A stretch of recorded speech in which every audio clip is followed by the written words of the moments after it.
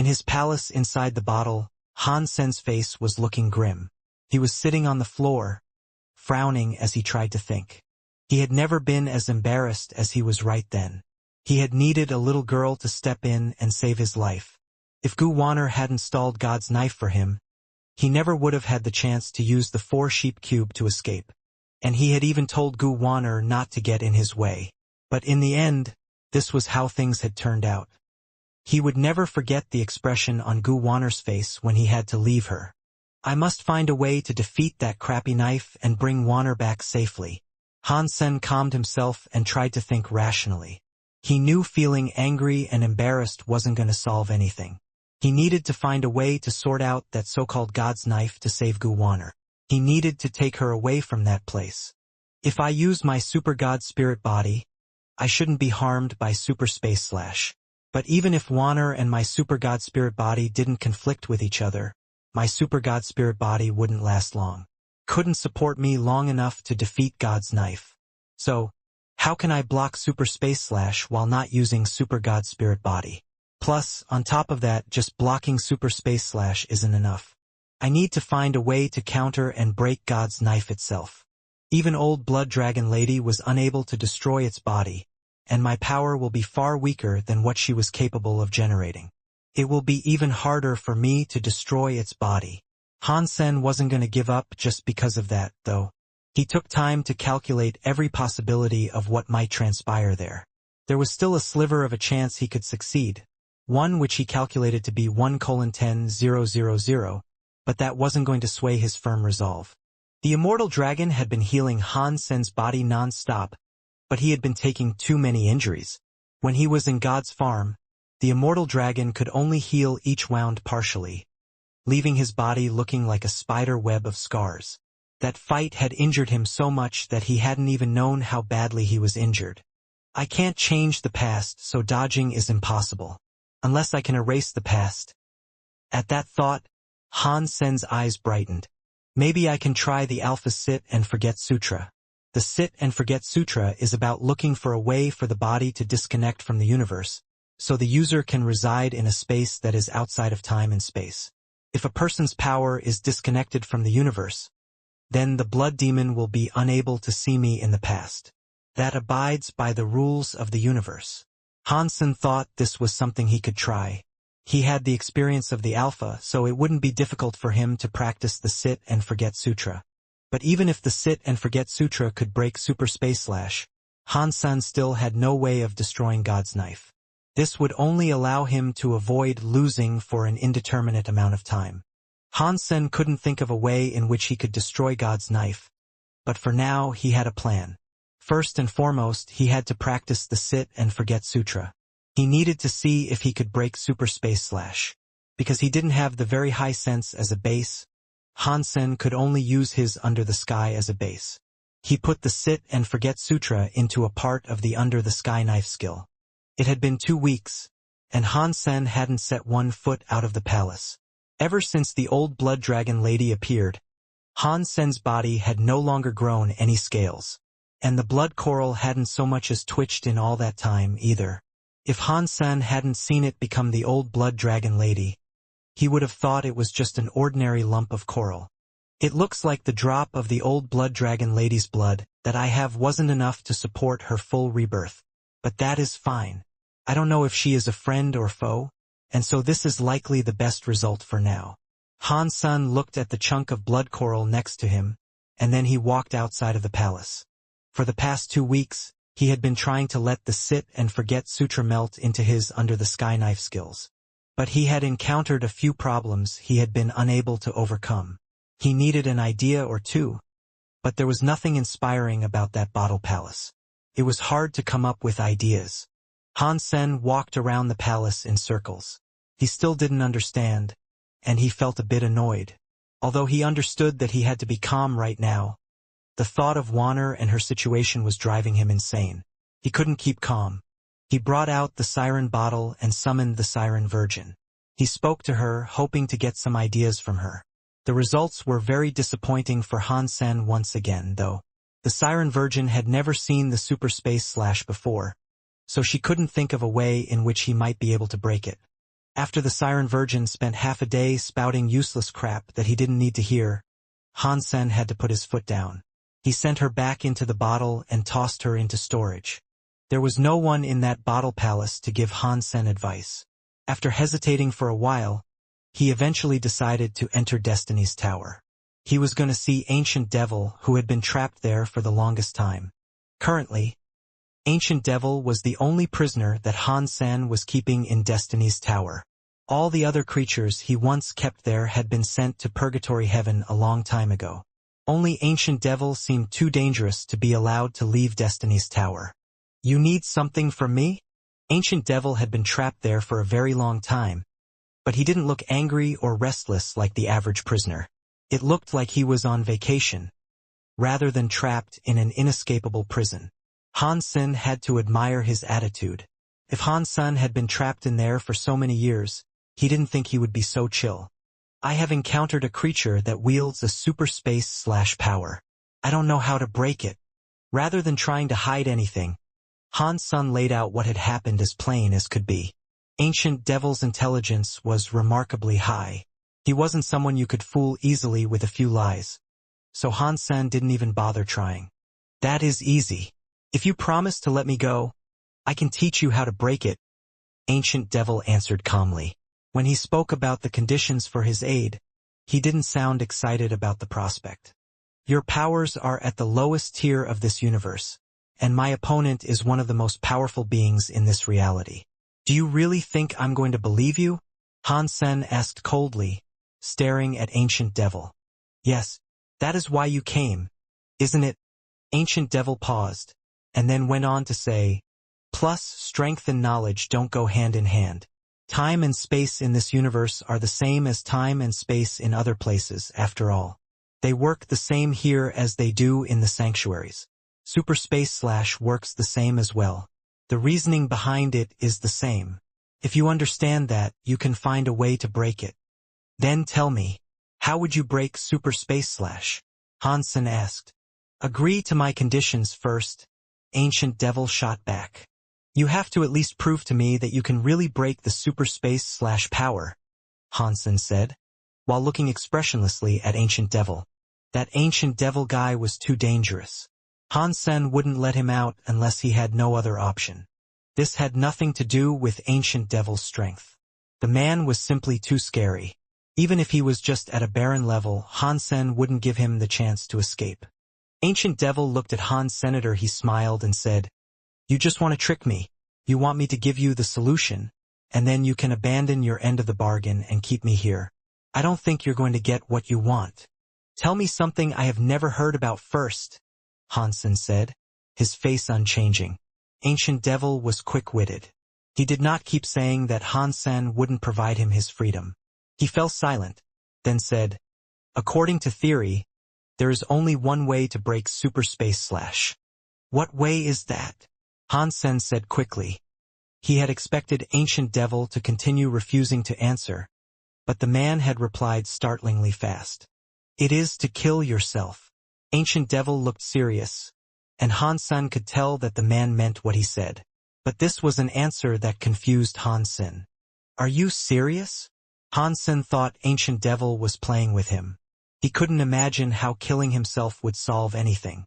Ancient Devil gave Han Sen a predatory grin. "Haven't you heard about dying and then being reborn? If you don't die, how are you supposed to dodge super space/?" Han Sen had heard of rebirth before, but he didn't know what it had to do with super space/. He wanted to find a way to counter super space/ because he wanted to live. What was the point of killing himself? Ancient Devil pointed at Han Sen and said, "Before, we all swore to die like it was yesterday, and after, swore to live like today. Today you are still alive. Then, what is the difference if you were to die yesterday?" As he listened to Ancient Devil, Han Sen felt like he was lost in an impenetrable fog. He had no idea what Ancient Devil was talking about, but he knew that continuing to ask wouldn't improve the situation, unless he agreed to let Ancient Devil go, of course. Otherwise, Ancient Devil would continue to avoid reaching the crux of the matter and explaining what was required to break super space/. Although in truth, the hints that Han Sen had received thus far weren't all that bad. After leaving Destiny's Tower, Hansen thought about what Ancient Devil had said to him. He still couldn't understand what the man was saying. Suicide?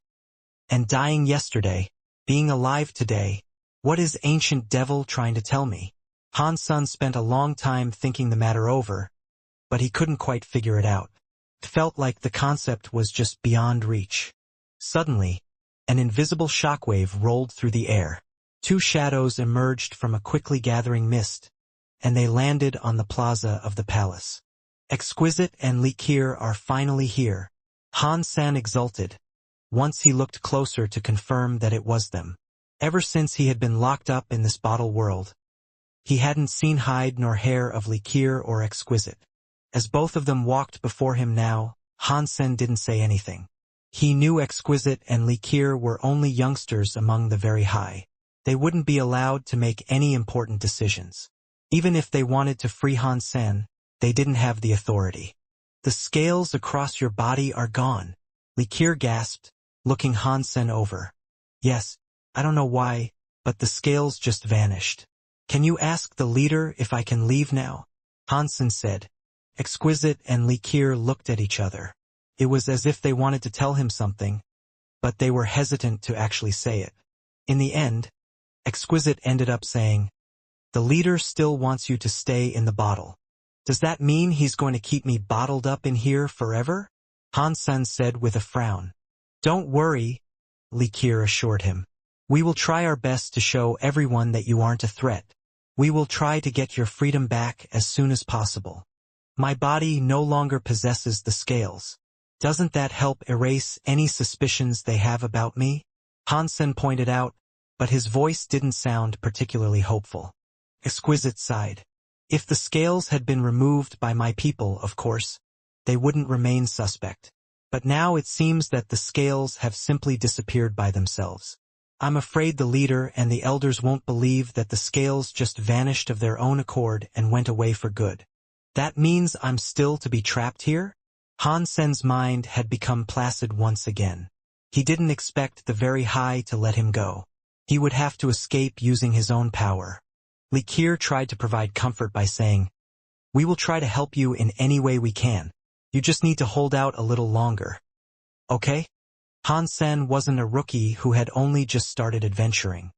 He knew these were just words of comfort that wouldn't lead to any real changes in his situation. "If I can't leave this place, can you bring me some books so that I'm not completely bored?" Hansen asked flatly. "What kind of books would you like to read? In a situation like this, I don't think our people will let you read any kind of Geno art," Likir said, as straight as an arrow. She was often like that, telling Hansen what he needed to know. "No Geno arts. I just want some books about philosophy and theology.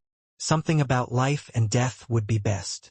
Hansen was hoping that these books might give him inspiration, perhaps revealing what Ancient Devil meant when he spoke of suicide. "Let me find a way.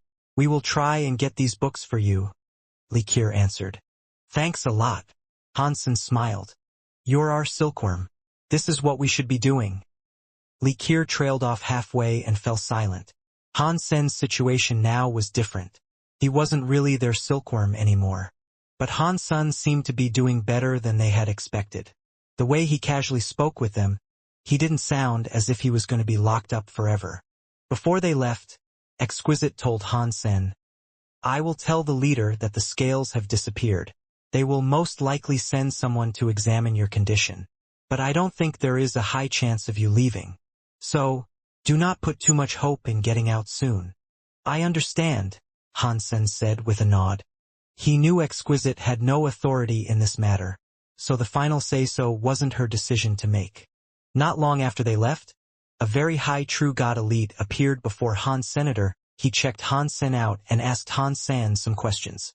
Hansen had already composed his answers a long time ago, so when he was asked what had happened, he had a story ready to go.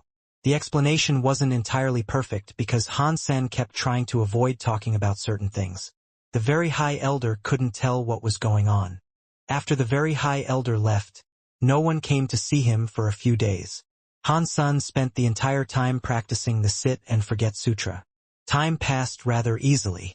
"It has been a while since I saw Yenran and Linger," I wonder if Linger has grown up yet. And I wonder what is going on with little Flower.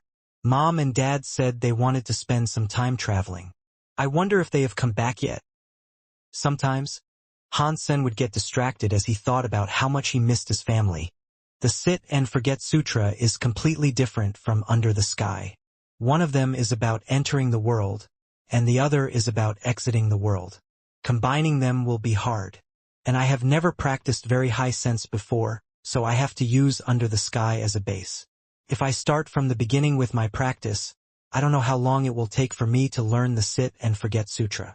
Hansen had no way of accurately predicting when he would elevate the new skill to a usable level.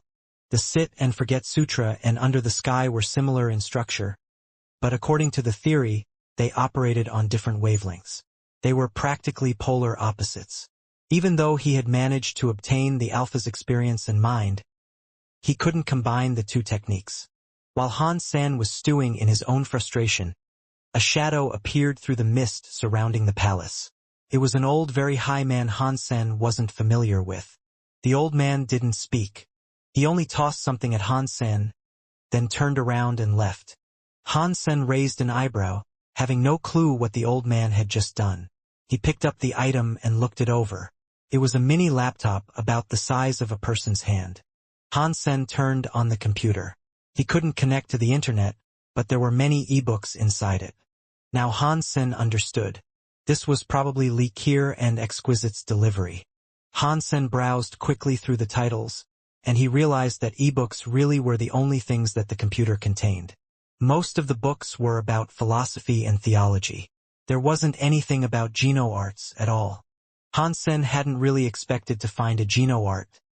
Anyway, he flicked through the books. With how much his brain had evolved, it was an easy task for him to memorize the exact contents of a book with 1,000,000 words. He could recall the content perfectly, without forgetting a single word. Understanding it, however, was something else entirely. Flush Real Sutra. Hansen jerked when he saw the title of one of the books. Hansen had seen the Flush Real Sutra before, but that time the GenoArt had been written on a tablet. Hansen hadn't understood it. To be more accurate, the GenoArt had been transcribed across many tablets, and Hansen had only seen one part of it. According to legend, the Buddha had gained so much strength in recent times because they were researching the broken Flush Real Sutra. That was how they had risen to such prominence in the universe.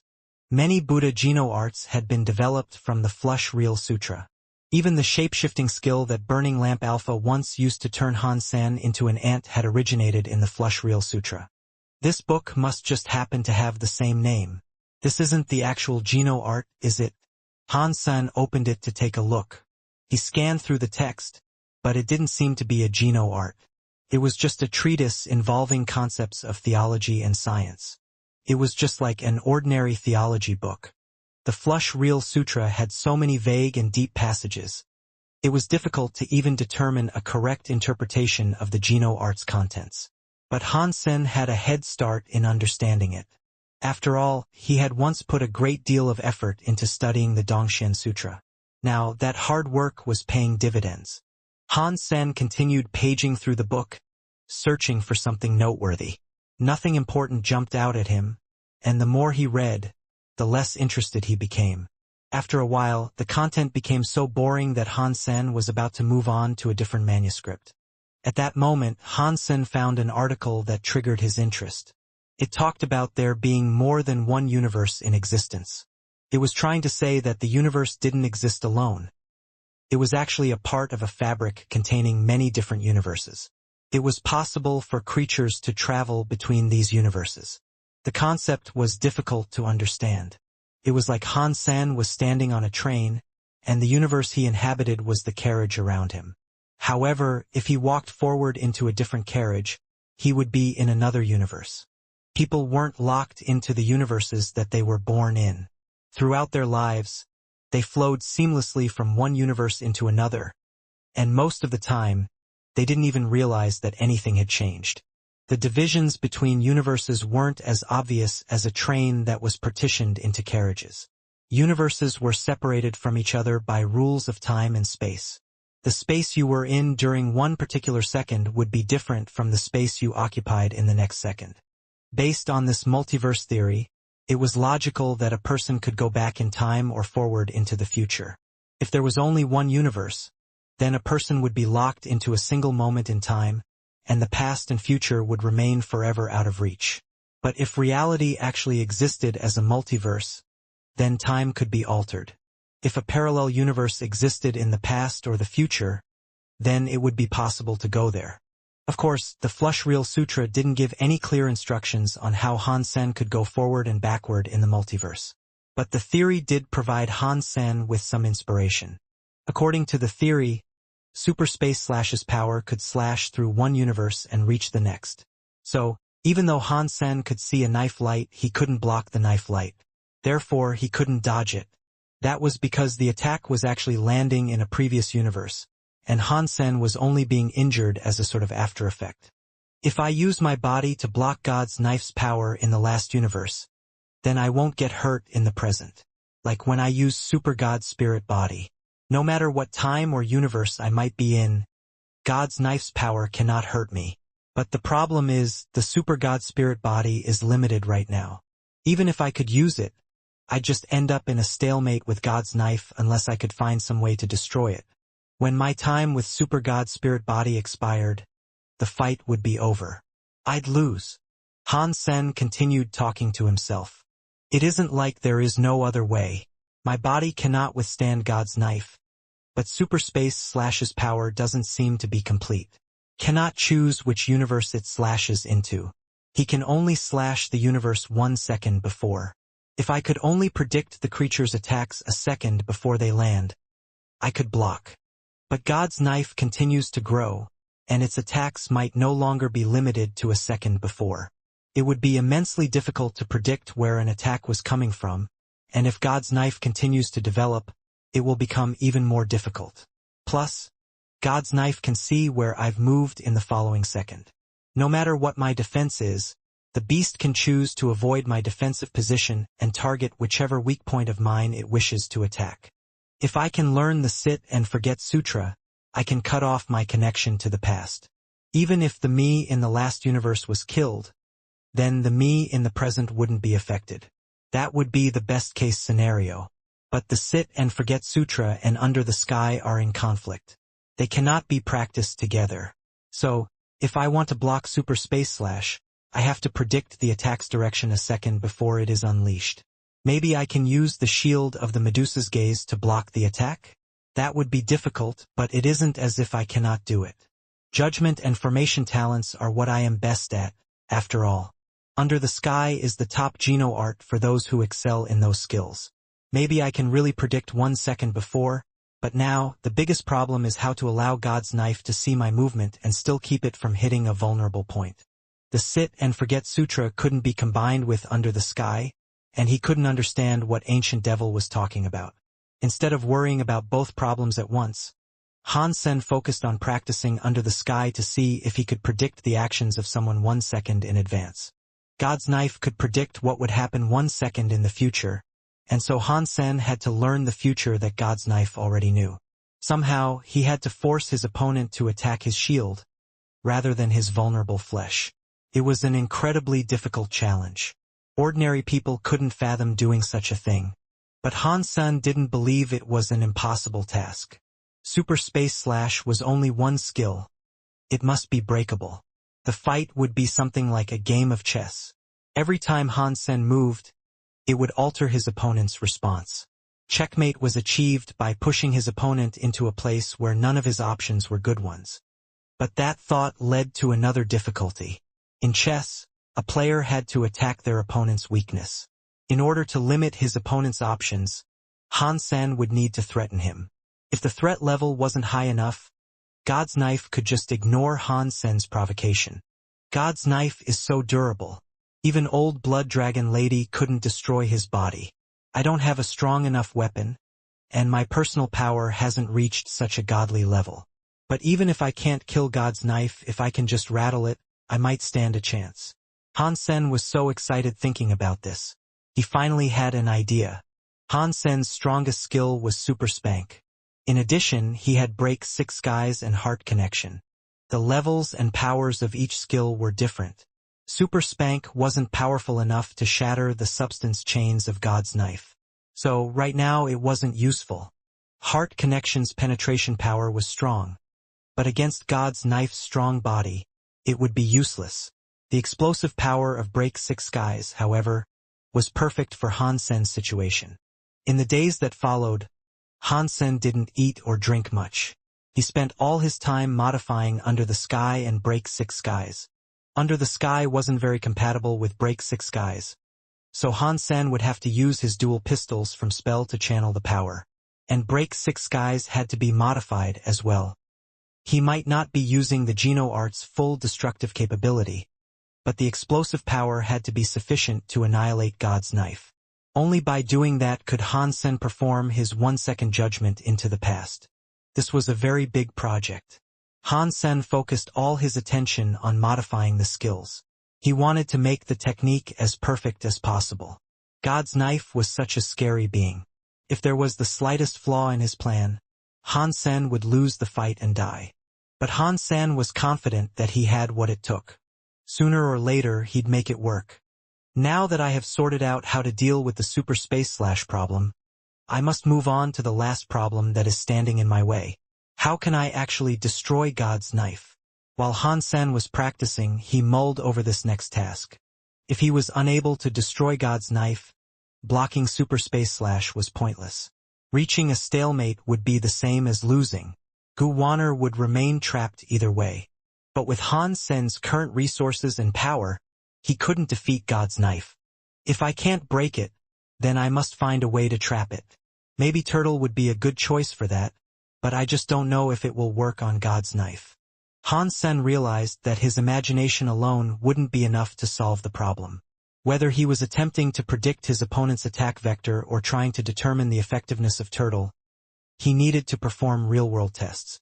He had to see how his plans worked out in proper combat. It looks like I still need to go to God's farm. I wonder if God's knife is still on the Demon Sheep planet. Once Han Sen finished modifying Under the Sky and Break 6 Skies, he planned to go to God's farm. The path other people walk is the path for them. I have to walk my own path. Han Sen continued not to eat and drink, and he kept chipping away at his modifications to the Geno Arts. He didn't sleep or rest for 2 weeks. Every time he thought of Gu Wanner having to use her own blood to feed that knife every day, Han Sen's heart ached. Before the modification works were finished, Exquisite came back. But this time it was only her. Likir didn't join her. The leader still isn't willing to let me out? Han Sen asked, glancing at Likir. He was already prepared. Exquisite didn't answer Han Senator, she only coldly told him to follow her. Then, she flew toward the mist. Han Sen was surprised. This was well beyond his wildest expectations. Exquisite was going to lead him out of the bottle. Han Sen had never expected the very high to actually free him. But if he was able to leave there so easily, he wasn't going to hesitate or complain. He flew to catch up with Exquisite, and he followed her through the mist. Does the leader believe that I'm not cursed? Han Sen asked Exquisite. Don't say or ask anything. I've got this. You just need to be quiet and follow me, Exquisite said without even looking at him. Han Sen could feel there was something amiss here, but he didn't dare to speak again. He remained silent and followed after Exquisite. Exquisite guided the two of them through the mist, and they eventually emerged outside the bottle. The hall that held the bottle had such powerful restrictions that they didn't need a very high to guard the place. Exquisite had used a small stamp to enter, and it kept the restrictions from affecting her. She led Han Sen out of the hall. After exiting the hall, Exquisite placed her hand on Han Sen's shoulder. She was going to teleport both of them away from that place. But Han Sen took her hand, stopping her from using Galaxy Teleport. Exquisite looked at Han Sen with confusion, and Han Sen looked back at her with a very serious expression. In a quiet voice he said, "Answer my question. Are you taking me to the leader?" Exquisite hesitated a bit, but then she shook her head and said, "No." With that answer, Han Sen was almost certain that his guess was correct. He persisted and asked Exquisite, The leader hasn't given you permission to take me out of the bottle world, has he? You don't need to concern yourself with such matters. I'm taking you away from Outer Sky. After you leave Outer Sky, you should go back to Sky Palace. Tell everything that happened here to Zhang Xiandao. If he is willing to keep you, I don't think our leader will try to take you back from Sky Palace, Exquisite said. Han Sen's expression became unreadable. He knew what was happening now. Exquisite was taking a huge risk. She was breaking the rules and setting him free on the sly. Han Sen had never expected that Exquisite might do something like this for him. Han Sen had only thought of Exquisite as a tool for accelerating his growth. But now, he couldn't consider her that way anymore. Why? Han Sen asked, giving Exquisite a complex look. You came into this place alive. I'm going to make sure you leave this place the same way, Exquisite said with an emotionless look. If I leave, what is going to happen to you? Han Sen knew the Very High's rules were strict. The Very High could be an extremely heartless people. If someone broke the rules, they wouldn't look on the transgression kindly. Nothing much will happen. All I have done is set my silkworm free. It isn't a big deal. And I have other things to do anyway. Stop wasting my time, Exquisite said coldly. Han Sen nodded and said, Yes, we really can't waste any time. Take me back to the bottle world. Exquisite froze. Then, she looked at Han Sen with confusion and asked, You don't want to leave? That is correct. If you had destroyed your contract with me and trapped me in the bottle world and scolded me, someday I would put my knife to your neck and leave this place by force. Han Sen paused and then he went on to say, But if you let me go like this, I will feel very guilty. I cannot owe someone this much. Han Sen hadn't been with the Very High for very long, but he had taken the time to read their cruel rules. He knew what would happen if she let him go. She might not be killed, but she would be imprisoned for a century. Han Sen's personality wouldn't allow that to happen. He didn't mind fighting people. No matter how cruel the enemy was, he could find a way to kill them. But he was afraid of people treating him too kindly. He didn't want to owe anyone too much. Han Sen didn't know how he could pay back a woman who had wasted her youth on him. He didn't want Exquisite to be in jail on his behalf for 100 years. So he had no choice but to stay. Of course, Han Sen also had a plan. His situation wasn't hopeless. If it had been hopeless, he would have simply left and taken Exquisite with him. But he couldn't do that just yet, because Exquisite might not completely betray the Very High to be with him. So Han Sen had to reject Exquisite's good intentions. You won't owe me anything. This isn't a big deal, Exquisite said to Han Sen casually. How can a century of jail time be considered nothing? How many centuries can you even live for? Han Sen asked. How did you know that? Exquisite was shocked. Send me back. Han Sen didn't answer. He calmly looked at Exquisite with soft eyes. You need to know that if you miss this chance, you risk being trapped inside the bottle's world forever. Exquisite looked at Han Sen with a conflicted expression. No, I will not. I will use my powers to leave. Nothing can trap me there, Han Sen said firmly. His face looked so confident, as if he was telling her that 1 + 1 is equal to 2. Exquisite looked at Han Sen with a complicated expression. Her resolve had been firm when she decided to go against the rules and risk releasing Han Senator. She might not be jailed for 100 years, but she could still receive extremely dire punishments. But now Han Sen wasn't willing to leave, and he said he would use his powers to escape. Exquisite didn't know why Han Sen was so confident about this. To her, the things he said were mad. The bottle world was inside the hall of the Very High's Alpha. The restrictions there were extremely powerful. In all likelihood, not even a true god elite could access such a place without the Very High stamp that disarmed the restrictions. Han Sen was a man who had just become deified, and he was proudly announcing that he could use his own power to escape the Alpha's hall. But his certainty aside, he was still locked inside the bottle world. Anyone would think Han Sen was crazy for claiming to be capable of such a thing. You need to think about this. My offer now is your only chance, Exquisite said, looking intently at Han Sen. Send me back. It will look bad if people find us here like this, Han Sen said calmly. Exquisite could feel what Han Sen was thinking, and she felt rather touched by it. He didn't want her to get dragged into so much trouble on his behalf. That was why he was so determined to return to the bottle. But Exquisite still didn't understand where Han Sen was getting his confidence. It was outlandish to think he could escape a true god prison of his own volition. Suddenly, Exquisite's face went blank. She sighed and said, "Now it is too late for you to go." After that, she stopped hesitating.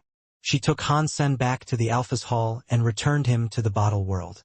When Exquisite returned into the bottle with Han Sen, she found Uncle Nine waiting for her inside. He looked at Exquisite and frowned. "Exquisite, come with me." Han Sen knew Uncle Nine must have found out that she had taken him away for a brief spell. It was fortunate that he didn't actually leave.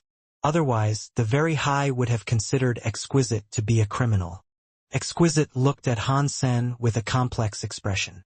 Then, she followed Uncle Nine to leave the bottle world. It looks like the Very High haven't found out that the blood coral has escaped their seal and come back to me. It's amazing that even their elders didn't notice it was gone. Han Sen was very curious about the blood coral, but although it seemed to be quite resilient, he couldn't use it as a weapon. It was just a vessel for old blood dragon lady's body. Han Sen continued to modify his Under the Sky and Break Six Skies until he couldn't think of any way to take them further. Then he found the time to go to God's farm again. Han Sen carefully entered God's farm, but he didn't see Gu Wanner or God's knife anywhere. The carriage that was pulled by 9 unicorns had also vanished. Gu Wanner should come back, right? Han Sen was no longer worried about his safety. He was worried about what had happened last time. The knife or its master might have decided to stop Wanner from coming to Demon Sheep Planet now. What is God's farm, exactly? Is it a xenogenic space, or is it part of the normal universe? Han Sen realized he hadn't tried going back to the sanctuary from there. He knew the chances of it working were slim, but he didn't mind trying. But when he tested it, he really was transported back home. Even Han Sen was surprised, and he said, "If I can travel back here, that means God's farm is somewhere in the universe. It isn't a separate dimension like outer sky. If that is the case, then I will be free if I can escape the Demon Sheep Planet's restrictions." If Han Sen's only problem was being trapped inside the bottle world, this would have made him extremely happy. But now, even though he was free, he couldn't be happy because he had no way of saving Wanner. Should I tell Lone Bamboo about Wanner? But I don't know where to find God's farm unless I travel to it using the 4-sheep cube. It is pointless to tell Lone Bamboo this. I need to figure it all out for myself first. Han Sen went back home. He saw his baby daughter Linger and felt much more relaxed. "My dear Linger, when Dad was not around, were you being naughty?" He held Linger in his arms. He kissed her on the cheek and smiled. Linger did behave. "Daddy didn't behave," Linger said with a blink. "Since when have I been a naughty boy?" Han Sen asked curiously. Linger looked at Ji Yenran, who was cooking in the kitchen. She quietly told Han Sen, "Daddy hasn't been back for a long time. It has made Mommy very angry." "How angry is she?" Han Sen quietly asked Linger. Linger held onto Han Sen's neck, placed her little mouth next to Han Sen's ear, and whispered in a voice that only the two of them would hear. "Mommy said she would teach you a lesson when you came back." Han Sen stayed at home for a few days. Every now and again, he would return to God's farm. He still hadn't seen Wanner or God's knife, and he didn't have any idea when they would return to the planet. "I can't just keep waiting like this.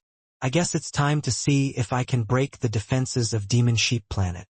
Han Sen looked up into the skies above him. He became a xenogenic and flew up off the surface. Just like last time, as Han Sen was about to breach the atmosphere, countless knife lights manifested around him. Each attack dealt damage that was equivalent to the strike of a primitive deified elite. The sea of knife lights seemed endless. Han Sen could have ignored 1 or 2 of those knife lights, but he couldn't deal with them in the tens or hundreds. There were just too many of those knife lights. They swept toward him like a river, coming down on him without reprieve. Han Sen used his Medusa shield to fight back, and although the shield didn't break, the scary impacts knocked Han Sen down from the sky. He shot to the surface like a meteor, creating a huge impact crater when he hit the ground.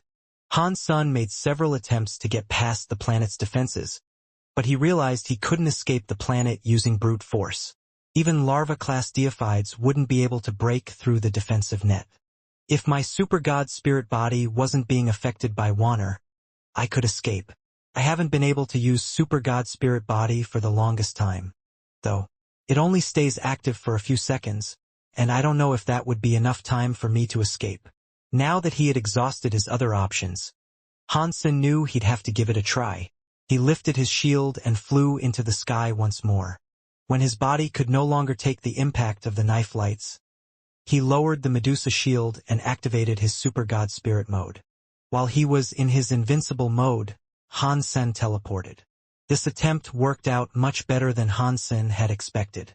His heart began to beat more quickly.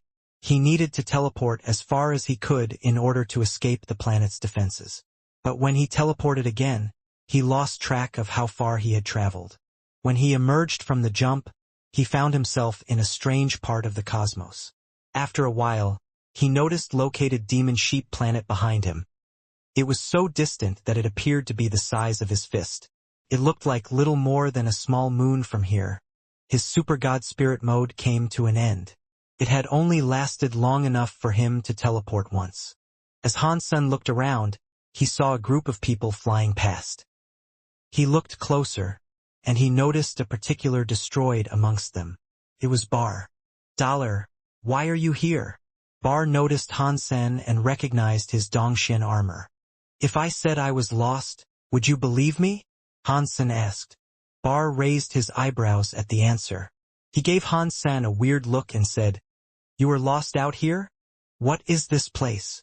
Han Sen asked. "We're in an underdeveloped, barren area. It isn't far from a large barren system. As for precisely where we are, I can't really tell you. After all, this place is mostly unexplored. There are no maps here," Bar said. Han Sen was shocked. He thought to himself, a big barren system?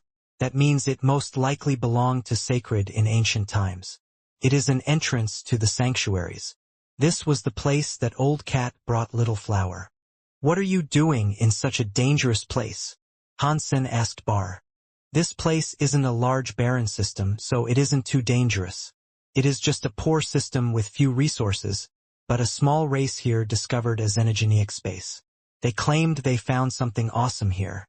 That is why I have come out here to look." Bar looked at Han Sen and said, "Are you interested in visiting this xenogenic space to check?" Han Sen didn't answer. The few deified elites that were accompanying Bar approached him. One of them smiled and said, "Bar, why don't you introduce us to this friend of yours? This is the human called Dollar. He was the Marquis winner of the last Geno being scroll." Bar explained to the deified, his voice carrying a modicum of respect. He was quite polite to this other destroyed. After that, Bar pointed at the deified elite and said, "Dollar, this is the destroyed's transmutation deified. He is Elder Nader." Bar didn't introduce the other people around Elder Nader. He only said they were students of Elder Nader. They were all just kings or half-deifieds. Bar himself was already deified, and he couldn't be bothered to introduce them all. Elder Nader could see that Bar was being very friendly to Han Senator. He thought Han Sen had to be an elite from some big race, but he was just some scion of a smaller race. The man swiftly lost interest, and he only addressed the occasional casual remark toward Han Sen. Dollar had reached first place in the Marquis Geno being scroll, but Marquises were very different from deifieds. Nader thought he had no reason to take a deified that came from a small race seriously. Although it was difficult to become deified, the smaller races occasionally got lucky. They might stumble upon a treasure or get their hands on a resource from a stronger race and become deified. But deifieds like that always had a bad base. They lacked knowledge and practical skills, and they were likely to cause trouble. The destroyed had previously adopted a few deifieds like that, but showing such benevolence had never worked out well for the destroyed. The deifieds did little to benefit the destroyed, and instead, they were a frequent pain in the ass for their host race. Ever since then, the destroyed had stopped recruiting deifieds from smaller races. They would rather raise their own elites. If Han Sen had been from a big race, Elder Nader would have liked to talk to him. But after learning who Dollar was, he was no longer interested. Elder Nader might not take Han Sen seriously, but Bar knew about Dollar through Dia Robber. Even Dia Robber really admired the elusive Dollar, so Bar would never think about underestimating him. Brother Dollar, if there is nothing else for you to do here, how about you come with us to explore that xenogeneic space? Bar said, inviting Han Sen along again. We can explore together, but if we get something good, how will we split it? Han Sen wasn't really interested in a xenogeneic space, but he didn't know much about this system. Following Bar and the others might save him from some trouble in the future.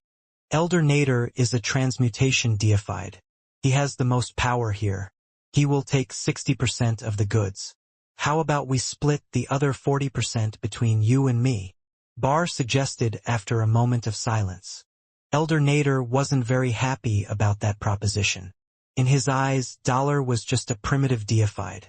20% was too much, he believed. Dollar shouldn't receive any more than 10%. But since Bar had already made the offer, Elder Nader wasn't going to embarrass the man by stepping on his toes. He remained quiet. Han Sen shook his head. That isn't very fair. Never mind. Brother Dollar, how would you suggest we split it? You can tell us. Bar knew this adventure would be dangerous. Having an elite like Dollar would benefit their mission quite a bit. I'm always very fair. If this is a cooperation, I think we should split the rewards 50-50ths. The destroyed get 50, and the humans get 50, Han Sen said seriously. Fury swept through Elder Nader and his students, and they wanted to burst out crying and laughing at the same time. He had already been a little upset about the prospect of Han Sen receiving 20%, but he knew that discovering a new xenogeneic space could be a dangerous and weird adventure. Enlisting the help of an extra deified was a good idea. He wouldn't have agreed to the 20% offer if he hadn't understood that having Han Sen along could prove useful. But now, Han Sen wanted 50% of the total goods. That was too ridiculous. Small races have their diminutive status for a reason. After becoming deified, they do tend to become full of themselves. I'm afraid he doesn't even know the difference between a primitive deified and a transmutation deified. And he wants to split the goods 50-50ths. Elder Nader was angered by the suggestion. He looked at Han Sen and snorted. If you were a larva deified, I would consider 50-50ths. I am primitive. I will only accept 50-50. Han Sen stood his ground.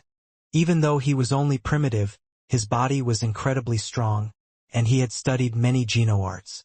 Even ordinary transmutation deifieds couldn't really defeat Han Senator, so Han Sen believed 50-50 was fair. But Elder Nader was not of the same opinion. After hearing Han Sen, he laughed. Your stomach is too big. We can't feed you. In that case, I have to go, Han Sen said. Then, he turned to Bar and told him, Brother Bar, do you have a star map I can purchase? I would really appreciate it if you could sell one to me. It is just a star map. It isn't worth much. Just take it if you need it. Bar opened his communicator and sent the star map to Han Sen. Thanks a lot. We will meet again, Brother Bar. Han Sen accepted it and nodded his thanks. Seeing Han Sen leave, one of Elder Nader's students laughed. He really doesn't know his place. He thinks that becoming deified has made him invincible in the universe. A deified like him, who doesn't know his place, is as insubstantial as smoke. There is nothing for him to be cocky about. Yeah, he is just a primitive deified. Our master could squeeze him to death with one hand. Why be so polite to him? I am afraid he doesn't understand how much difference there is between a primitive and a transmutation. That is why he was so confident. Master, you should take this into your own hands and show him who the boss is. Who gave him the confidence to suggest going 50-50 with the master? The students kept talking and judging Han Senator. They sounded as if they were all stronger than Han Senator. They had clearly forgotten that they were all kings and Han Sen was deified. Han Sen kept flying. As he went, he examined his star map. A quick perusal of the star map confirmed that the system he was currently in was near a Big Barren system. It is a shame they aren't exploring the Big Barren system. Otherwise, I would have gone with them for free, Han Sen said to himself. But not long after, he encountered someone he was familiar with once again. He saw Dragon 1 flying quickly toward him. Dollar! Dragon 1 screamed in shock. Upon seeing Dollar, the man had recognized him immediately. Han Sen had no choice but to talk to Dragon 1. Dragon 1 was headed toward the xenogeneic space, but something must have happened to the dragon race because he was going alone. Brother Dollar, are you interested in exploring a xenogeneic space with me? Dragon 1 thought the same thing as Bar. People like Han Sen were good to have as allies when you were going someplace dangerous. We can go together, but if we do, we must split the rewards 50-50, Han Sen said immediately, not wanting to waste time beating around the bush.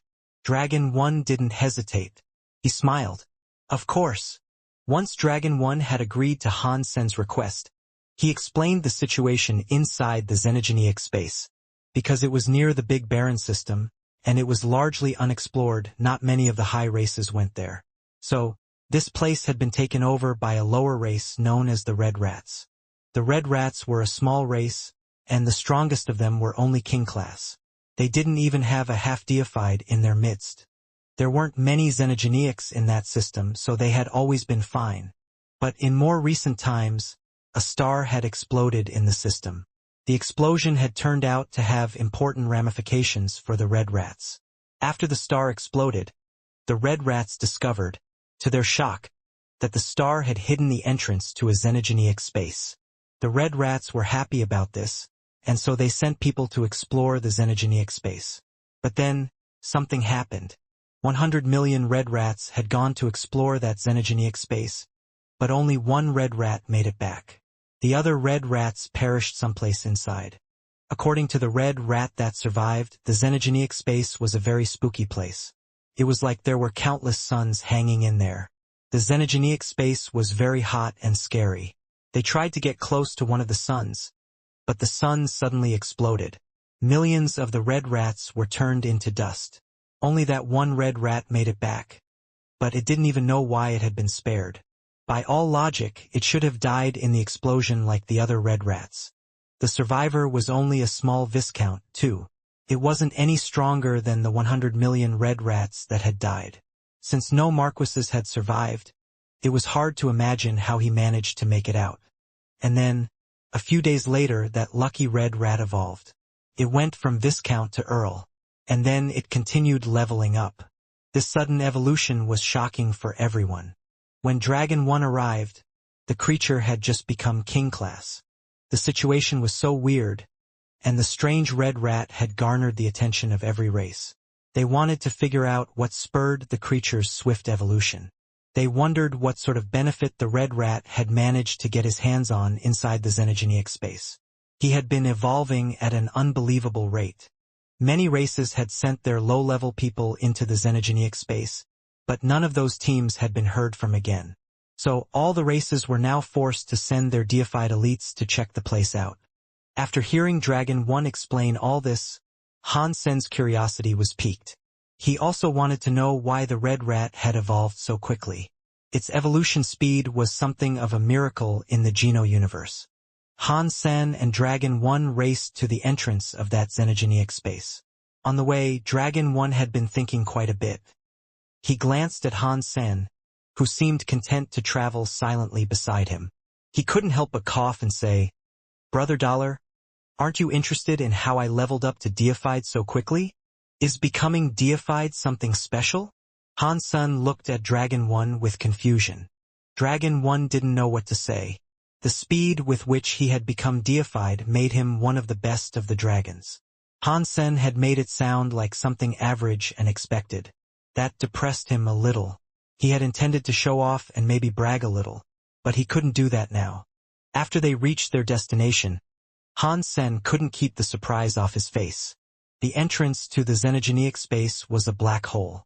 It must have become a black hole after the sun exploded. Once the destructive power was expended, it had collapsed into the entrance to a xenogeneic space. The two of them had gone there to explore, so they weren't going to be put off or frightened by the intimidating sight. They both entered the black hole. As soon as they did, Han-san felt as if he had been teleported through space. What was inside the xenogeneic space caught Han-sen off guard.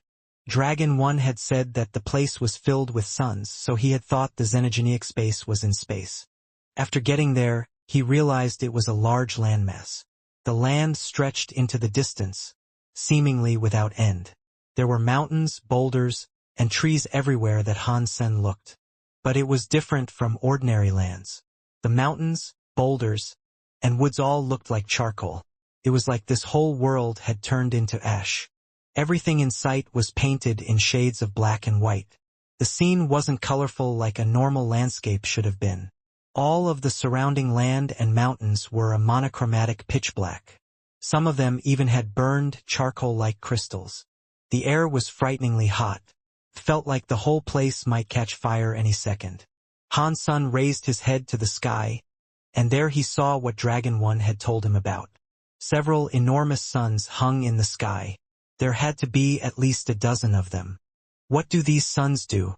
Are they planets? Or are they some sort of creature? Han-sen wondered aloud. He stared at the suns in the sky as he spoke.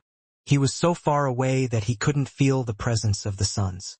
He could only feel the scary heat that was coming from them. I don't know. What I do know for sure, though, is that these suns must not have always been here, Dragon 1 said.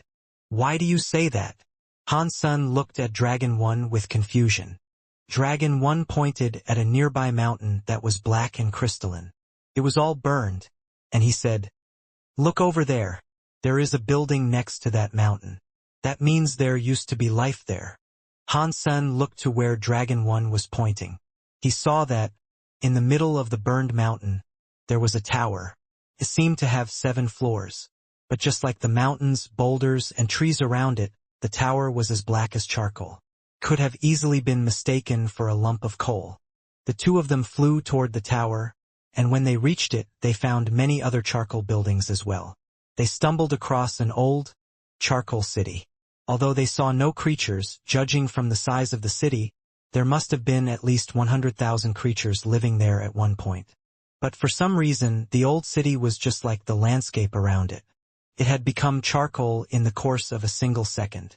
Everything stood perfectly still, retaining the shape it might have once had before it was blackened. Even the leaves still had their veins. This place, I think I have seen it someplace before. Wait, this place is like the place in the sanctuary where I found the little red bird. Is this the Phoenix Nirvana? Han-sen was shocked as he came to this conclusion. This place looked like the area in which Han-sen had first found the little red bird. Even the mountains and stones were charcoal. The little red bird was born in a place just like this, if you removed the additional suns from the equation. This is an impressive use of the fire element. Turn this whole place into charcoal. That isn't something ordinary heat can do, Dragon 1 said in awe. Han-sen raised his head and looked into the sun high above. He thought the suns were the most suspicious aspect of this realm. Perhaps they weren't even suns at all. They might have been some scary fire element xenogeneics for all he knew. According to the Red Rat survivor, one of the suns exploded and turned them all to dust. So, it is certainly possible that they're living beings. Han-sen considered the possibility, but he didn't dare to try teleporting closer to the suns to check. He was there to claim easy rewards, not to needlessly risk his life. Even if the suns were some sort of powerful xenogeneic, there was no need for Han-sen to risk his own safety. Dragon 1 tilted his nose into the wind and sniffed, then smiled. It looks like many other creatures have already been here before we arrived. You're a dragon, not a dog, Han-sen thought. How can you take a whiff of the air and discern how many people were here before us? Dragon 1 was oblivious to Han-sen's skepticism, though. He went on to say, "The destroyed have been here. The foxes have been here as well." Dragon 1 named a dozen different races. Han-sen was shocked. He didn't know about most of the races Dragon 1 mentioned, but Bar and Elder Nader had been there, so Dragon 1 was correct about the presence of the destroyed. "Your nose sure is powerful," Han-sen complimented. Dragon 1 smiled. "That is nothing remarkable. It is just a small trick of mine. I can analyze the substances that creatures and people leave behind, and it lets me learn who they were. That is so powerful, Hansen said, with honest admiration in his voice. His Dongxian aura was similar to this, but this was more straightforward. As the pair were talking, a shadow appeared. It was heading for the old charcoal city. Hansen and Dragon One looked warily at the shadow. In a place like this, they needed to be cautious until they were certain of who was approaching them. Could very well have been an enemy. They couldn't let their vigilance slip for one moment. It's Bao Lian of the Extreme King, Hansen thought. He looked at the shadow with shock. He hadn't expected to meet Bao Lian there. But when he had seen Bao Lian before, he was Han. Senator Bao Lian had never met Dollar before. So Hansen stayed silent and didn't say anything. This is a deified from the Extreme King. His name is Bao Lian, Dragon One said with a frown. While they were talking, Bao Lian landed at a place that wasn't too far from them. He observed the two of them, and then he looked at Dragon One and said, "Ah, it is Mr. Dragon One. I didn't expect to see you here. Since we've encountered each other under such unlikely circumstances, I can only consider it as fate. Are you willing to explore this xenogenic space with me?" Bao Lian was surprisingly polite. He didn't act like the average Extreme King elite. Hansen was surprised. The dragons were brave people, but compared to the Extreme King, they weren't as talented. And the dragons sort of relied on the power and infrastructure of the Extreme King. In a way, the Extreme King were their employers or landlords. There was no need for Bao Lian to behave so politely. Hansen had no idea that while King Bai was in charge, the Bao family had been doing poorly. They were doing anything that they could to gain an edge. This time, they had sent Bao Lian to explore the new xenogenic space. Bao Lian must have known it was a dangerous endeavor. Cooperating with powerful elites like Dragon One would be safer than exploring alone. "I would like to." Dragon One looked at Hansen and smiled with his answer. Dragon One was worried that this place might be too dangerous, just as Bao Lian thought it might be. Since they shared a like mind, an alliance seemed to make sense. "Who is this?" Bao Lian asked, indicating Hansen. Dragon One introduced Hansen as Dollar. Bao Lian stared at Hansen in amazement, and he said, "Is this the Dollar who came first place in the Geno being scroll battles? I heard your name a long time ago. It is a shame it has taken me so long to finally meet you. You really are a talented young man." Although the Extreme King hadn't had any of their people participate in the Geno being scroll fights, Bao Lian had made sure to watch the battles unfold. He recognized Dollar, but he wasn't really as starstruck as he was pretending to be. He only knew there was a guy called Dollar who was supposedly pretty good. "Mr. Bao Lian, you are more knowledgeable than I am. Can you tell me which civilization might have once occupied a city such as this?" Dragon One asked Bao Lian after their greetings were over. Bao Lian glanced at the buildings all around them. These structures are fairly primitive. Races usually create buildings like this when they are in their infancy. Because this culture was obviously new and underdeveloped, it is difficult to determine which race might have actually owned these. After pausing briefly, Bao Lian pointed at a tower in the old city. On this tower's wall, you can see the traces of a carving. It looks like a carving of a phoenix. And this place seems to have been barbecued by something possessing a frightening amount of power with the fire element. "A deified phoenix, perhaps?" Dragon One asked in wonder. He quickly looked where Bao Lian was pointing, and he noticed there was indeed a carving there, albeit a slightly blurred one. Very faintly, he could make out the shape of a bird. But Dragon One had never seen one of the legendary true god phoenixes before. He didn't know if that was what a phoenix actually looked like. Bao Lian nodded and said, "Phoenixes are the alphas of the fire element. It is very rare that a true god phoenix arises, and if one does, even the Extreme King will not dare offend it. If this place really is connected with a phoenix, we are going to have to be careful. We cannot risk provoking it." Dragon One nodded his agreement, then turned the conversation to how they should proceed. Once they decided on a route to follow, they moved past the city and ventured deeper into the xenogenic space. Hansen pretended to not know who Bao Lian was, and Bao Lian seemed interested enough to meet Han's senator. They talked quite a bit, and Bao Lian seemed to like him. Bao Lian continued to behave humbly, and he didn't act like the typically arrogant extreme king. But Han Sen knew Bao Lian was a very powerful adversary. The last time they fought, Han Sen found himself in a very tricky situation, and Han Sen had yet to figure out what sort of power Bao Lian had wielded when they last fought. In truth, he was a little afraid of Bao Lian. He needed to figure out how the man's power worked. The two of them got along very well. They chatted so much along the way, it was almost as if they were brothers. "There are creatures over there," Dragon One interrupted them from up front. Han San and Bao Lian looked ahead and found themselves looking at two large mountains. They were 10,000 meters high, and a long stretch of wood bridged the distance between them, running from one peak to the other. In the middle of the bridge stood a big, black steel bell. Many creatures were standing along the bridge, staring at the black steel bell. The bell's base was 100 meters wide. It hung between the two mountains, and the mass and gravity of the bell made it an impressive sight to anyone within range. Mystical engravings covered the surface of the giant bell, visible even from a great distance because of the size of the bell. The engravings looked rather strange. They seemed to depict a bird that was flying through a complex series of loops and twirls. Han Sen and the others were unsure what it meant. But on the front of the bell, there was an engraving of a true god bird. There was no doubt about this picture. It represented a true god phoenix.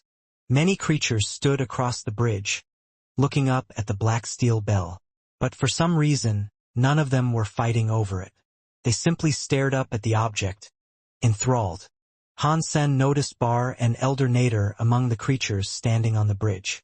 They were staring up at the bell with the same expression on their faces as the creatures around them. They weren't trying to claim the item as their own, and neither were they leaving. They were transfixed. It was a strange thing for Han Sen to see. Dragon One called to Bar, but Bar paid him no heed. The destroyed's eyes remained firmly locked on the bell. "Something is wrong," Dragon One said quietly. He looked in the direction of the black steel bell and frowned. There was no need for him to say it, though. Han San and Bao Lian had already noticed that something was off. Bar and the others seemed to have been trapped by some unseen force. Why else would they be ignoring people who were calling their names? Han Sen secretly cast his Dongxian Sutra.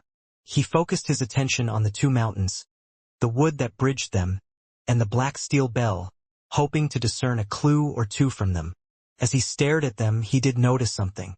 The bridge between the two mountains and the big steel bell had some sort of natural connection. They were subtly releasing some sort of power. It was rather weird. The big mountains, the bridge, the big steel bell. They were composed of 3 different materials. In ordinary circumstances, they shouldn't have been exuding the same type of power, and yet they were. The energy that radiated from them was all of the same wavelength. "Weird. This is so weird," Bao Lian mumbled as he kept looking. "What have you found, Mr. Bao?" Dragon One asked.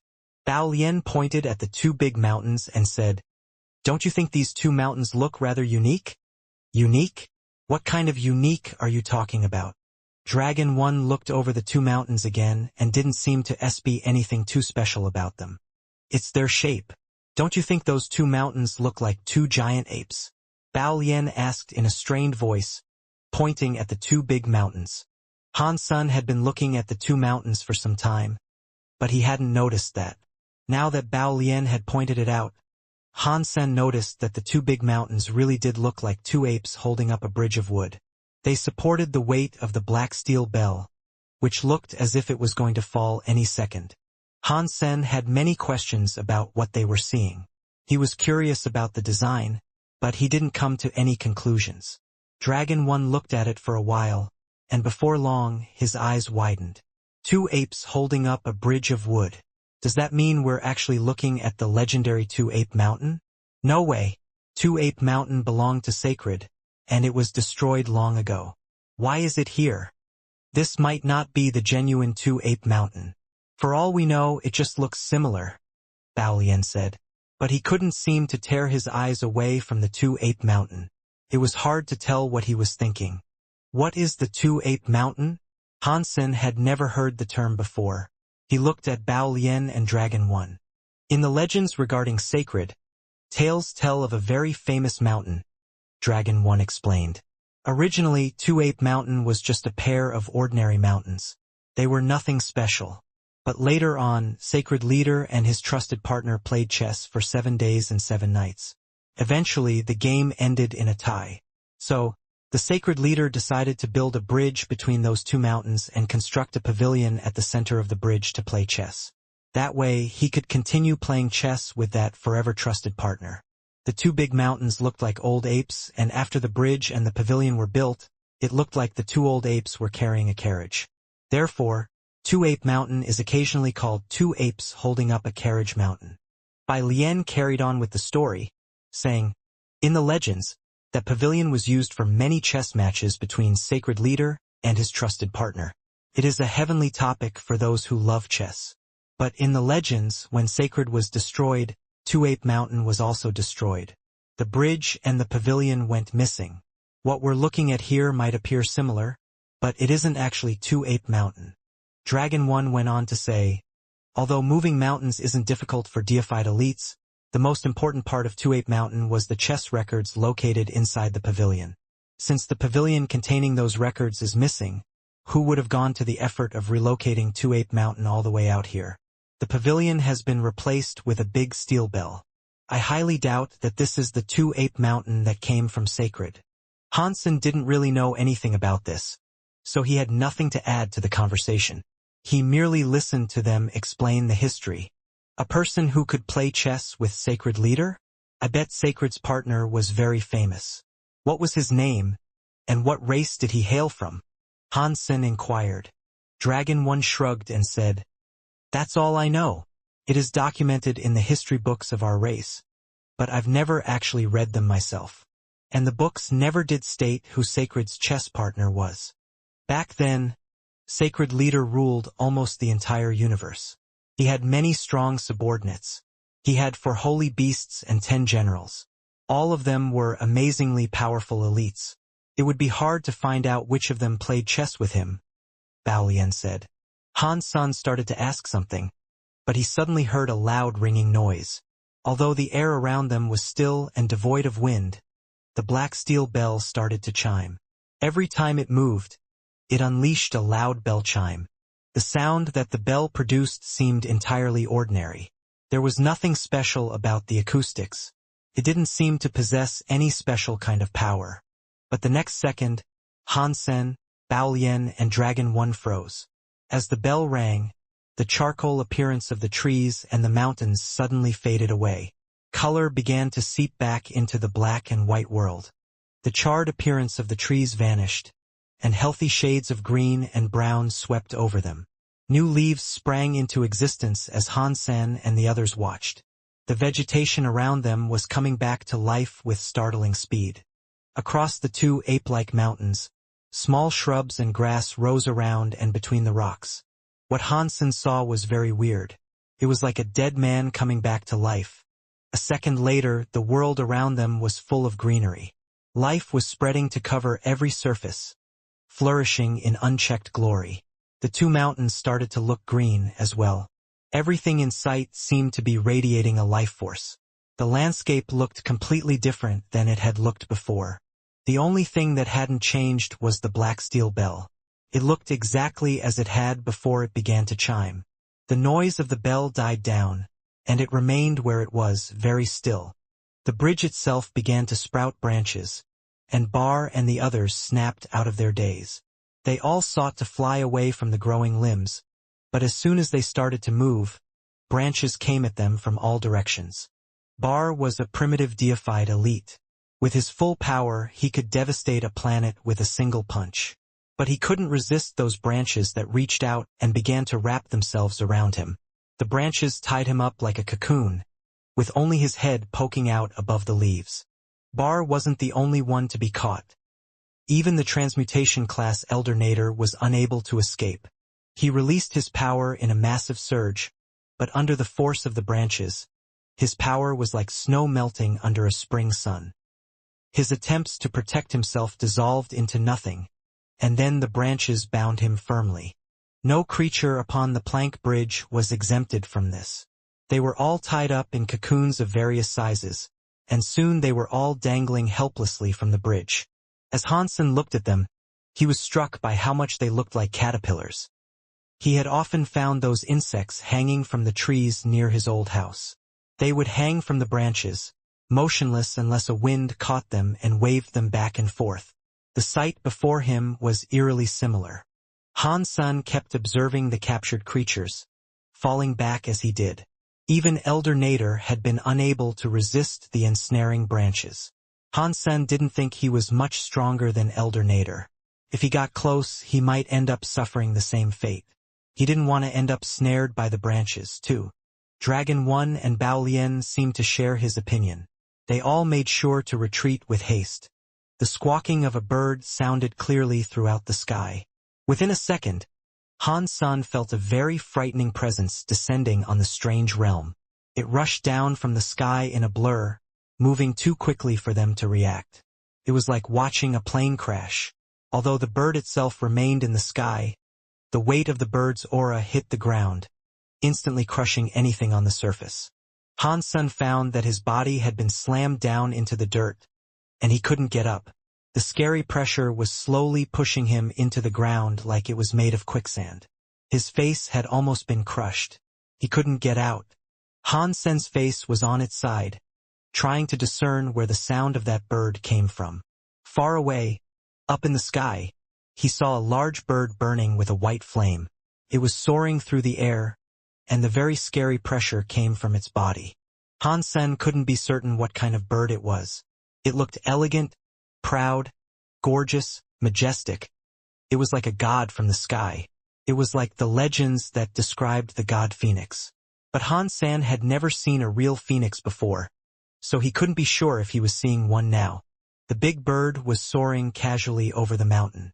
Wherever it went, the landscape beneath it came back to life. Every tree, bush, and blade of grass was brimming with life force once more. The big bird flew in slow circles, and it seemed like the whole world was following it, hoping to be given a life force again. The green trees were repopulate with leaves.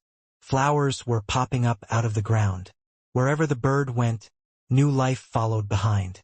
The deserted wasteland was turning into a tropical paradise. A phoenix. It really is a phoenix. Bao Lian was lying on the ground next to Han Senator. He stared up blankly, seemingly at a loss for how to react. I've been so unlucky recently. I entered an undeveloped xenogeneic space and found a true god-class xenogeneic phoenix.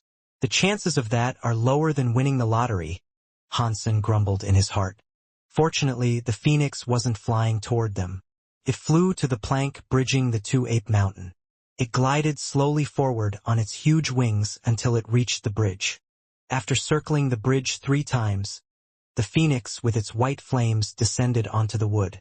The fire on its body didn't harm the wood. It actually seemed to be forcing more life force into the plank, and it made the branches grow even faster. The phoenix then lowered its head to look at the creature nearest to it. The creature looked like a golem from what Hansen could see through the cocoon of branches. Only the golem's head was clearly visible. Answer a question for me. If the answer satisfies me, then I will forgive you for offending me. The phoenix didn't physically speak, but everyone who could see the phoenix could hear its voice in their minds. I will answer any question you would like me to. What do you want to know? The golem-like creature said. One day, you and your partner encounter danger. One of you has to die for the other to be saved, and you have the power to decide. Do you choose to die for your partner to be saved? Or would you prefer that your partner perish so that you could live? The voice of the phoenix rumbled, shaking their minds as it spoke. Everyone was shocked. They had expected the deity to ask about some ancient secret. They never expected a question like this. And it didn't seem like the question had a single correct answer. Different people would respond in different ways. But since the phoenix had already asked, the golem couldn't refuse to answer. It swallowed and replied, I would sacrifice myself to save my partner so that she could live. Hypocrite. The phoenix's voice played in everyone's head. It sounded disdainful. The next second, Han Sen and the others watched the phoenix lower its head. It opened its beak in the golem's direction. But the phoenix didn't bite down. Rather, it made a sucking motion, as if it was drawing in a breath. A weird power came out of the golem's body and vanished into the phoenix's mouth. After that strange power was taken away, the golem's head looked like a dried-up husk. Then, the entire creature turned into sand and scattered across the wind. No trace of the being was left to see. Everyone stared at the place where the golem had been in silence. Although the golem was just a king-class creature, its power had been drained until it was nothing more than dust. It was a bit too scary to fully comprehend. The phoenix didn't seem to think that what it had done was a big deal. Ignoring the sand that was still leaking from the now empty cocoon, the phoenix moved to the next cocooned creature like it was walking down the aisle in a grocery store. This creature's head looked like it belonged to an octopus or squid. Han Sen recognized this one. This being had been following Elder Nader, so it had to be one of Elder Nader's students. That creature turned pale when the phoenix looked at him. And then, he heard the phoenix's voice sound again. Once more, it was in everyone's head. One day, you and your partner encounter danger. One of you has to die for the other to be saved, and you have the power to decide. Do you choose to die for your partner to be saved? Or would you prefer that your partner perish so that you could live? That creature was terrified, but it noticed that the question was exactly the same as before. He was so happy. The golem had already given one answer, and that answer was wrong. So, the squid creature assumed that the other answer must be correct. Thinking of that, the creature hastily shouted, "I would choose to save myself." Obscene. Before the creature could explain why he had chosen to save himself at his partner's expense, the phoenix's angry voice rumbled in everyone's heads. The phoenix lowered its head and drew in a breath. The creature's power was ripped out of it, and the body turned into dust. The wind carried it away. A chill sank into the hearts of all the onlookers, and goosebumps flared all over their skin. They thought that giving a different answer to the question would allow them to live. But now, it seemed as if the question posed by the phoenix had no correct answer. It all depended on the phoenix's mood. Han Sen, Bao Lian and Dragon One felt a cold sweat gather across their brows. There was nothing in the world that was scarier than an unreasonable deity. It was obvious that the god phoenix wasn't acting rationally. You, answer this question. The phoenix turned to another king-class noble. That person was also a student of Elder Nader, and he was asked the same question. Master. The guy seemed to be on the verge of tears. He spoke to Elder Nader with a trembling voice. Elder Nader's face turned green. He had brought many of his students there to explore the new xenogenic space. He hadn't expected them to run face first into a true god. Such a being was a truly terrifying existence. He knew this was going to be bad. But this student was behaving with such weakness. He was a king-class elite with destroyed blood. And yet, he sounded weaker than some low-ranking outsider. Answer my question. The flames across the phoenix's body exploded, covering the skies and the earth with a white flame. The eyes of the bird stared down at the destroyed king with demonic intensity. The destroyed student looked pale, and he hurried up to answer. I would listen to my partner. If she wanted me to live, I would live. If she wanted me to die, I would die. What a wimp! The phoenix grunted callously.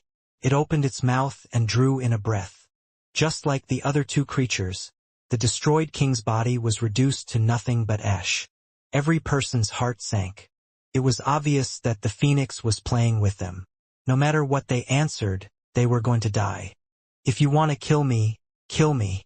I'm not answering your crappy bird-brained question, shouted a nameless king when he saw the phoenix looking down on him. If that is what you desire, then I will do it. The phoenix was still acting very high-class and elegant. It lowered its head, opened its beak, and inhaled. The king dissolved into dust. Han Sen's heart sank. He had been hoping that the phoenix's question was similar to the wishes offered by the gods. He had suspected that if he didn't answer the question, the phoenix might not be able to hurt him. But after watching the death of the most recent victim, it was evident things weren't like that. Dragon One and Bao Lian's faces looked gray, and sweat had beaded across their faces. They thought their feelings would be reflected in Han Sen, and that they would feel hopeless. The phoenix asked the same question to another few creatures, but no matter what they answered, the results were the same. They all had their life forces ripped out of them. The powerful Elder Nader was a transmutation deified, but he could only watch the events unfold. He couldn't resist or do anything about it. Eventually, the phoenix came before Elder Nader. Elder Nader's 3 heads and 6 eyes stared back at the phoenix. It looked as if he wanted to attack the phoenix, but his body was bound too tightly by the branches. He couldn't even move, let alone fight. He couldn't even wiggle his fingers. The branches hadn't just trapped his body. If the situation was that simple, then his elite transmutation powers would have allowed him to turn a simple exhale into an end-of-the-world thunder god. He wouldn't be rendered helpless by mere physical restraints. But now, Elder Nader couldn't exert any strength. He wasn't even sure if his power had been contained or drained entirely. As everyone waited for Elder Nader to die, the phoenix turned its face away. It turned around, and its raptor-like gaze locked onto Han Sen and the 2 others on the ground next to him. The hearts of the 3 began to bound. Before they realized what was going on, the phoenix flapped its wings and flew down the mountain. Oh no! Han Sen suddenly felt sick with fear. Why had that phoenix suddenly changed its mind, leaving a deified elite to fly toward them instead? The faces of Dragon 1 and Bao Lian turned green. Losing all sense of decorum, Dragon 1 shouted at Bao Lian, "Mr. Bao, if we don't fight, we don't stand a chance." Bao Lian's face darkened with frustration. "You think I don't want to fight? Have you been paying attention? The power gap is too significant. Even though my king body isn't suppressed, I can't seem to use its power. There is no chance of fighting back. Aren't you a dragon? Don't you call yourself the bravest race? Don't you guys have high resistance to any kind of power? Can you break the suppression on me so that I can activate my king body? Perhaps that way we can get out of this mess." Dragon 1 sank against his bonds. "If I could break free, do you think I would remain here trapped?" The discussion was pointless. The 2 of them were locked down there, and neither of them could get free. Dragon 1 could see that Bao Lian was useless, so he shouted at Han Sen, "Dollar, if you can escape, take us away now. Do it before it is too late." Han Sen shook his head. Even if he used his super god spirit body to escape, it would only last a second. Once that time was up, the phoenix's power would be back to suppressing him. He was a dead man either way. There was nothing that the 3 of them could do to escape. And by now, the phoenix had reached them. It landed 10 meters away from the 3 and looked at Han Sen. "No way. There are so many creatures you can eat, but you choose to eat me? I am not Tang Sanzang. What are you staring at me for?" Han Sen felt so depressed. He prepared to activate his super god spirit body. Although his chances of escape were low, it was worth a shot. Han Sen was going to wait until the phoenix asked its question, and as soon as it started speaking, he would use his super god spirit body to teleport away. Perhaps he would survive somehow. But when the phoenix opened its beak, it didn't ask a question. The scary suction pulled on Han Sen's body. "Oh no, it's all over." Han Sen thought in sudden despair. It was too late for him to use his super god spirit body now. Han Sen thought he was going to be turned into dust. But that wasn't what happened. His body flew through the air toward the phoenix. Before Han Sen realized what was going on, the phoenix flapped its wings and shot up into the air beneath Han Sen, catching him on its back. Han Sen was sitting on the white fire, but it didn't feel hot. It was a very warm, relaxing sensation. He felt as if he was sitting in a hot spring. The phoenix's body had a seemingly limitless life force. The feeling rushed through him, and it made his body feel like old wood receiving life again. His cells were active, and they began to multiply at a much faster rate. What is going on? Han Sen was confused. Bao Lian, Dragon 1, and many of the other creatures that were wrapped up in branches were looking quite confused. They couldn't believe this was happening. They all thought Dollar was going to bite the dust. They would never have guessed that he would end up riding the phoenix. They all stared at Han Sen in shock, unsure what sort of reaction they should give. After the phoenix placed Han San on its back, it flapped its wings and returned to the wooden bridge. Han San sat atop the phoenix's back. He could tell that the phoenix didn't hold any hostility toward him. The phoenix dropped back onto the bridge, landing in front of Elder Nader, who was tied up like a cocoon. The bird's resonating voice played in everyone's head again. "You can eat this," the phoenix said. All around Han Sen, the jaws of the onlookers fell open. Even though the phoenix hadn't used Elder Nader's name, it was obvious that the bird thought the destroyed would be tasty and nutritious, and he wanted Han Sen to eat the man. "You're letting me eat him?" Han Sen looked surprised. "Yes, he is the best meal here. Are you worried that he won't taste good? That is fine if so. You can have your pick. Eat anything you want. If you like it, it is yours," the phoenix said. Looks of confused horror covered the faces of Elder Nader and all the others. They couldn't believe what they were hearing. They had all been trapped in this place, and the phoenix considered them to be nothing more than food. Dollar, however, had been invited to eat with the phoenix like a guest of honor. If he wanted to, he could consume them until his belly was full. Although Han Sen had no idea why the phoenix was treating him differently, he felt as if he was relatively safe now. "You're giving them all to me?" Han Sen asked, looking at Elder Nader and the others. "Of course. Assuming you like them, that is." The phoenix smiled. It was like a doting mother who had found an opportunity to spoil her kid. It was difficult for Han Sen to comprehend its current behavior, given that he had just watched it toy with the lives of its prisoners. It had turned kings and deifieds into piles of dust with ease. "I can do whatever I want to them? I mean, if I don't want to eat them, can I let them go?" Han Sen asked. "Yes, as long as that is what you want." The phoenix looked as if it really was spoiling him. Han Sen only wanted to save Dragon One, but then he hesitated. He decided to save Bao Lian too. He wanted to beat Bao Lian by himself. He didn't want the man to die like this before Han Sen could settle the score between them.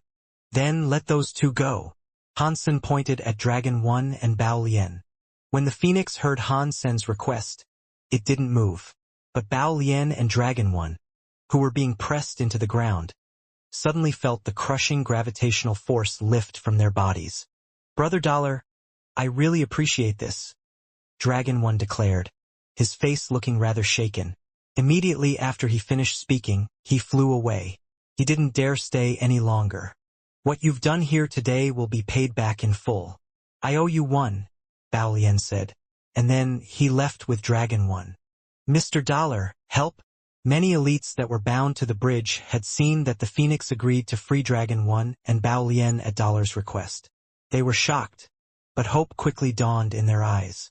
A few desperate kings called out to Han San for help. "I can really do whatever I want with these people?" Han San asked again, looking at the god phoenix with uncertainty. "Of course. They are all yours," the phoenix said with a smile. Han Sen squinted and looked at Elder Nader and all the others. He remained silent for a long moment, and his reluctance made everyone worry profusely. "Mr. Dollar, please be kind and let us live. I have a family back home to raise," begged a king from a small race. "I have no association with your people, and neither am I cooperating with you. Why should I save you?" Han Sen looked at the king and spoke coldly. The king immediately answered, "I have many xenogenic treasures and genes.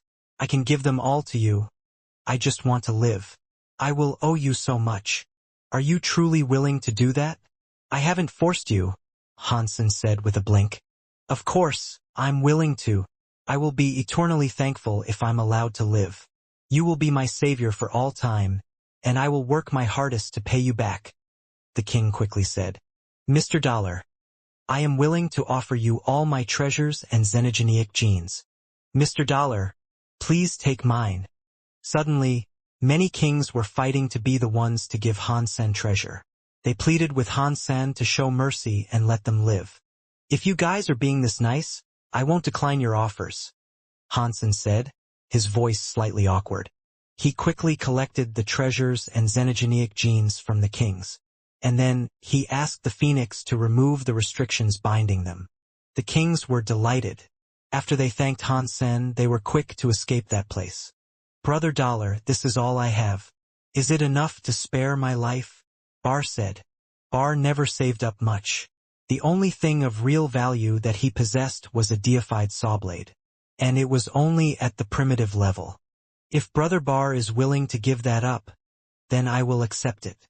Han Sen nodded and took Bar's sawblade. The Phoenix then released the restrictions holding Bar. When the deified elites who were present saw Bar give up a deified treasure in exchange for his life, they all decided to follow his example. They were willing to give up their deified treasures in exchange for permission to live. Han Sen turned to the other deifieds with a wolfish grin. He said, "Bar and his buddy Diarabber are old clients of mine.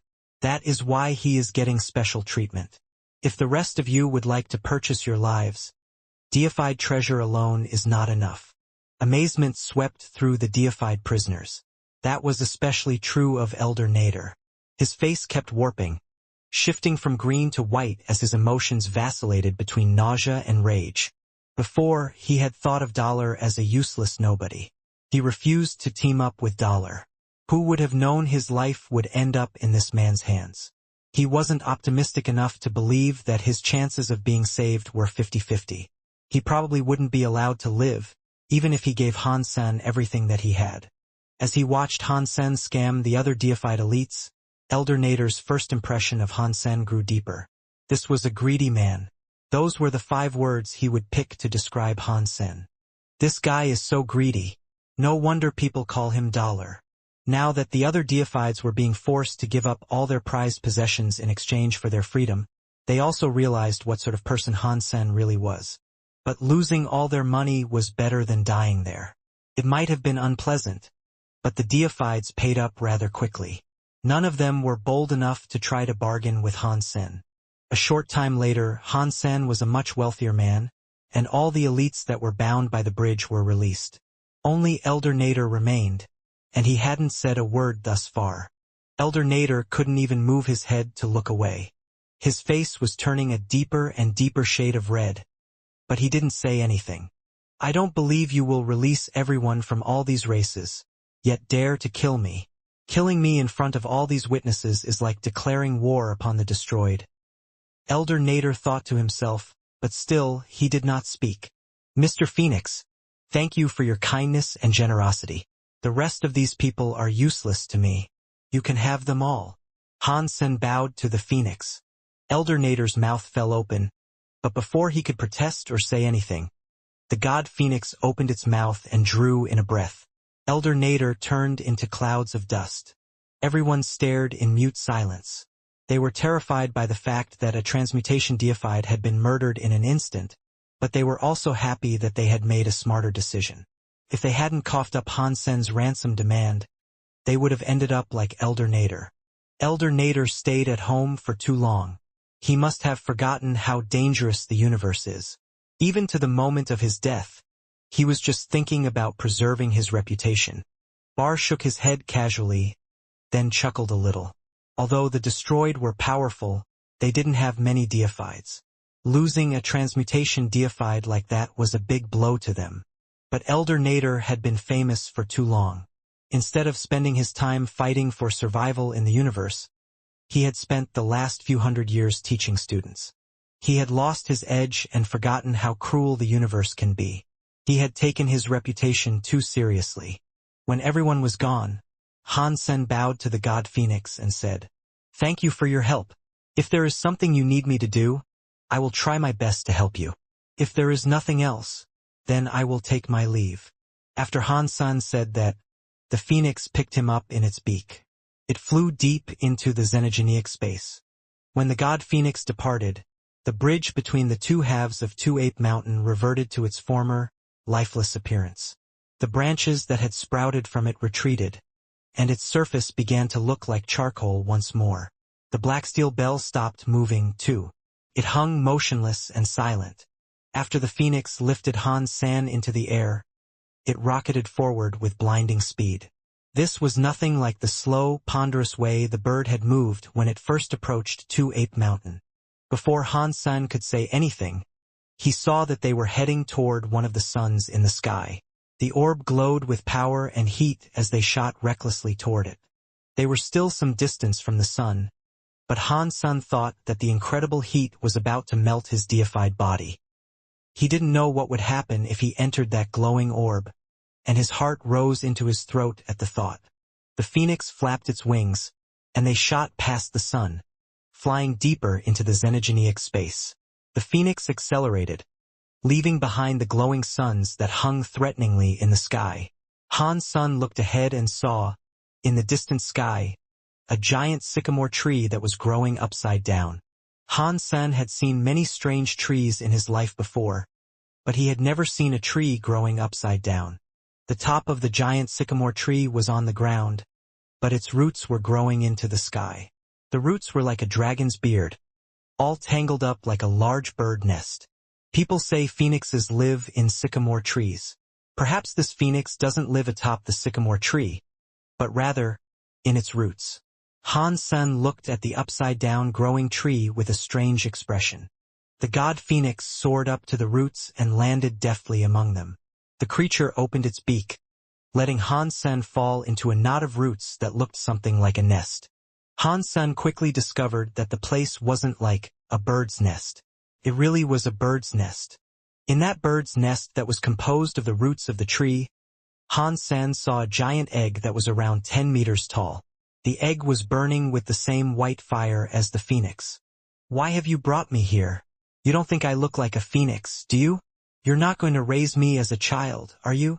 Han Sen spoke to the phoenix that was now settling down in the nest. "Of course I know you aren't a phoenix. Phoenixes don't give birth to ugly children like you. And this is my child," the phoenix said proudly. "Then why did you bring me here?" Han Sen let out a long sigh. If he was raised by a phoenix, he would become a phoenix man. "Your body has traces of a presence that belongs to a member of my race. And I must say, it is a nice one.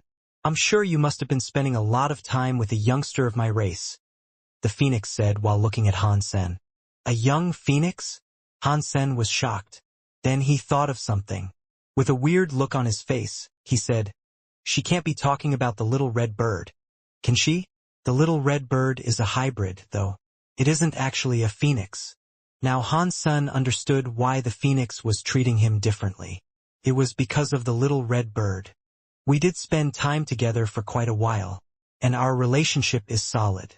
We are kind of like brothers," Han Sen said seriously.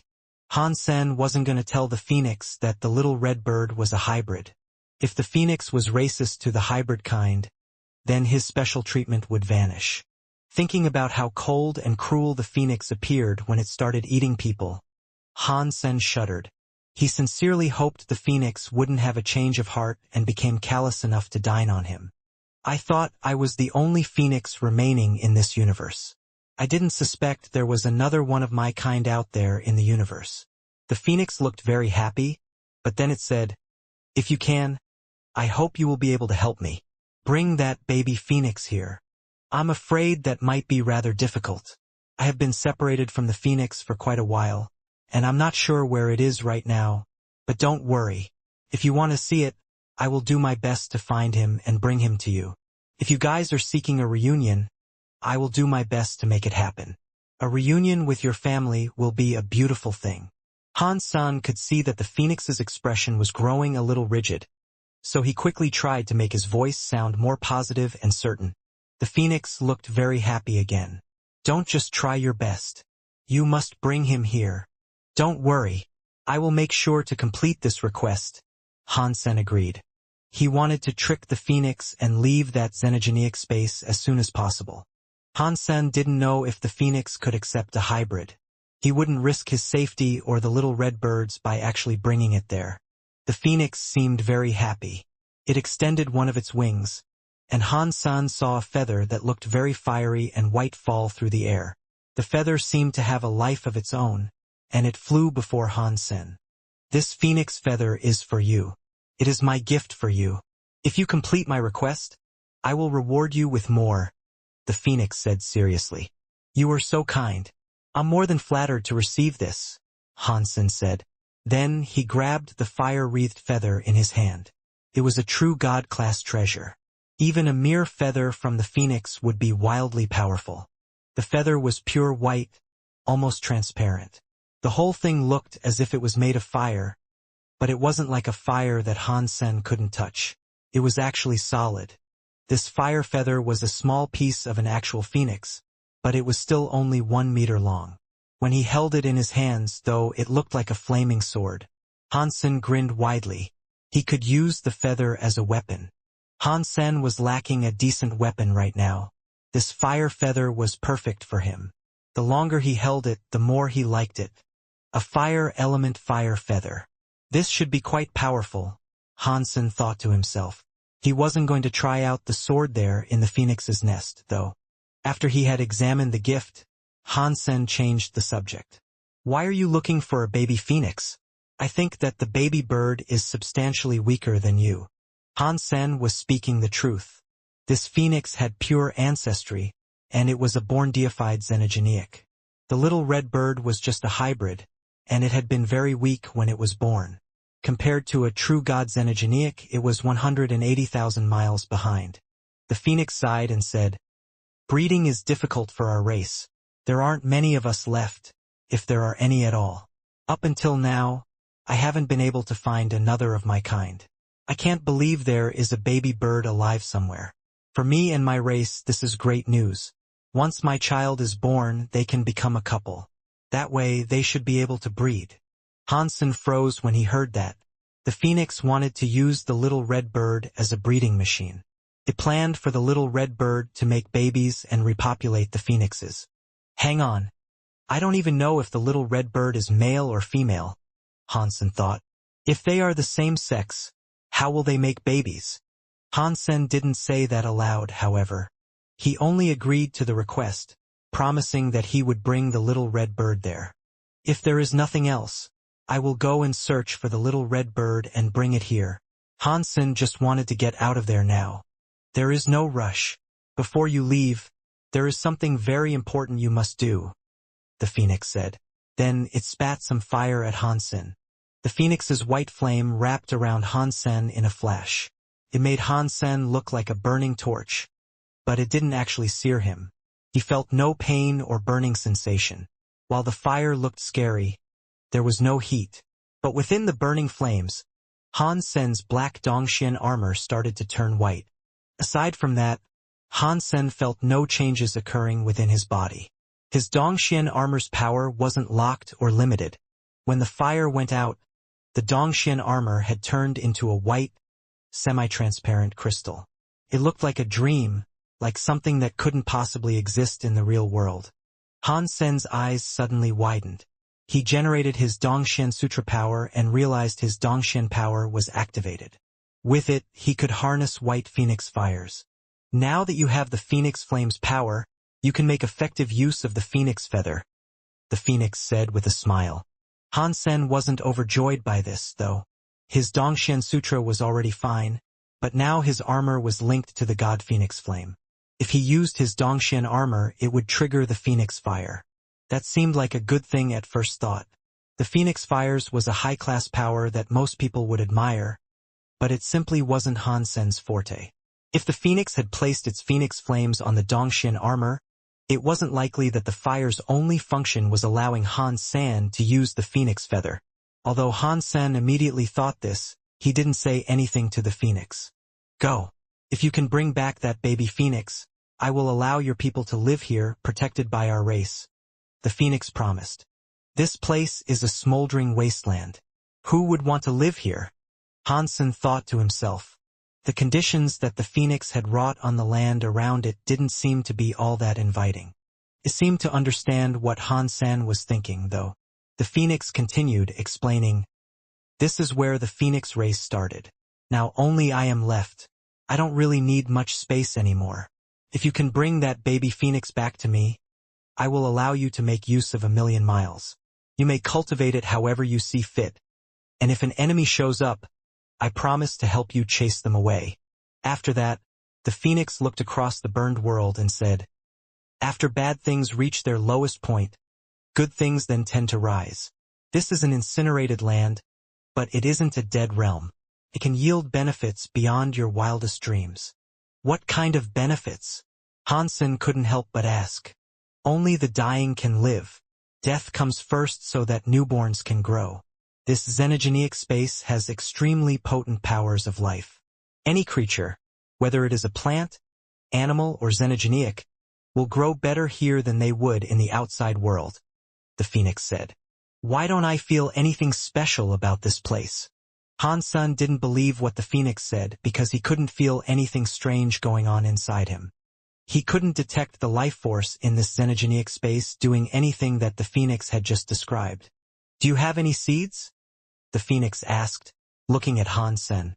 I don't have seeds, but I do have a small plant. Hansen brought out a cactus from Destiny's Tower in a glass pot. Put it in the soil, the phoenix said. Hansen was confused. He took the cactus out of the pot and planted it in the soil. Then, a miracle happened. The cactus had been the size of a fist, but as Hansen watched, it began to grow. A second later it was the size of a football, and it was still growing. Any creature that can absorb this extreme living power can grow quickly, just like this plant you have planted. Beneath the extreme living power, a being can develop very fast and reach the max of what one's genes can support. There is only one extreme living land in the universe, and it is here. It belongs to the phoenixes. There is no other in the universe, the phoenix said with a cocky look. As the phoenix spoke, the cactus that Hansen had planted reached the size of a barrel. And still, it continued to grow. It shocked Hansen a great deal. He couldn't even explain how staggering this was. Does all the land in this place have power similar to what I'm seeing here? Hansen asked, looking at the phoenix in wonder. He knew what that meant. If any creature could grow that rapidly in a certain location, it almost suggested that the area was a glitch. It went against the laws of nature. Yes, the phoenix said with a nod. Hansen was speechless. He was so happy to hear that he might be allowed to enter a xenogenic space as profound as that. It would be a great boon for the development of humans. Plus, he would have a true god phoenix to protect the race. Humans in this universe would be as safe as Tarzan. Aside from the 3 higher races, no one could even attempt to assault the territory protected by the phoenix. Now, Hansen was seriously considering handing over the little red bird. Don't worry, Mr. Phoenix. I'm going to try my best to locate the baby phoenix. I will bring it to you. Hansen licked his lips as he spoke. The phoenix was happy with Hansen's performance thus far, and it didn't keep him. It told Hansen that when he located the baby phoenix, he simply needed to return and ring the black steel bell. Then, the phoenix would come to pick up Hansen and the baby phoenix. Hansen collected his phoenix feather and left that nirvana. He was so tempted by the phoenix's offer that he thought to himself, it is a shame that the little red bird is a mix. If the phoenix isn't fond of it, this might turn bad. I shouldn't risk it. Hansen decided that he wouldn't bring the little red bird there, after all. After departing from the xenogenic space, he traveled a great many leagues away. The very high don't know that I have escaped, but I'm not going back to Sky Palace. In case the very high have already found out, I should delay the news for as long as I can. Hansen thought for a while. He was now planning to go back to the god area to hunt deified xenogenics for a while. That way, he could max out his deified gene tallies. But Hansen didn't dare stay near the nirvana. He contacted Xie King and made plans to live with him for a while. Xie King immediately agreed to Hansen's request. He gave out orders to send ships to collect Hansen. You don't have to pick me up. I just need to know if it is safe where you are. I'm in trouble, and my identity can't be exposed, Hansen said. Xie King was chewing on a big cigar. With a pleased look, he said, a while ago, I bought a system that was part of the Sky Music area. There are 2 planets with life and the views aren't bad. I bought them to use as a vacation home. You should consider living there.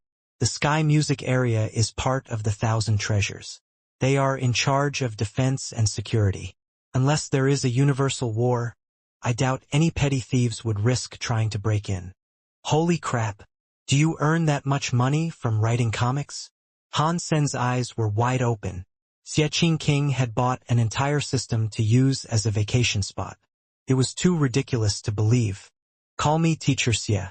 I am the most famous author with the best-selling books ever. The books have millions of fans across millions of races across the entire universe. Xie King said lazily, waving his cigar. Teacher Xie, does your comic studio need any extra hands? Han Sen was practically drooling. Sounded like easy money. Yes, but we don't need people like you who don't have active imaginations. There's also the fact that you're very stingy. Xie King obviously wasn't mincing his words when it came to insulting Han Sen. Han Sen was rendered speechless. His personality was certainly rooted in reality, but he didn't lack imagination. Still, Han Sen had to admit that he had no artistic capabilities. Shaking his head, he struck an agreement with Xie King and went to the man's vacation planet. Although he already knew Xie King was very rich, after seeing the system that the man had purchased, Han Sen was well and truly flabbergasted. That was especially true when he saw Xie King piloting a ZT-27 Ming King battleship to pick him up. Han Sen suddenly doubted that Xie King had earned all this dough just by selling comics. The man had to be selling weapons on the black market or something. That battleship had once belonged to the Extreme King. It was the type of battleship only their kings could use. Ordinarily, only princes, princesses, and other royals were allowed to pilot such powerful ships. Although it was a small battleship compared to what some races possessed, the equipment, tools, and weapons on board were the best in the universe. That was especially true of its defenses. It could withstand the strikes of a primitive deified without even having its paint scratched. This wasn't something you could buy in your average street market. The Extreme King Prince Chrisman is a fan of my books. This was a gift he sent me, in exchange for the latest edition in my series. Xie King looked and sounded so proud when he saw Han Sen's open-jawed astonishment. You cow! Han Sen gave him a thumbs up. He had nothing else to say. He really did admire his old friend's success. There were a lot of humans, spirits, and creatures who had crossed over from the sanctuary in recent times, but he was certain Xie King had been the most successful.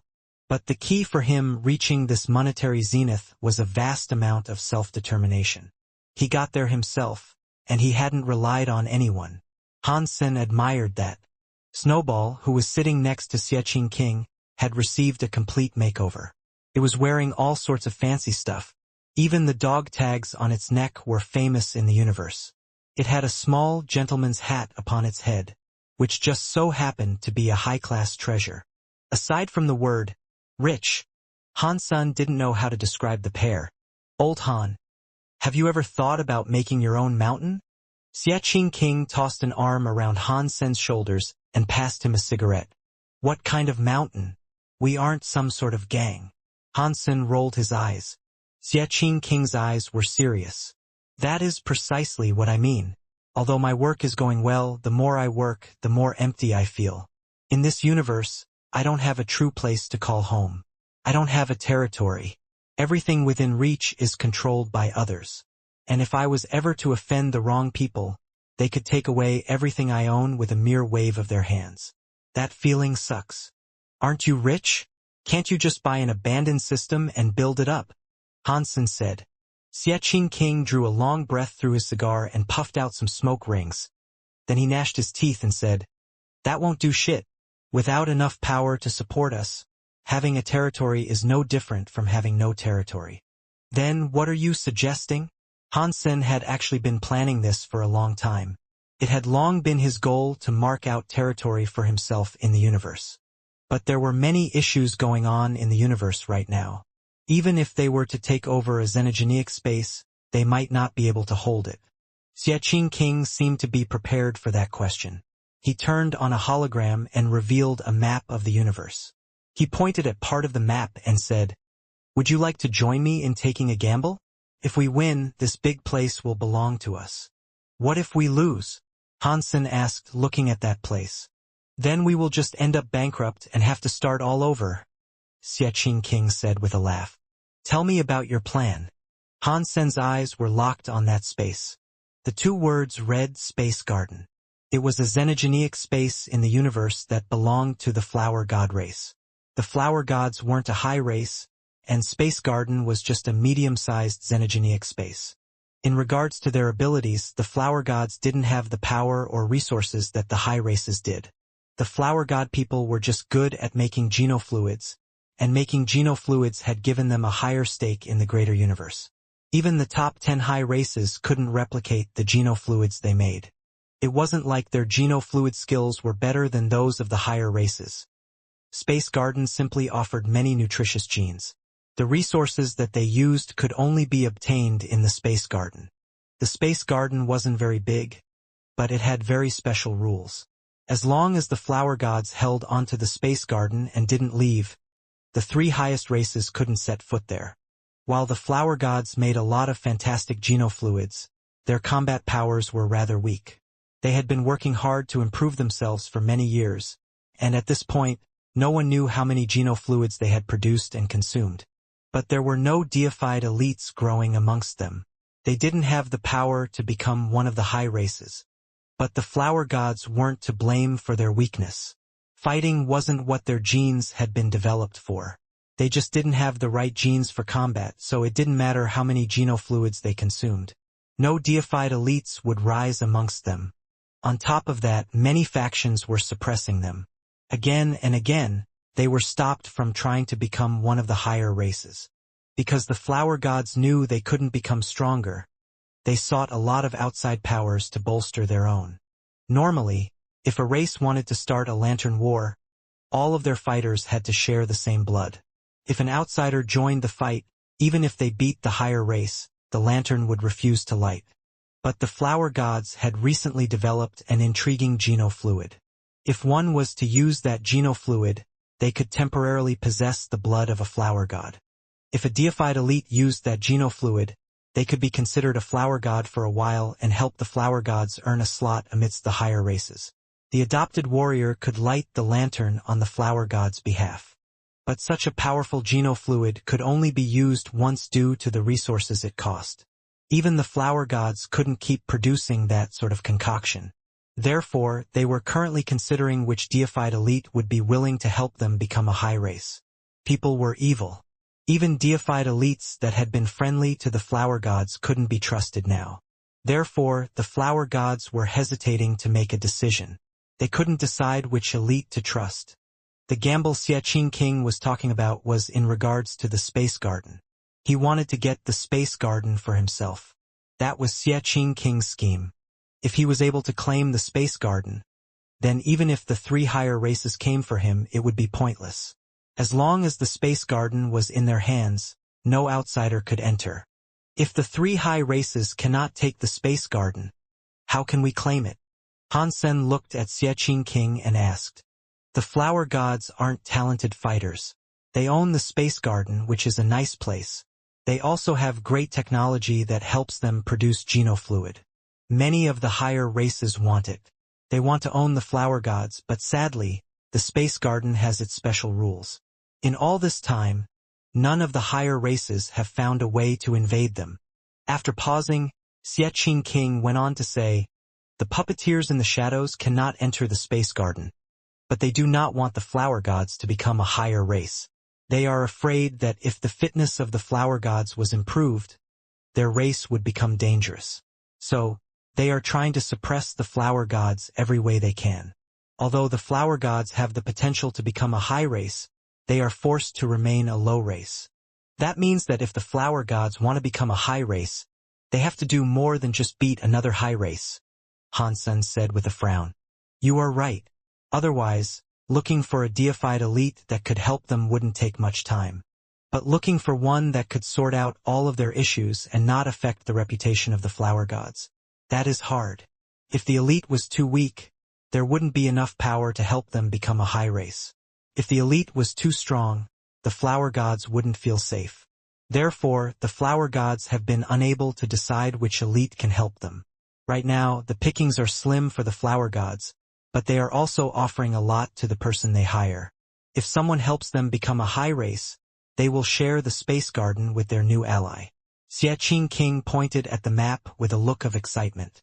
The guy we need to talk to is called Violet. He is the spokesperson for the flower gods. The deified elites of many races have been trying to get in contact with him, so they can try their hand at earning half of the space garden.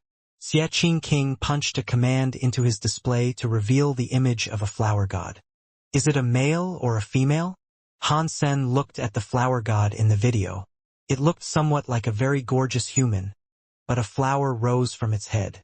This flower was a violet. It is a male.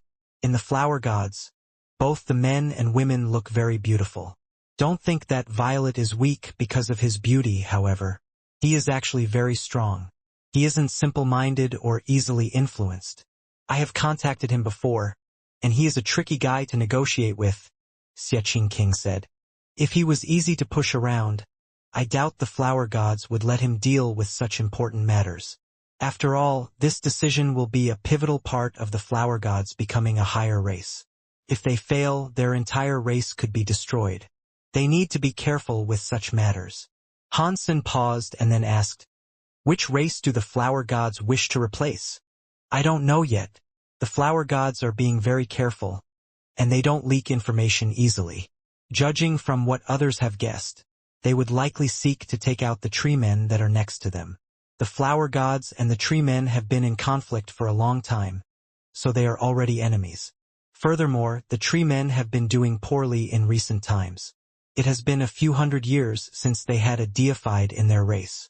They aren't exactly a powerful high race. They would be one of the easier races to knock down a peg. There are a few other targets, too. Xiaqing King brought up all the information he had on the subject. Do these high races not have any allies? Han Sen asked, tapping his lip in thought. Yes, but because they aren't very strong, people don't take them seriously. Plus, the flower gods have connections with the ancient god. If they want to fight, it's unlikely that others would interfere. Xiaqing King pointed out more information about Violet. He then pointed at the man's image and said, now this guy is the key that we need.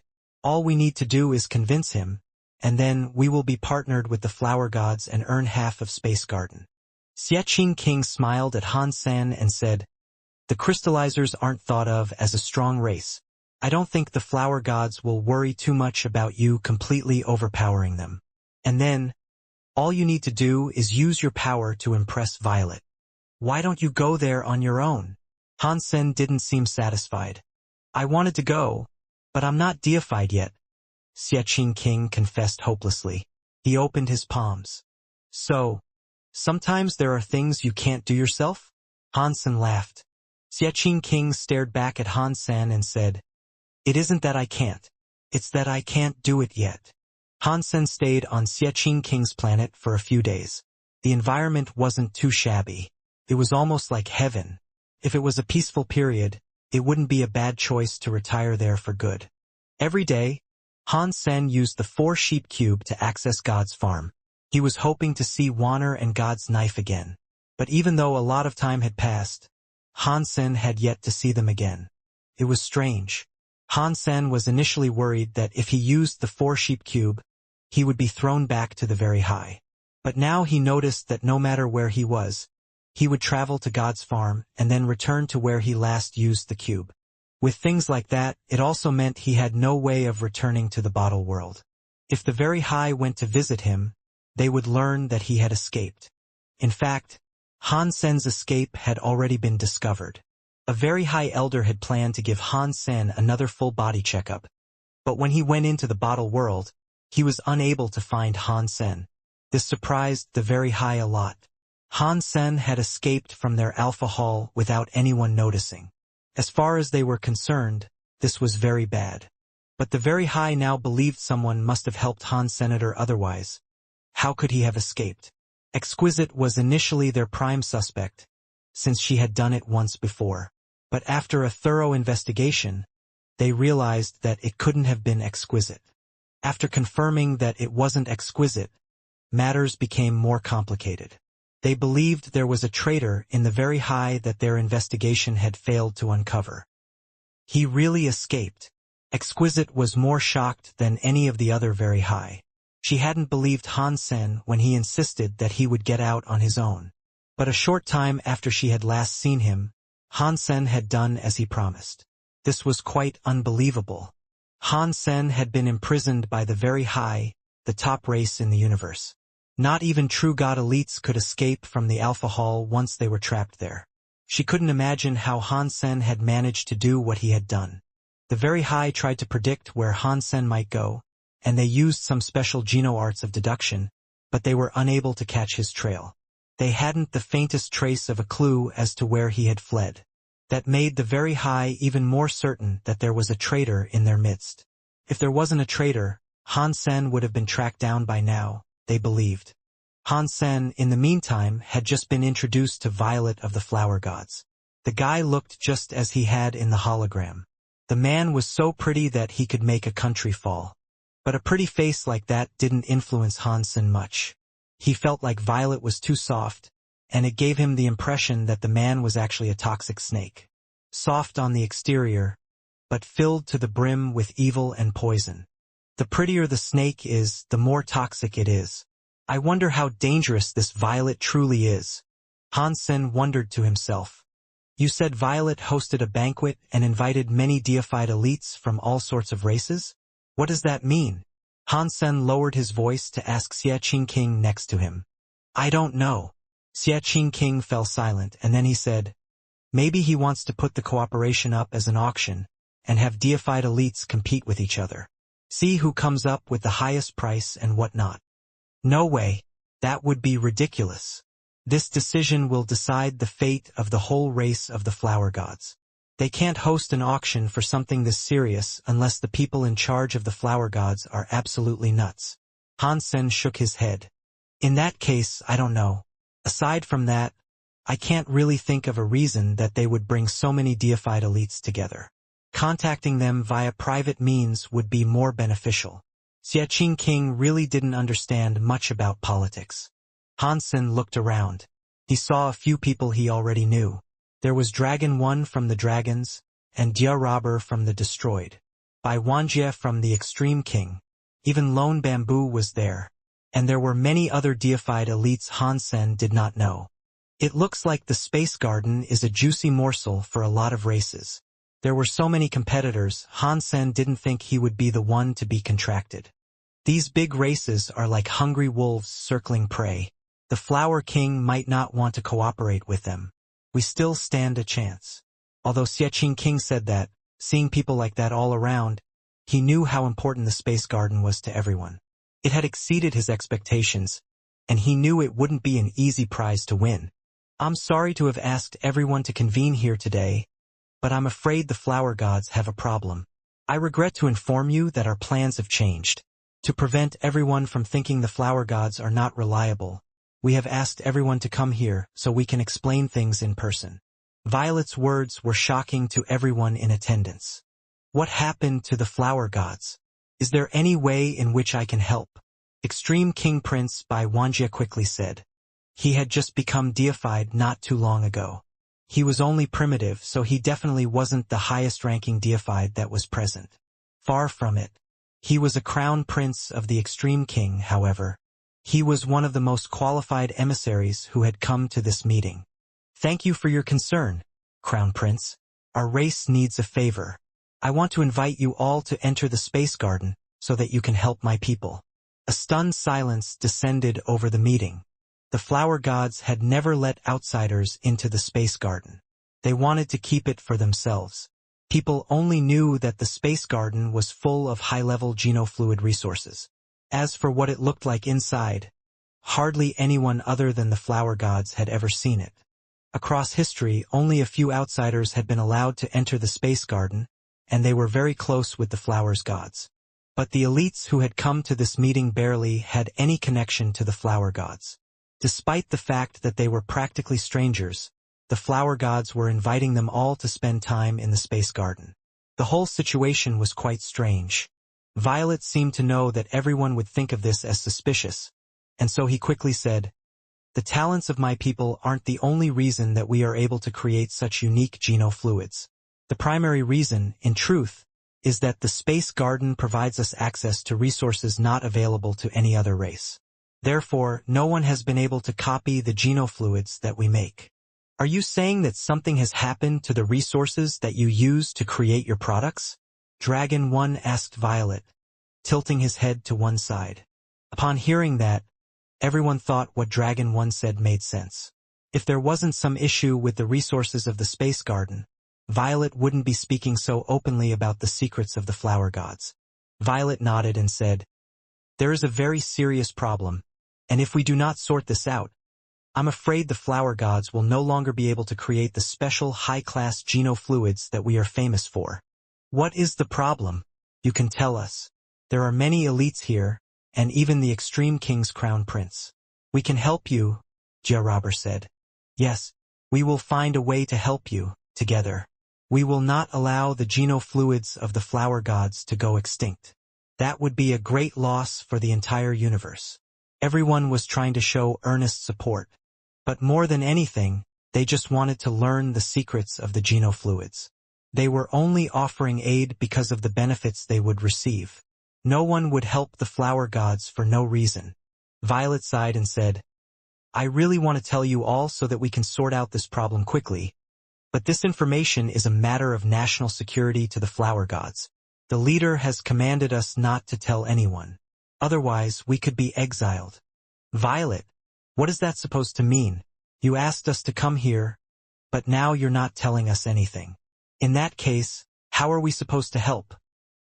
demanded a deified elite with a short temper. Violet's face looked glum. He sighed and said, "The flower gods would like all of you to come to the space garden to help our race. But before you enter the space garden, I cannot tell you what is going on there. I know this is rude, but we have no choice. What is happening is too important for my people, and so we cannot risk leaking our secrets. You aren't telling us anything, and yet you want our help? How are we supposed to know if we can help?" Wuxia said, "We know this is very awkward for everyone involved, and if you don't want to enter, we won't try to force you. We would rather let our resources be destroyed than allow our secrets to become public knowledge," Violet said. "What you're saying doesn't make sense. Even if you don't tell us now, we will still learn your secrets once we go in." "Yes, so you must tell us now. And then, when we go, we will find a way." But no matter what people said, Violet was stalwart. He wasn't going to give them a single detail. "There's really no point in continuing this conversation. If you really want to help us, our race will pay you back. We will do everything in our power to return the favor. If you aren't willing to help, then that is also fine. But right now, this situation is an urgent one. I need to return to the space garden with haste. Anyone who is willing to help us can journey to the space garden with me now. Otherwise, we will part ways here and hope that we can meet again someday." Everyone was talking quietly amongst themselves. They had never expected something like this to occur. But quickly, someone spoke up, agreeing to help the flower gods despite the lack of information. The person walked over to join Violet. Han Sen and Xie King looked at each other. They seemed to know this was how things were going to be. Everyone was interested in the secrets of the flower gods. Otherwise, they never would have come in the first place.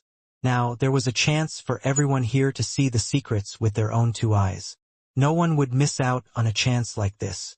Even if there was a conspiracy at play, the flower gods were a small race. They didn't have any deified elites to wreak serious harm upon the elites that had gathered here. The flower gods depended on the space garden and the genofluids they produced.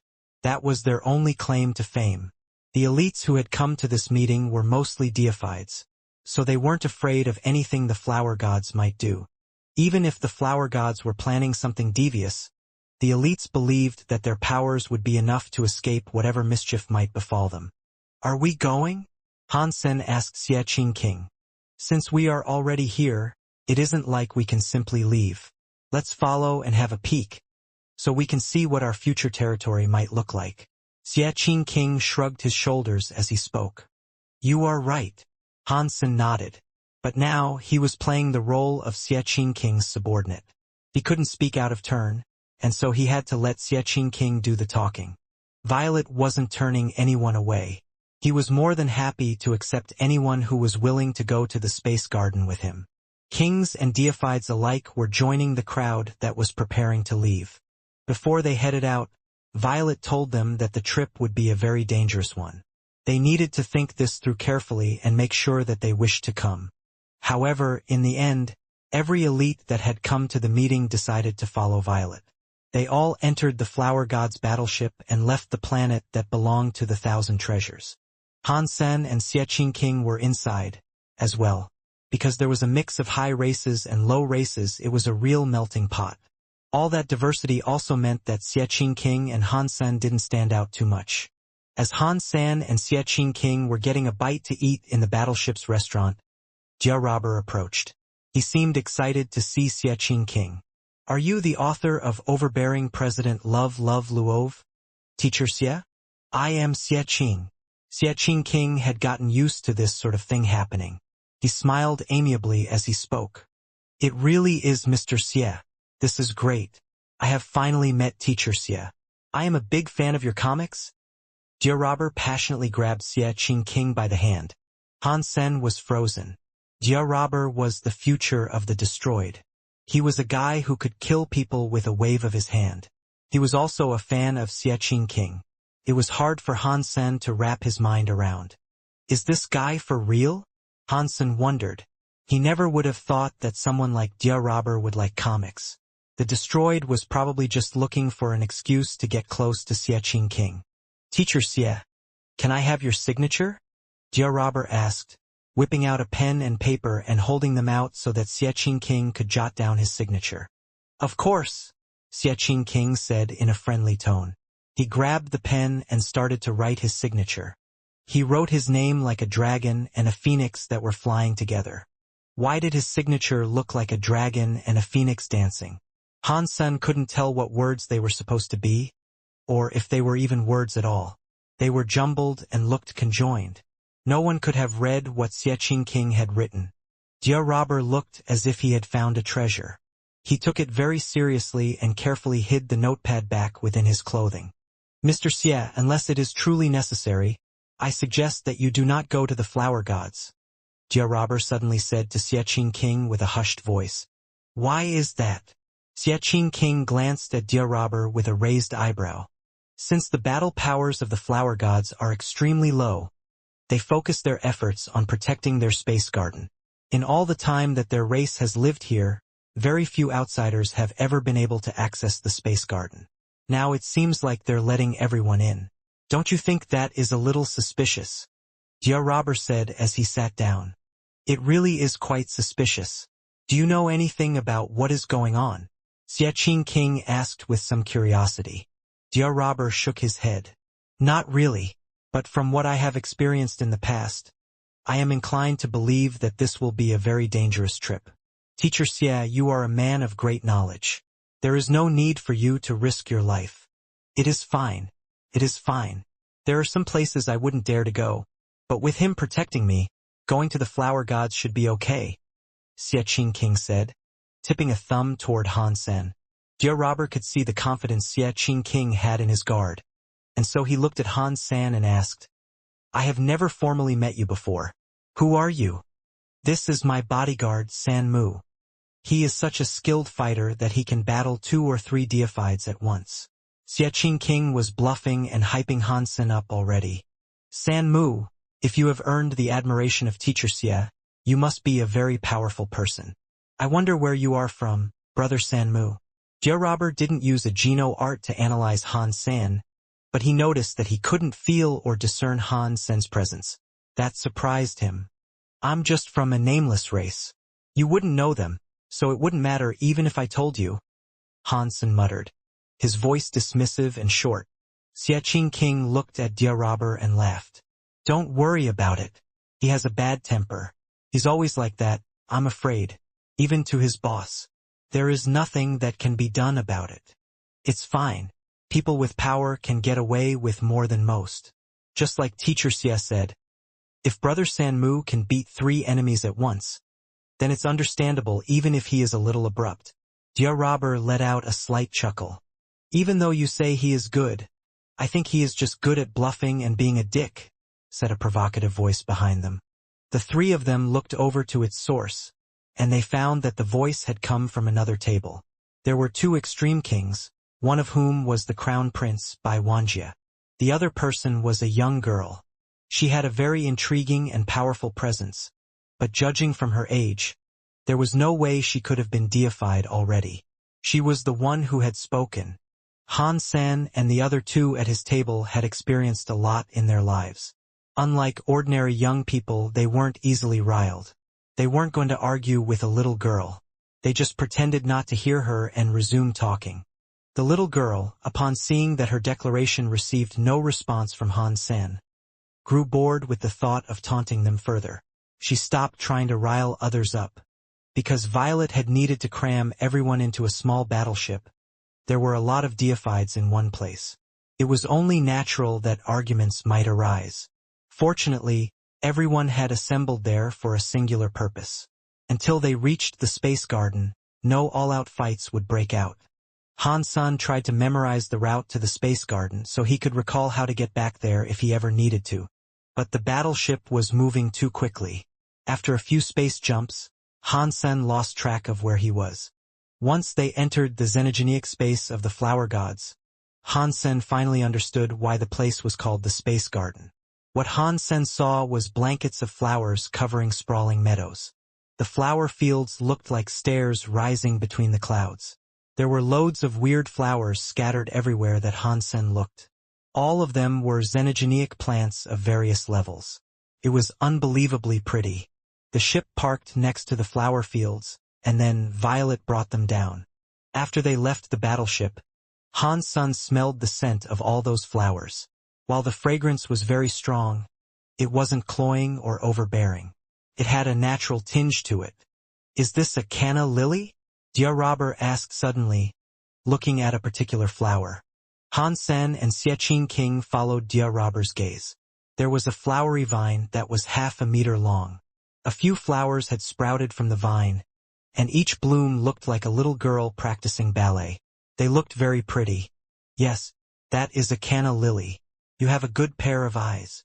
Violet gave Dia Robber a thumbs up. But Dia Robber didn't seem to be happy about his discovery.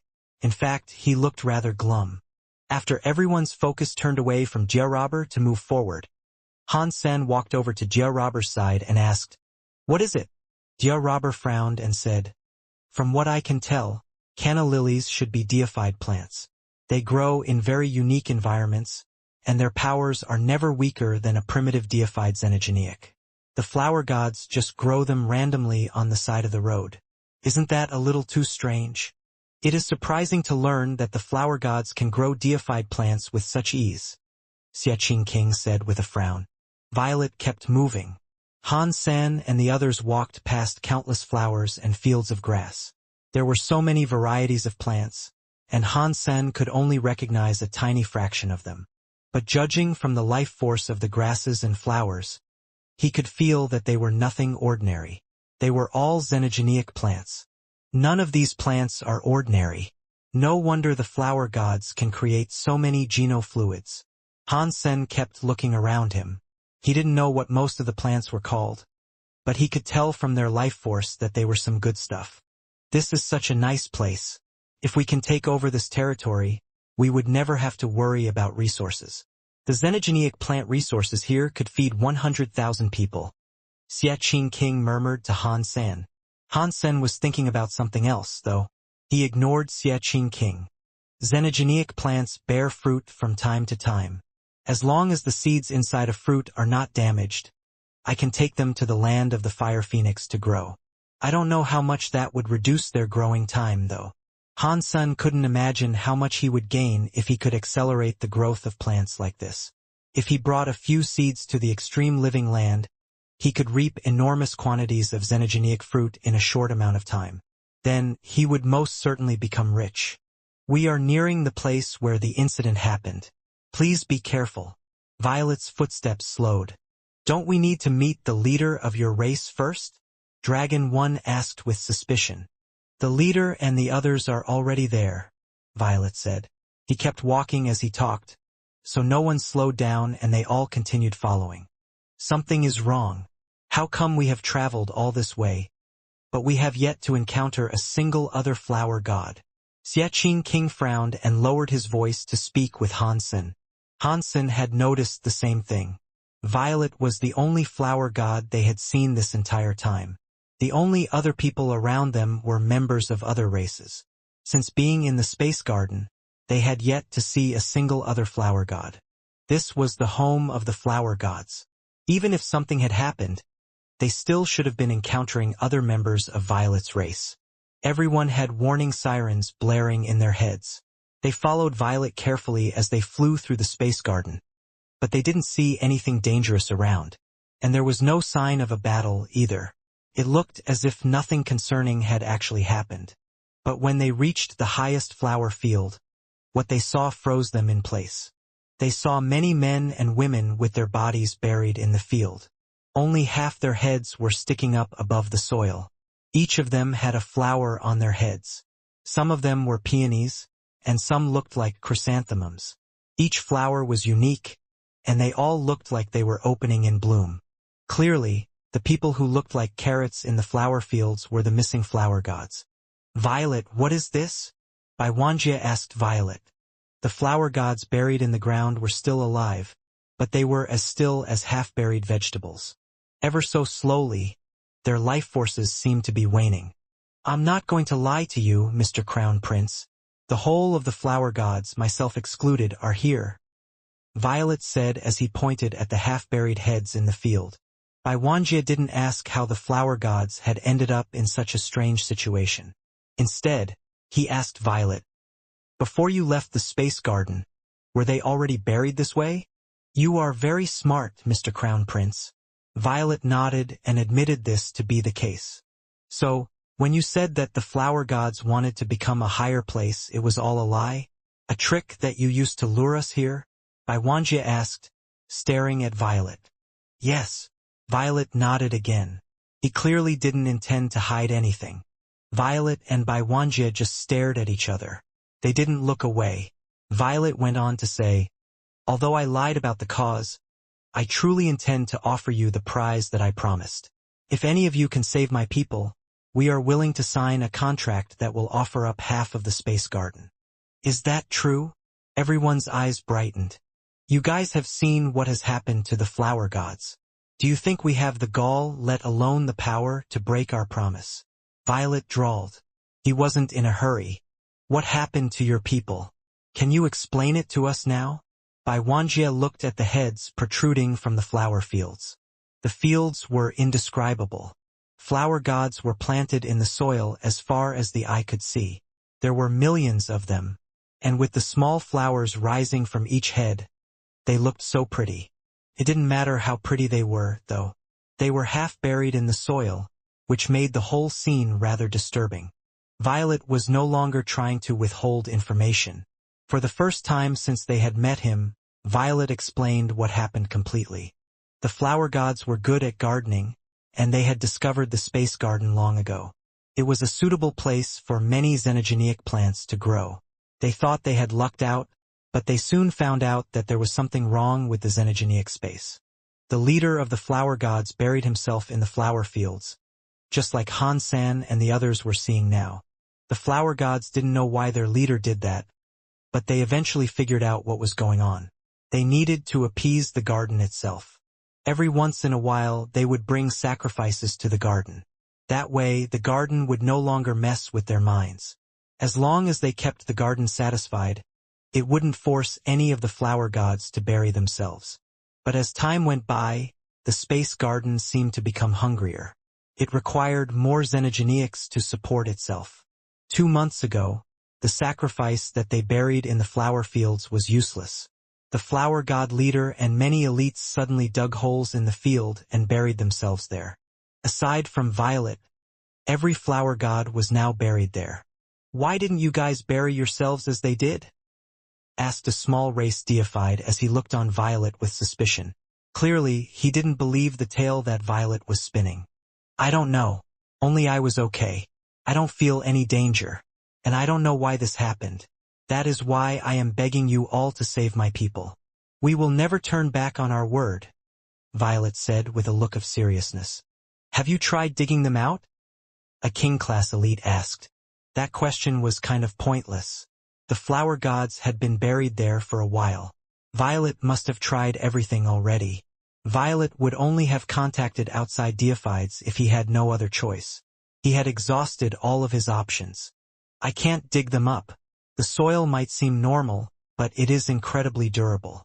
You cannot dig through this land, and you might even hurt the people in the soil, Violet answered. One of the elites tried to grab a handful of the soil. The eyes of everyone watching widened. The kings, and even the deifieds, couldn't summon enough power to rip out a chunk of that turf. What kind of soil is this? Why is it so resilient? A king-class elite asked in shock. I don't know. When they dug the holes to bury themselves, it didn't seem that difficult. But when I tried digging them out, I couldn't dislodge even a tiny piece of the ground. Violet explained the situation to them once. The elites tried many tests, but each attempt to crack this puzzle failed. They were unable to free the denizens of the flower fields. Many of the elites focused on the task with feverish intensity. They thought of all kinds of methods trying to get the half-buried flower gods out. But their efforts accomplished nothing. All of their attempts were fruitless. One deified elite even grabbed a flower god by the head. The flower god's neck almost broke, and he still didn't move an inch. The elites were there to save people, not kill them. So the deified elite stopped trying to yank the head out. Sanmu, what do you think is going on here? Xiaqin King turned and asked Han Senator. He didn't know what to make of the half-buried flower gods. It's a bit creepy, to say the least. Han Sen squinted slightly as he spoke. He was checking out those half-buried flower gods. But he seemed to notice something. Weird. It's almost like the entire space garden is giving off a life force. What if the space garden itself is a giant creature? When Han Sen came up with an answer, it was something that not even he could believe. If anyone here can save our race, we will give you a key to half the space garden. Violet declared once again. He was keen on making promises, it seemed. Half of its entirety will be shared. That is our pledge. The group of elites had all reached the space garden via the Flower God's battleship. They weren't aware of the route they took to get there or even how they had made it through the border of the xenogenic space. Because of that, they still didn't know if entry to the space garden required some special password or technique. So, even if they took down the space garden now, there was no point in doing so if they wouldn't be able to find or enter it again. As a result, no one tried anything suspicious or hostile. Based on what Violet had said, it seemed that something special was required to enter the space garden. And that made everyone think. This was obviously a very difficult and vulnerable moment for the flower gods. But if Violet had dared to bring them all here anyway, then that had to mean he had contingencies in place. He couldn't simply be carrying a special item on his person that would allow them to access the space garden at a later date. All the deified elites were looking at the half-buried flower gods. And as they did, Han San was also thinking. Then he leapt into the air and flew up into the sky. He wanted to look down on the space garden from above and see what it looked like from a bird's eye view. But as Hansen flew, he noticed a shadow flying alongside him.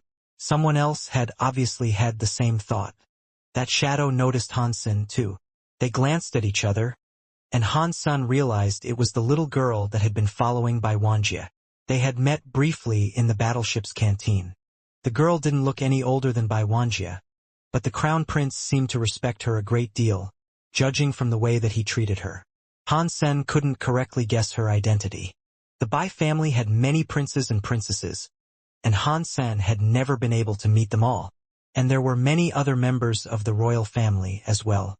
Not to mention that Han Sen had seen only a few of the extreme king superiors. "What are you doing up here?" the girl asked with a lift of her lips. "I am admiring the view," Han Sen replied with a smile. "Humph, you are weird." The girl turned away from Han Sen and continued flying high.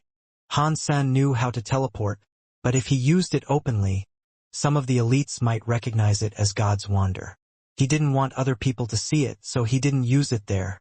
The space garden was only the size of a planet, but that didn't affect its rare and unique properties.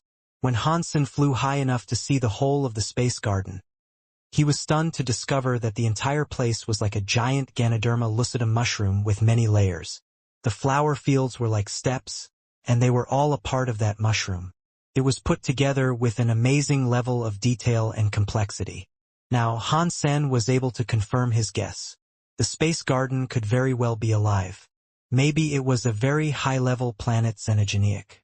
Growing plants on a plant xenogeneic seemed quite unbelievable, now that he really considered the idea.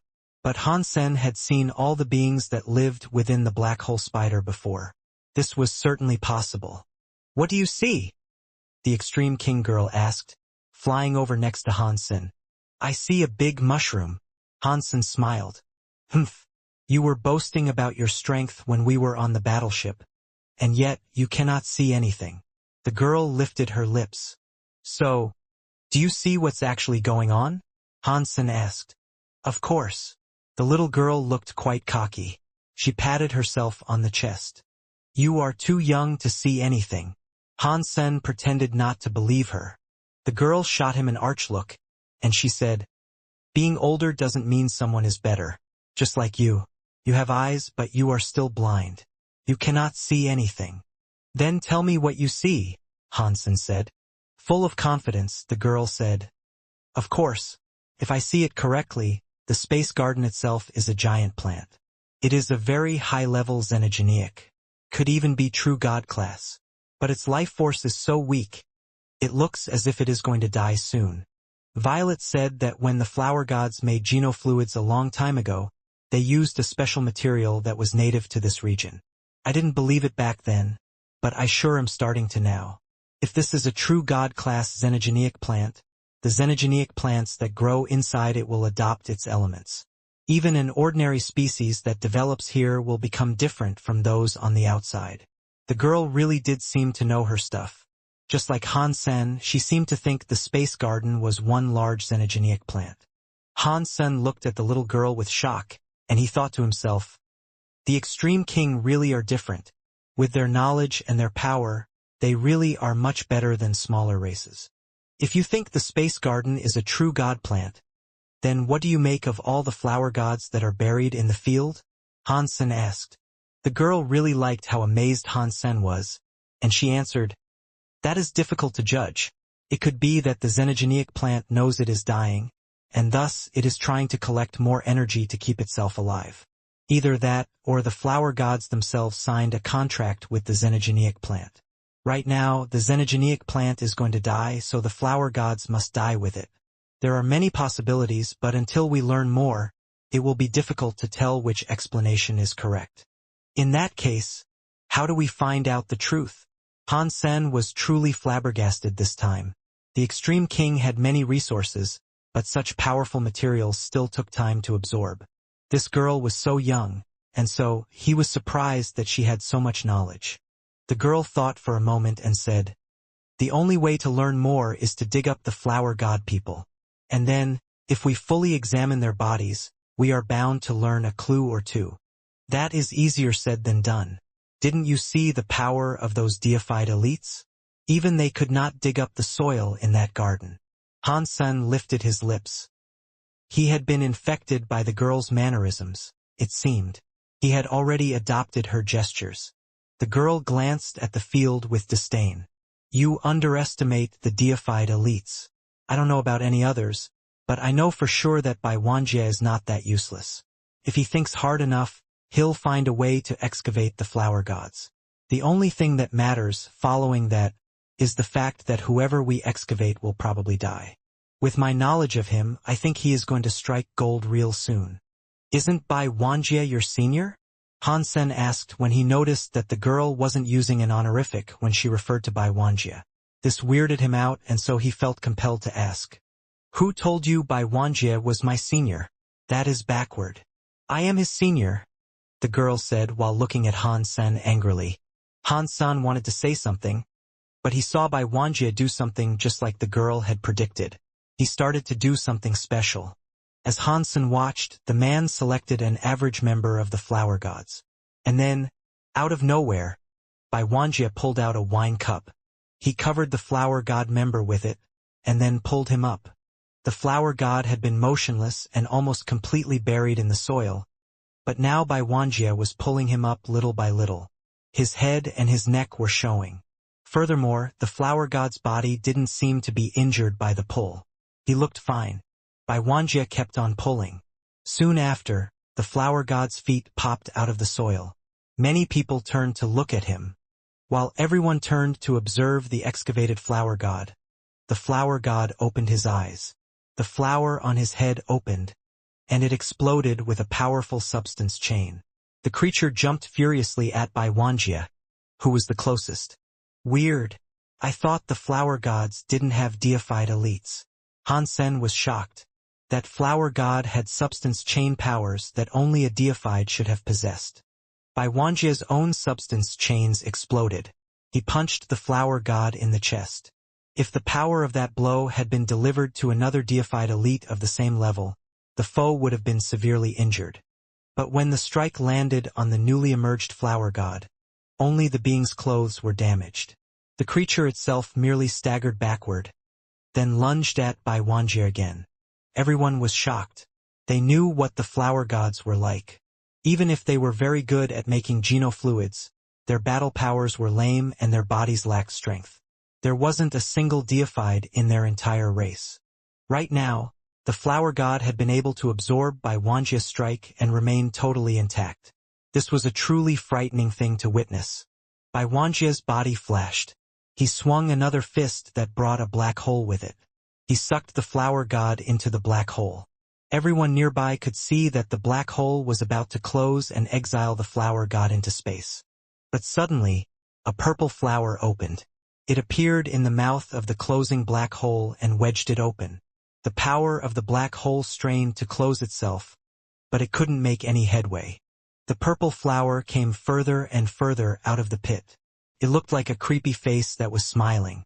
The next second, a pair of hands came out of the purple flower and ripped apart the black hole. And then, the entire purple flower emerged from the remains of the black hole. Everyone was shocked. That creature had used the raw power of its body to tear a black hole to shreds and fight its way back to reality. That was a very scary physical power. Oh no! How can the flower god possess such a scary body? Everybody watched as the flower god fought back against Bai Wanjie, and it wasn't showing any signs of weakness against its enemy. Bai Wanjie cycled through a few dozen geno arts as he attempted to repel the foe, but he wasn't able to heavily damage the flower god's body. Violet, since when have the flower gods added such a powerful deified to their ranks? Congratulations? A deified elite said to Violet with a cold smile. Violet shook his head. This is an Earl-class flower god. He is just a very ordinary person. He shouldn't be deified, and I do not know where such power came from. The deified elite started to say something else, but his face suddenly changed. Someone screamed aloud. All the flower gods are coming out of the earth. Han Sen could see what was happening down below, and indeed all the flower gods were fighting their way out of the soil. A single one of these creatures was hard to deal with, but now, tens of thousands of the buried monsters were emerging. If they were all as scary as Bai Wanjie's enemy, then the situation had just taken a rather horrifying turn. But the elites didn't think that was likely. It simply wasn't possible. If a race all became deified, then deifieds wouldn't be special anymore. I want to see what is going on with these guys, a deified elite said while generating a substance chain. It became a scary bolt of lightning that arose from the ground to strike a flower god. Boom! The lightning slammed into the flower god, blowing the creature's armor to bits. But the body of the flower god was still sound. It was crystal clear like jade and wholly untarnished.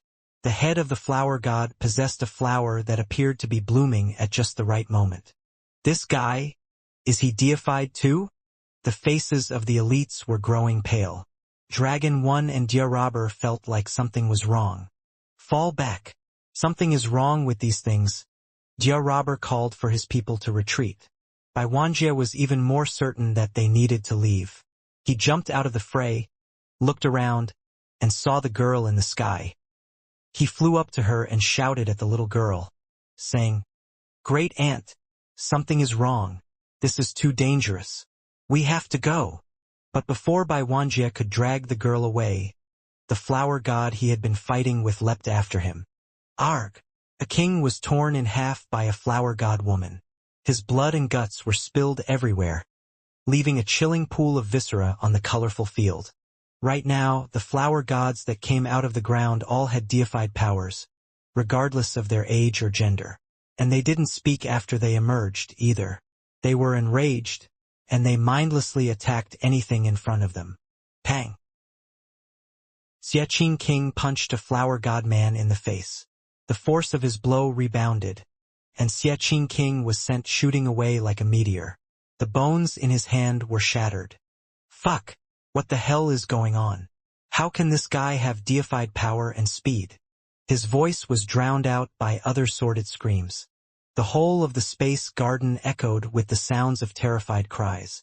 Deified elites like Dragon One could barely keep their own fear in check. The kings weren't faring too well, and they were falling one by one to the flower gods. They weren't fast or powerful enough to fight back, and neither could they flee.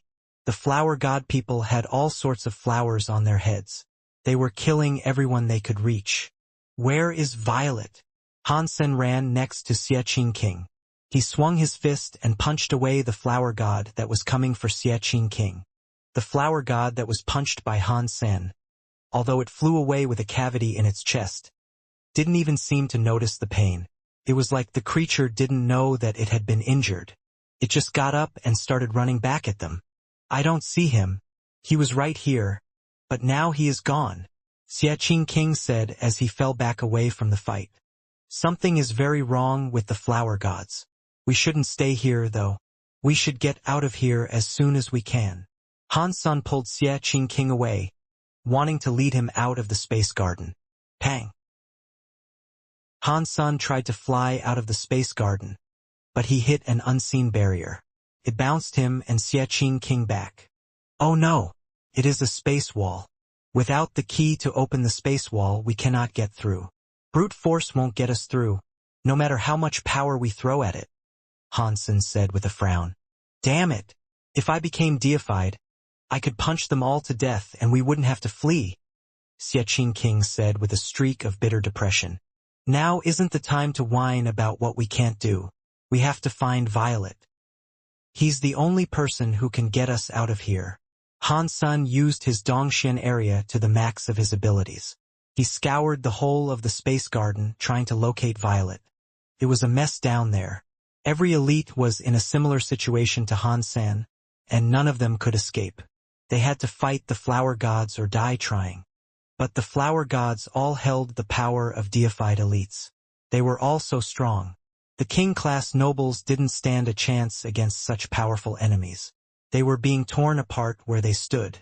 Even deified elites, against the 10,000 flower gods who were coming after them, were in grave danger. Lone Bamboo stood by himself, wielding a jade sword. He moved quickly through the flower gods, and wherever the jade sword went, a flower god was slashed and sent soaring. But even though his sword was powerful, he still couldn't kill the flower gods with it. Lone Bamboo wasn't the only one who was struggling either. Bai Wanjie, Jia Robber, and Dragon One were faring terribly, too. No one was able to kill a flower god. Catcha! Bai Wanjie used a deified weapon to slice straight through a flower god's brain. But even though its bisected brain and body fell into the soil, the creature healed so fast that the process could be seen with the naked eye. The creature was back on its feet in moments. That big space garden was filled to the brim with the acoustics of killing. The kings were basically all dead, and the deified elites themselves were not faring very well. Deified blood was everywhere. Let's go! Han Sen looked at Lone Bamboo. The talented Sky still had the power to fight, so Han Sen wasn't too worried about him. He grabbed Xiaqing King by the arm and flew tens of thousands of meters away, heading deeper into the space garden. The lower reaches of the space garden weren't too safe, either, but Han Sen had detected the presence of Violet somewhere around there. Han Sen sensed that Violet and a few other flower gods had survived the violent rapture, and they must have escaped to someplace below. A few of the flower gods emerged, and Han Sen swung his fists to punch them away like sandbags. Many of the enraged beings tried to stop them, but Han Sen couldn't be stopped. He fought his way through the space garden to reach the deepest recesses of the realm. He eventually came before a tree, and he struck the trunk, knocking a big hole in it. The tree was apparently hollow, and Han Sen hauled Xie Qing King inside with him. Once they were inside, flower gods that were chasing them backed off. "This place seems weird," Xie Qing King said quietly as he followed. "Indeed, it is weird," Han Sen agreed with a nod, glancing around warily. They were walking down a subterranean path, but the walls around them were not made of dirt or stone. They were very large vines that had woven themselves together like a solid wall. Furthermore, the vines were semi-transparent, and so they looked like blood vessels. Han Sen could barely make out the shape of the vines, but he could tell something was moving inside them. They hadn't walked for very long when they suddenly saw the space ahead of them start to widen. It led to a giant empty void. Countless tendrils had gathered together to form the walls of that giant underworld. Han Sen found Violet and the other flower gods there. They were standing in front of a huge vine that connected the floor to the ceiling. "Violet, you are a very evil man. Your tricks have brought harm to a lot of good people. Do you think you can get away with such acts in this universe?" Han Sen asked, walking slowly up to Violet. But Violet and the others didn't even spare him a glance. Their hands were folded in a praying gesture, and they were mumbling something to themselves. Violet did answer him, though. He coldly said, "If we didn't do this, the flower gods would have become extinct. There would have been no future for our people." As Violet spoke, Han Sen and Xie Qing King reached him. They looked at what he was keeping his attention on, and they saw a creature inside the pillar of tangled-up vines in the center of the enormous room. It was sitting there, and it looked like a giant. The creature had to have been 100 meters tall. Its entire body was like jade. The surface of its flesh shimmered like crystal. Tentacles coiled around its body, latching onto the creature in various places. They kept absorbing a substance or energy out of the giant. "What is it?" Han Sen asked, looking at the giant that looked like a jade statue. He felt a familiar presence from the giant. "He is God," Violet answered, his eyes looking very impassioned and earnest. "God? What kind of God is he?" Han Sen asked with a frown. "He has no tear. He isn't like those rubbish deified creatures. This is an actual God. It is God. And God can do anything." Violet's expression looked like that of a deranged madman. "How do you know he is really God?" Han Sen finally understood why that giant had a familiar presence. It was because, even though the being seemed to be dead, its body still had that feeling Han Sen despised. It wasn't really God. It was a god like King Jun. "I just know it," Violet coldly grunted. Then, he quickly explained, "The space garden you have come to know used to be a small Ganoderma lucidum. It was only the size of a man's hand. But due to an accident, the small Ganoderma lucidum spores landed on the god's dead body. It absorbed the god's power, and it has been growing all the way up until now. The Ganoderma lucidum's body became its own xenogeneic space, and it spawned so many xenogeneic plants. If this being is not a god, then what sort of creature's corpse could offer such power?" Han Sen looked at the jade giant. For all he knew, gods couldn't attack creatures of the universe. But also, the creatures of the world shouldn't be able to touch them, either. If that jade giant really was a god like King Jun, even if he died, it shouldn't be possible to use his corpse as a base that other beings could grow off of. What is this thing? Could it really be the corpse of a god? Han Sen's heart pounded as he tried to think. Before Han Sen could ask anything further, Violet kept on talking. He seemed pretty excited. "Our ancestors witnessed the beginning of the Ganoderma lucidum's parasitic claiming of the god's corpse, and they guarded this place with their lives. They tried to figure out what the god was exactly, but they were never able to find out. Our race, however, started to grow many flowers on our heads. These flowers gave us the ability to evolve quickly. Although we have been developing quickly, we've been struggling to catch up to the other creatures of the universe, which have been evolving for billions of years. The speed of our development has accelerated dramatically, though. It was like a big jump for our people. After many generations of research, We finally found a way to absorb God's power directly. We just had to turn ourselves into plants. We have imitated the Ganoderma lucidum's parasitic claiming of the god's corpse. In a way, it absorbed the god's corpse's power, and we intend to do the same. I don't think that your plan is going all that well. Those flower gods have power, but it looks like they were driven insane in the process. Han Sen now understood why the flower gods suddenly possessed such frightening levels of power. It was due to them leeching off the god corpse's energy. Yes, but we can say that we succeeded as much as we can say we failed. We used the tentacles of the space garden to allow ourselves to absorb the god corpse's power faster. We don't need to eat the xenogenic plants to gain God's power anymore. This way is faster, and our people are evolving much faster, which proves that our theory was correct. In the past, it was impossible for us to gain a deified elite.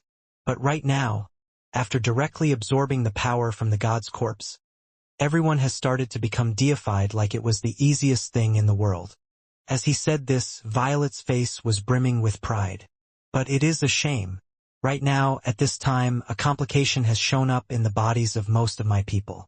They cannot handle the power of the god, and so they have started to become plants. Even their thoughts are starting to decompose. They even buried themselves in the soil to behave more like a plant. But I am different. Why are you different? Han Sen knew this was the most important point. He stared at Violet, who was looking more insane with every minute that passed. Violet's face looked so prideful. It couldn't be described. I am the chosen one. I can accept God's power. I won't become a vegetable like the rest of my people. I do, however, have a minor issue. I have to pass a test that God himself gave me. What test? Han Sen asked, his expression remaining completely impassive. I need the genes of other creatures to keep myself from turning into a god. Violet turned to look at the giant jade god. His eyes looked very sincere as he spoke. Xia King laughed out loud. He lifted his lips and said, "You make it sound so good. I think you need the genes of other creatures to avoid turning into a vegetable. This is a test given to me by a god. It is the first step on my path of ascendance. The first step for me becoming a god," Violet said coldly. He didn't seem shaken or put off by Xia King's mockery. Han Sen was still a bit confused by all this, so he asked, "If you need the genes of other creatures, why aren't you gathering the genes from the creatures that are dying up above us? Why are you praying to the god down here?" Violet smiled and said, "I don't need to take part in the chaos on the surface. When you guys came down here, everything was settled. You guys will become the sacrifice to the god, and I will take his place. If I'm understanding you correctly, what you're saying is that you aren't the one who needs the genes. It's him, isn't it?" Han Sen asked, pointing at the giant jade god. "You are quite smart. The power of the god's corpse is too strong. If I absorb it immediately, my body won't be able to withstand its power. But if I let the god's corpse absorb the genes of other creatures, those genes might help to soften the god's energy. Then, I can absorb the power of the god's corpse. Once the power is diluted slightly, it shouldn't be as destructive to my body." It seemed like the plan had almost succeeded. Violet was in a good mood, and he clearly wanted someone else to appreciate how successful his plan had been. That was why he was taking the time to brag to Han Sen and Xia King. Han Sen sighed and shook his head. "You are pathetic. I didn't think you would be so stupid as to do something like this. You are about to become his sacrifice, too." Violet smiled and said, "I know what you mean, but that's impossible. When gods die, they die. It doesn't matter how powerful they were in life. Once they're dead, they're just inanimate objects." "Are you sure that is true?" Han Sen kept an eye on the jade giant. He didn't think a god would die so easily. "Of course, I want to let him absorb the genes of other creatures, and I have expended a lot of effort making this happen. The more genes he has, the more power I will get." Violet sounded very confident. Han Sen didn't know if all the men who had fallen under a god's thumb were this dumb, but it was clear that Violet was completely convinced. It was like Violet was being sold as a slave, yet he was taking pride in calculating how much he was worth. "Time is almost up.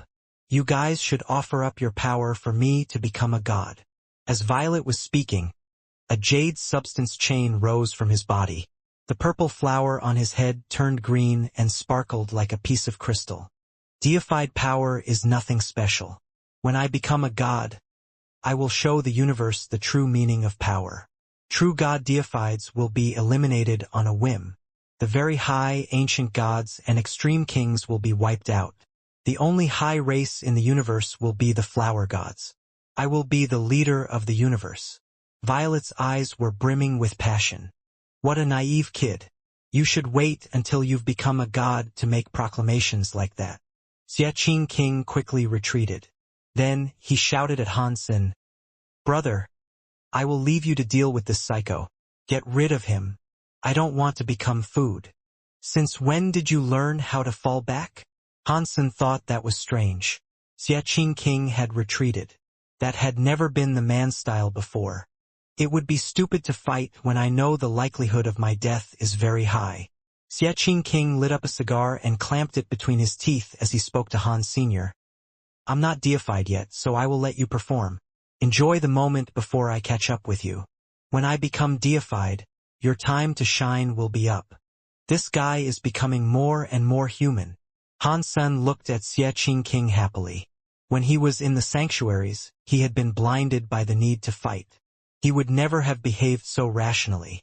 "Teacher Xie, I like your comics, and I admire your talent a great deal, but real life is not a comic. Right now, Bai Wanjie and those other nobles are nothing compared to me. I am stronger. I am afraid your guard will be of no protection to you." As Violent spoke, his substance chains became green vines. They writhed like long dragons as they reached out for Han Sen. In the blink of an eye, Han Sen was trapped between the vines. He was wrapped up like filling in a dumpling. "Teacher Xie, before I kill you, I will let you witness the power of a god. It is a shame you will be unable to draw this for one of your comics." Violet's eyes looked spaced out. The green vines were hollow like hoses, and they looked as if they were going to suck something out of Han Sen's body. God is above everything. God controls everything. God can take away everything. Although I am not God, I can take anyone's power for myself. Violet's face was full of haughty confidence as he finished boasting, but then his eyes widened. The green vines were attempting to suck Han Sen's power out of his body, but it wasn't working. Nothing was being drawn from him. That confused Violet a bit. Xiaqing King laughed and said, "I forgot to tell you, you aren't God yet, and even if you did become God, it would be pointless. That is because the guy in front of you is God's daddy. Even if you become God, you would still have to kneel before him." "What are you talking about?" Violet didn't even get the chance to finish his sentence. Pang! The green substance chains that had become vines were suddenly shattered.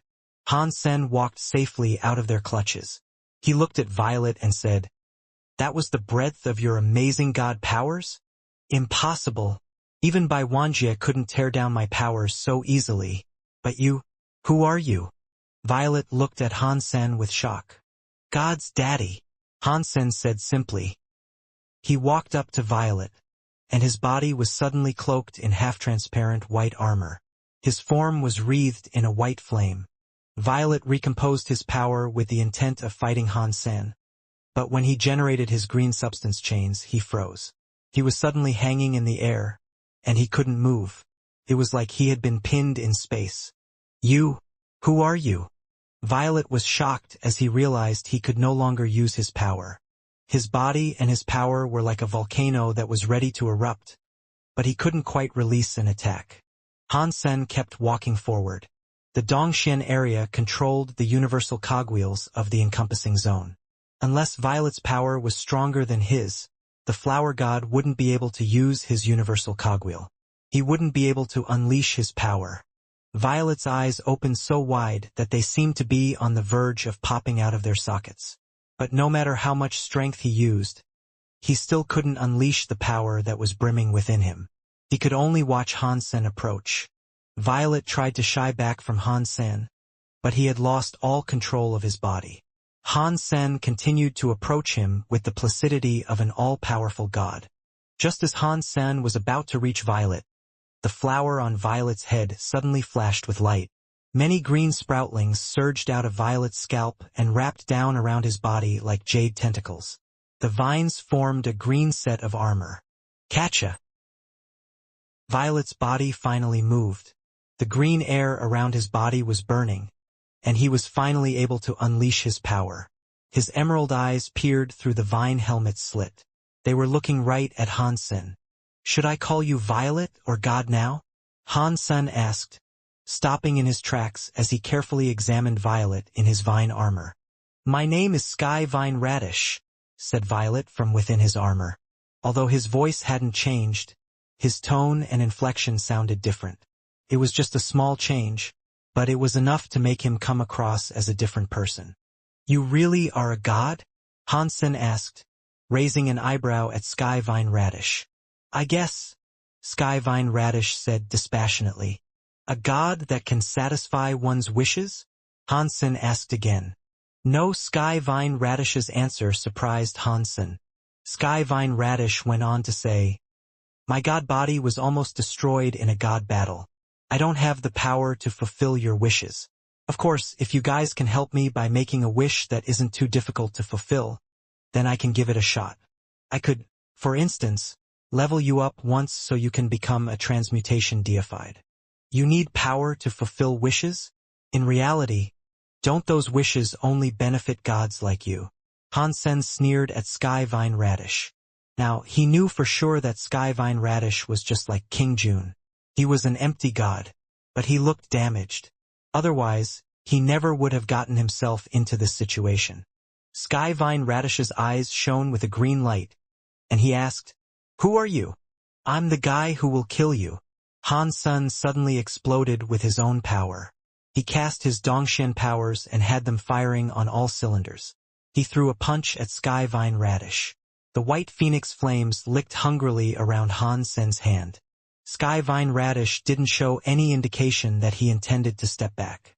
Instead, with amazing speed, he reached out his hand and grabbed Han Sen's fist. Han Sen gathered up power to attack again, but it was blocked by his enemy.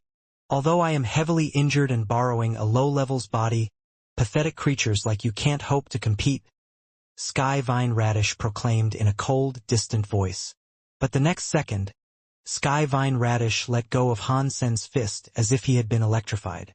He stumbled backward, raising and clutching the hand he had used to grab Han Sen's fist.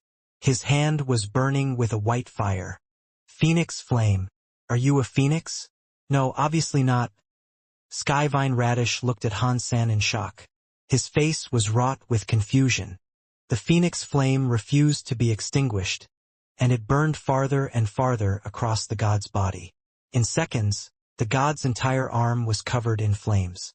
Han Sen hadn't expected his phoenix flame to be that powerful.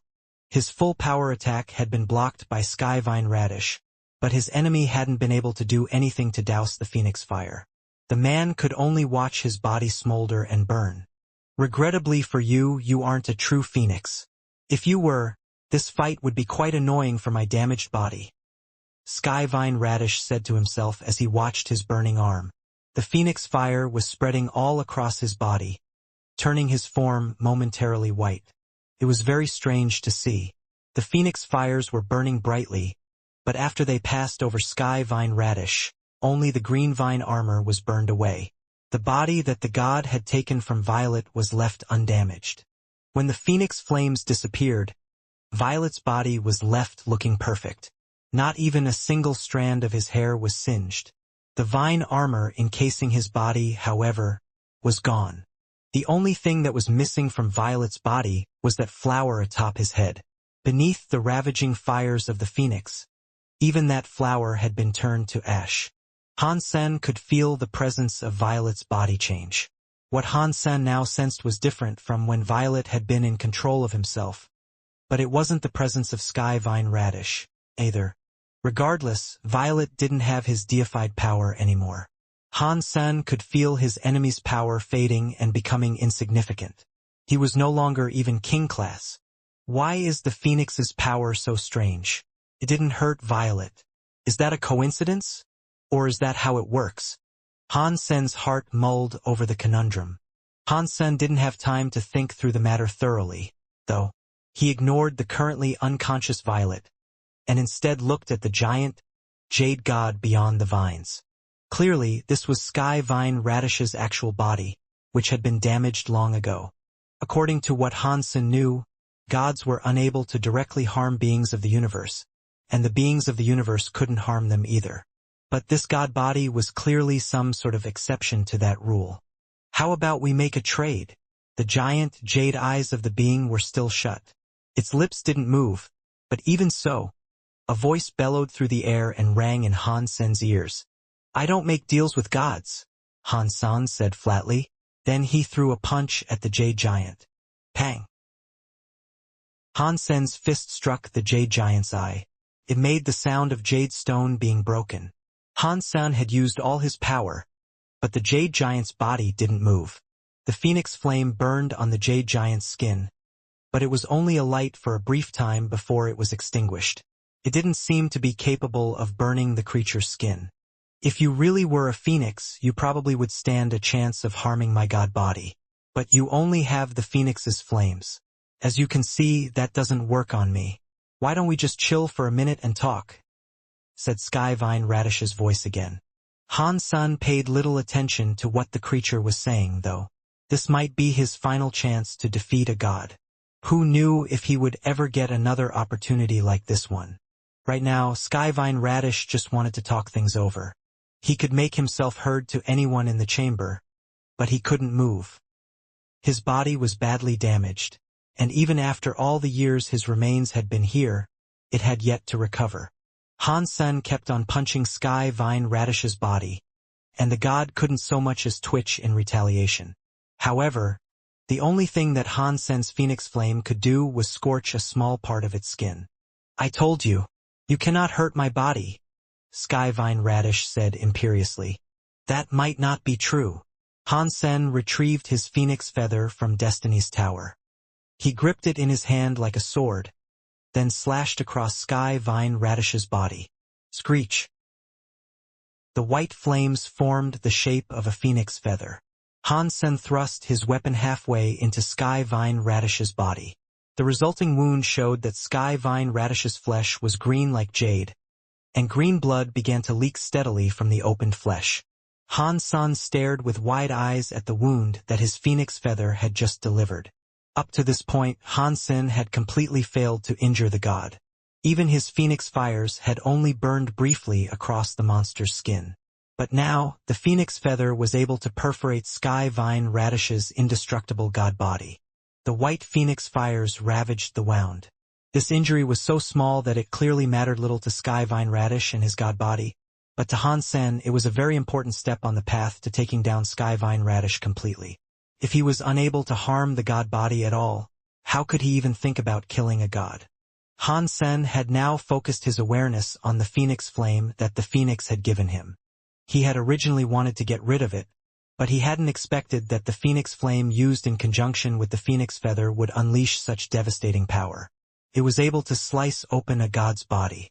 But right now, Han Sen didn't have the time to sit idly by and think through all the ramifications of what he had just done.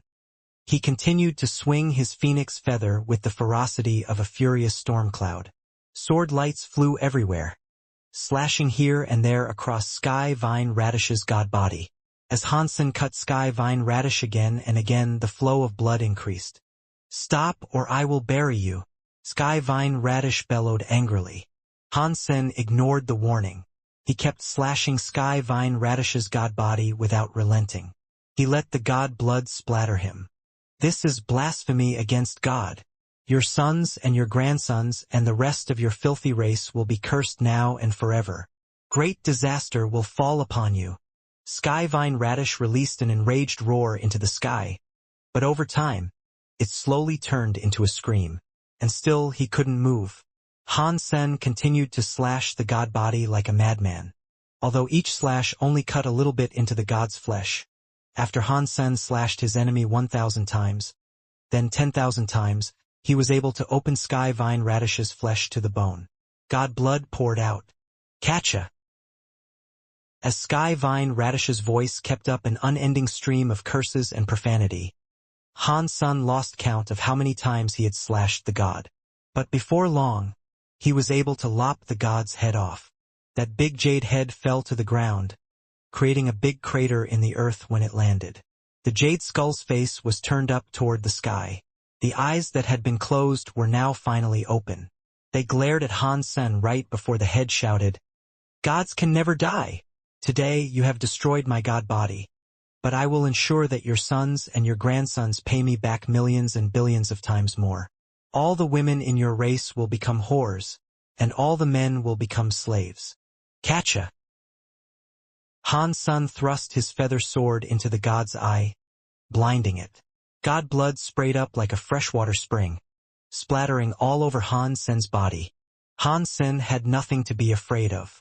Han Sen knew that his family was meant to fight these gods. He would not be intimidated by the empty threat of some ominous curse. Han Sen had seen how Sky Vine Radish treated the flower gods, so he knew that the gods never treated the people of the universe as equals. Gods thought of the people in this universe as little more than livestock. They would kill and eat the people that Han Sen knew for nutrition. If gods can eat people, then why can't people eat gods? Today I, Han Sen, will be the first person to dine on the flesh of a god. Han Sen licked the god blood around his lips, felt as hot as boiling water. Deified gene +1. God body evolution +1. Just one drop of blood can raise my tally by one whole deified gene. No wonder you are considered a god. Han Sen looked at his fallen enemy with disdain. He didn't stop moving his sword. He kept slashing the corpse over and over. Every slash parted flesh and broke bones. There was a reason that these gods were creatures of legend. Even with a heavily damaged body, it was still so strong. Its strength was difficult to comprehend. Han Sen had decapitated the creature and perforated its heart, but he still couldn't kill it. "I don't believe you can still live if I wholly dismember your god body." Han Sen continued to hack his way through the creature's flesh. He made sure to consume the blood that sprayed him. It was like he was swallowing lava into his belly. Han Sen felt as if his entire body was on fire. It was so hot, he wanted to take off his skin just to cool down a little. Deified gene +1. Deified gene +1. The announcements kept adding up. A single drop of god blood granted a deified gene. The body of a god could bring an unimaginable bounty of wealth to someone like Han Sen. God evolution 100%. Can evolve. Finally, Han Sen heard the announcement that he had been waiting for. But he didn't have the time to evolve right now. He was determined to kill Sky Vine Radish and do it soon. He couldn't give the monster any chance to reassemble itself and regain its fighting strength. Dong! Han Sen had been cutting his way through Sky Vine Radish's giant skeleton. But his blade had come up against a bone that it couldn't cut through. The other bones had snapped with relative ease, but he couldn't even leave a mark on this one. Han Sen was shocked, and he leaned closer to the bone to get a better look. Han Sen didn't understand much about how these god bodies worked, but it was clear that this bone didn't resemble any of the structures in a human body. The bone snaked its way around the heart and lungs like a crooked vine. It was green, and it was only 2 meters long. A bone like that, in a giant god body like Sky Vine Radish's, was truly tiny. Interestingly, the bone was shaped differently than the rest of the god's skeleton as well. Although most of the bones looked like they were made of a green stone, this one was rather transparent. Inside that bone, it looked like there were strange symbols floating. The bone seemed like something out of a dream, some mysterious item that could exist only in Han Sen's imagination. "Let's make a deal. If you stop this, I can help you conquer the universe." Sky Vine Radish's voice quivered with something that resembled fear. "Catcha!" Han Sen acted as if he hadn't heard Sky Vine Radish. He slashed at the bone that connected the giant's heart and lungs, and it was sliced open. Arg! Sky Vine Radish screamed like his heart was being ripped out and his lungs torn open. He hadn't even moaned when his head was cut off, but now he was squealing like a pig. "That must have been your weak spot." Han Sen grinned in delight. He swung his phoenix feather at the strange bone even faster. Every slash struck the tether between the bones, the flesh, and the organs. He cut that tether slowly. Sky Vine Radish kept screaming and cursing Han Sen. But Han Sen remained undeterred. Han Sen might obey God, but not this sort of God. You will die. Sky Vine Radish suddenly screamed when he saw that Han Sen was on the verge of slicing through the strange bone. His god body flashed with a green light. His flesh began to glow like superheated steel. Oh no! Han Sen suddenly understood what Sky Vine Radish was doing. The god knew that he didn't stand a chance against Han Sen, so he was going to self-destruct. Han Sen couldn't stop the god from self-destructing, so he pushed himself to strike even faster with his sword. He wanted to dig out the bone before the monster blew itself up. But Sky Vine Radish's body detonated far too quickly, and Han Sen didn't have enough time to cut the strange bone free. A scary power suddenly exploded from Sky Vine Radish's god body. It was like a nuclear bomb going off. Boom! At the top of the space garden, a green light shot into the sky like a volcanic eruption. Once it entered the sky, it spread out and began to shower the area. The light rain rained down across the flower fields, and the xenogeneic plants that touched the light rain started to grow at an accelerated rate. The whole of the space garden changed. It was like the sky and the earth had been flipped. Han Sen exited his super god spirit mode, and then he heard the announcement play in his head. Killed God Spirit. Obtained God Spirit. Found God Spirit gene. In the space garden, a green light fired into the sky like an erupting volcano. It made that whole area shake. In every corner of the Geno universe, a green tear became visible in space. It was like the very fabric of the universe had been wounded. BZZT. In that green, ripped space, a giant thing that looked like the temple of some ancient god emerged from the crack. The Geno Hall, the creatures of the universe, seeing the Geno Hall appear before them, looked confused. They raised their heads to stare uncertainly at the mysterious Geno Hall. No one had any idea why it had shown up. The Geno being scroll fights finished up not too long ago. Why is the Geno Hall appearing again? I bet some elite triggered the door for another lantern fight. I don't think so. Last time, when Kong Fei fought, there was a different feeling permeating the atmosphere. This feels like something else entirely. Back then, all the stars arose. But now, it looks like there is a wound in the universe itself. It feels different from the way it felt before. Yes, what is going on with the green crack? This is incredibly strange. I have never heard of something like this before. Seeing the green crack, I feel kinda sad. I want to cry. What is going on? On the peak of Empty Mountain, there was a woman with a holy horn rising from her head. She was standing next to a beast with green fur. They were looking out across the universe's green crack. Their gazes were oddly intense. It has finally appeared again. It has been 1,000,000,000 years since I was last able to witness the sadness of a god. I miss the era of Mountain Leader, the man who could go against the sky and kill gods, break the doors and mark his place. He became a god spirit. It has been 1,000,000,000 years since someone did something like this. Today, I am able to witness God's sadness once more, the green-haired beast said. He looked at the sight, an oddly conflicted expression on his face. I don't know who could go against the sky and slay a god right now, though, and even claim their god spirit seat. The horned woman frowned. This is a good thing no matter who has done it. It proves that the Geno Hall suppression is not infallible. Those gods are no longer omnipotent opponents. We can slay them and take their thrones, the green-haired beast said. It looked at the sleeping gold beast and said, this might be Empty Mountain's chance. With Little Mountain Leader here, nothing can prevent Empty Mountain from rising. Hearing the 3 words Little Mountain Leader, the woman's serious face showed a rare smile. The blood of the Little Mountain Leader isn't pure, so its potential is unpredictable, but it can certainly become a true god. And then, it will be able to go against the sky and become something even greater. It will go into the Geno Hall as Mountain Leader did. People will then know that Empty Mountain is still here, and the race is composed of invincible blood. Inside a scary red dwarf, there was a hidden palace. Within that palace, there were many creatures that looked like humans. They were staring at the god's sadness in space. If Han Sen had been there, he would have been shocked to find God's retribution amongst them. He was a member of Blood Legion. What we knew would happen has finally come to pass. For the first time since Sacred, a war of gods has finally started anew. It is a shame that we haven't sufficiently prepared yet. A man with blue eyes stared at the sky and sighed. Although we aren't yet prepared, it isn't as if we don't stand a chance. Blood Legion has remained hidden for too long. It is time to fight the god spirits in the sky. Perhaps. The blue-eyed man looked at the green crack in the distance. No one could tell what he was thinking.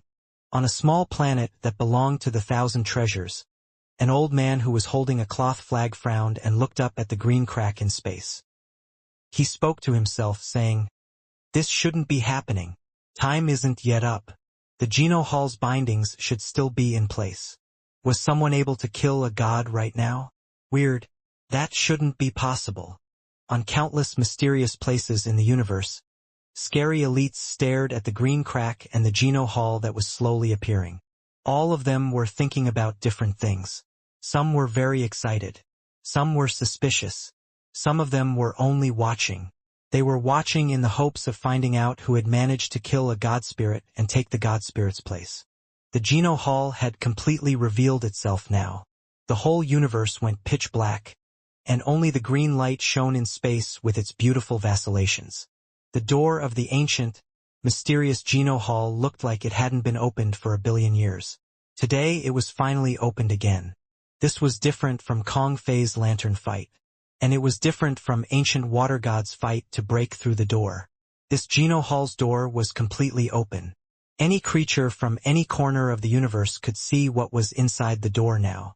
Inside the door was a giant statue that looked like it had been made from jade. Although it was just a statue, it was too intimidating to be described. The mere sight of it weighed on the mind like an anvil. When creatures with weaker minds looked at the statue, they found themselves kneeling before they even knew what had happened. But right now, blood was trickling down from the statue's eyes. The sight filled everyone who saw it with sadness. It was intimidating, but it didn't feel as threatening as one might have expected. With many creatures watching, that statue slowly came out of the Geno Hall. A webwork of cracks covered it. When the statue passed the threshold of the Geno Hall's door, it shattered into a countless number of pieces that scattered everywhere. The sky shook as if a thunderstorm was rocking space itself. It was like the sky was crying over the death of a god spirit. Who will be the new god spirit? Sky Palace leader squinted his eyes. He stared at the Geno Hall with its open door. A statue had departed the Geno Hall. There was an empty god slot up there now, and there was guaranteed to be a new master to claim the space. Sky Palace leader wanted to know who, in that era, could go against the sky and slay a god. The other people of Sky Palace felt the same way, too. They all stared at the Geno Hall door, and they waited for the elite who killed a god spirit to ascend to their rightful platform as a new god. But after waiting for a long time, they still hadn't seen a new being fly toward the Geno Hall to claim their seat. A voice boomed from the Geno Hall, sounding clearly across the nothingness of space. Sky Vine Radish has fallen. The god's personality is lost. Whoever has the personality of Sky Vine Radish can claim the god spirit's seat. Every person in the universe was shocked. A god spirit had fallen, and the god's personality had vanished. They had never heard of something like this happening before. The elite that killed Sky Vine Radish should have taken their god personality to the Geno Hall and become a god themselves. What does it mean for a god's personality to be lost? Does it mean that the elite killed a god spirit and didn't take the god's personality? No way. Such a powerful thing. Why did he not take it? Maybe the elite died alongside Sky Vine Radish. It is possible.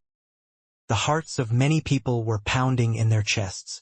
If the elite and the god really had died together, then anyone could find where the god died, claim the personality, and become a god themselves. As people all across the universe found their minds racing, the door shut, and the Geno Hall returned to the nether. But the sadness in the sky still lingered like a green mark. It didn't fade. Han-san was holding a bone that looked like a jade vine. He looked at it with curiosity. When Sky Vine Radish self-destructed, Han-san used his super god spirit body to survive the scary self-destructive powers. The things around him were not so lucky. Everything else had been destroyed by that explosion. There was not even dust left. Only that jade-like bone remained. It was unharmed by that manic explosion. It was the bone Han-san assumed to be Sky Vine Radish's weakness and the god spirit gene that was announced in his head. If I knew Sky Vine Radish's self-destruction would have evaporated all of his blood, I would have drunk my fill, Han-san said with a greedy tone of voice. It was not easy to kill a god spirit, and now I am only walking away with a bone. Oh no! Did Brother King die in the explosion? Han-san thought of Xie King, and nothing pleasant came to mind. Before Han-san went looking for him, he saw Xie King emerge from a cave with a face covered in dust. He flew toward Han-san and said, "That thing was so strong, it almost killed me." Han-san felt some relief. "Fortunately, you were quick to escape the radius of the detonation. Otherwise, not even a deified elite would have been able to withstand that self-destructive explosive."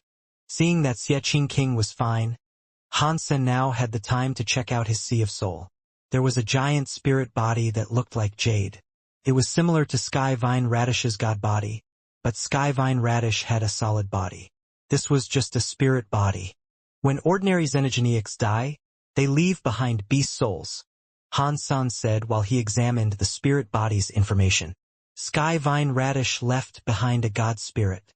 I wonder what the difference is. Sky Radish God. Destroyed class god spirit. What does it mean for it to be a destroyed class? Han-san's head was filled with questions. The levels of a god spirit seemed to be different from beast souls. There was no defined type, but there was a class. This was a destroyed class. Han-san tried to summon his Sky Radish God and see what it could do. Sky Radish God's giant god spirit body suddenly appeared in front of Han Senator. Its presence was like that of a flooding beast. It was immeasurably scary. It was like it could blow up the world with one punch. Is this thing like a pet beast soul? Han-sen's heart jumped. He commanded Sky Radish God to punch a wall in front of him. Sky Radish God adhered to Han-sen's thoughts and did what he was told. The green god spirit light on his body shone as he threw a punch into the wall. With its power, it was going to blow up the entire space garden. Han-san was worried about Space Garden being destroyed, but he was immediately frozen. Sky Radish God's power went through the wall, but it did not do anything to it. Even Sky Radish God's body went through the wall as if it was a phantom. Are these god spirits like gods? Can they not touch the substances of the universe? Han-sen tried to repeat the action a few times. No matter how strong Sky Radish God was or how much power it unleashed, it could not harm the smallest leaf. Han-sen was left fairly disappointed. I thought this was some good stuff, but it can't touch anything. This is rubbish. Han-sen suddenly thought, but that can't be right. If the god spirit was just like the other gods and could not touch or harm the substances of the universe, it proves they were the same kind. Does that mean the god spirit can hurt the gods? Han-san was thinking that might be possible, but there weren't any gods willing to stand up to him. He wanted to try his hand at guessing. But why was Sky Vine Radish's actual body able to be harmed by ordinary creatures like me? Was it really because he was injured? Or is there another reason? Han-sen continued to guess. He thought this entire thing was not that simple. Xie King flew over to Han-sen and looked at him with confusion. What are you doing? You keep moving your legs and hands. Did the explosion break your brain? Don't you see it? Han-sen was confused too. Xie King looked at Han-sen and asked, "See what? Do you mean the green vine that looks like a spear? The one you are holding. Don't you see him?" Han-sen pointed to where Sky Radish God was. What? Who? Is there someone here? Xie King reached his hand out to touch whatever it was, but there was no solid surface. His hand went right through the Sky Radish God's god spirit body. There is a weird beast soul that you cannot see or touch. It came from the guy who called himself a god. Han-sen explained the Sky Radish God's situation to him. When he heard that, Xie King was momentarily silent before saying, "So, do the god spirits look similar to the gods? Maybe it is just as you thought. Perhaps you can use them to go against the gods." "I sure hope so." Hansen nodded. He had been feeling terrible about his inability to fight the gods and how he always had to be passive before them. If the god spirit was able to fight the gods, it would be a beast soul he would cherish more than any other. "Let's not talk about that." Xie King looked around and said, "We made too much noise down here. I am afraid it is only a matter of time before people come. Let's just leave." Hansen nodded. He put the god spirit gene bone inside his Destiny's Tower and committed to an escape alongside Xie King. After they left, they saw the Geno Hall had been revealed. Hansen heard a voice coming from the Geno Hall. He quickly realized that the god personality the Geno Hall was referring to could have been the god spirit gene bone. Hansen was not going to take the god spirit gene to the Geno Hall. He wanted to know more about the bone first. He thought the space garden would have been destroyed because of sky vine radish self-destructing. When he looked closer, Hansen noticed the space garden had not been destroyed. It had actually become bigger. He did not know how much bigger it was, but the plant xenogeneics in the flower fields had mutated. They had become quite big and weird. Not far ahead, Hansen saw a big tree that looked like a strange snake. It was releasing a scary presence. He was able to tell that it was a deified class. It seems that after sky vine radish's power exploded and spread, it benefited the xenogeneic plants all around here. It has made them swiftly evolve. Now, the space garden is worth more than the old space garden. It will be perfect for us to build a base here. It is a shame Violet was blown to bits. That means we have missed out on the key to access the space garden. Xie King looked sad as he spoke. There must be a way. In Hansen's mind, he started to think, the space garden itself is a giant Ganoderma lucidum xenogeneic. If it is alive, that means we can talk and I can convince it. But I am afraid this Ganoderma lucidum's intelligence might be low. If it doesn't understand words, it might be difficult to convince. While Hansen was thinking, he heard the sounds of people coming from the left. They were headed for the battlefield. The people fighting were a group of extreme kings. They were engaged in a battle against a dozen flower gods. The flower gods had not recovered after Sky Vine Radish's death. They were just as crazy as ever. They were still wildly powerful. As they went, their bodies kept changing. They had become extremely strong. When Bai Wanjie unleashed his power against a flower god, he could only send them flying. The flower gods were never slow in catching up. Bai Wanjie, who was a deified elite, was the only one who could do that. The others from the Extreme King were doing even worse. There weren't many of the Extreme King following Bai Wanjie. Most of them looked to be riddled with injuries. It appeared as if many had been killed. The girl Hansen had spoken to before made strange movements. She was able to move perfectly when the flower gods chased her, and she was able to avoid taking damage from the fiends. Since they were not able to kill the flower gods, Bai Wanjie and the others could only flee. They did not have time to fight them face to face.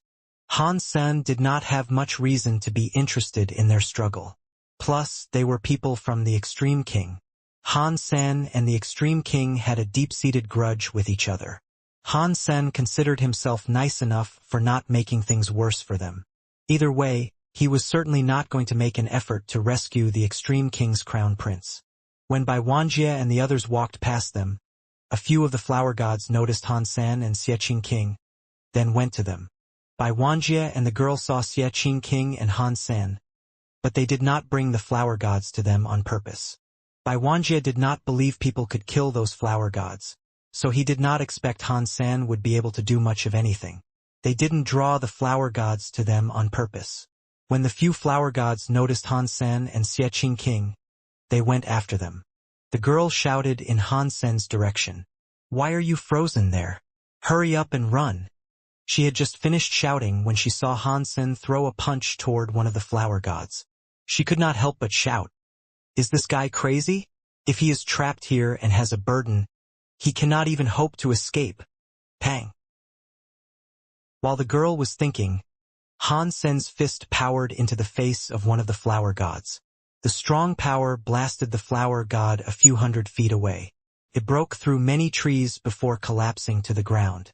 That power is unbelievable. The girl was shocked. Han Sen's punch was far stronger than what Bai Wanjie was able to do, which surprised her a great deal. Even if he is strong, it is futile. The flower gods can never die. Never. The girl was frozen. Her eyes were opened wide in sheer disbelief.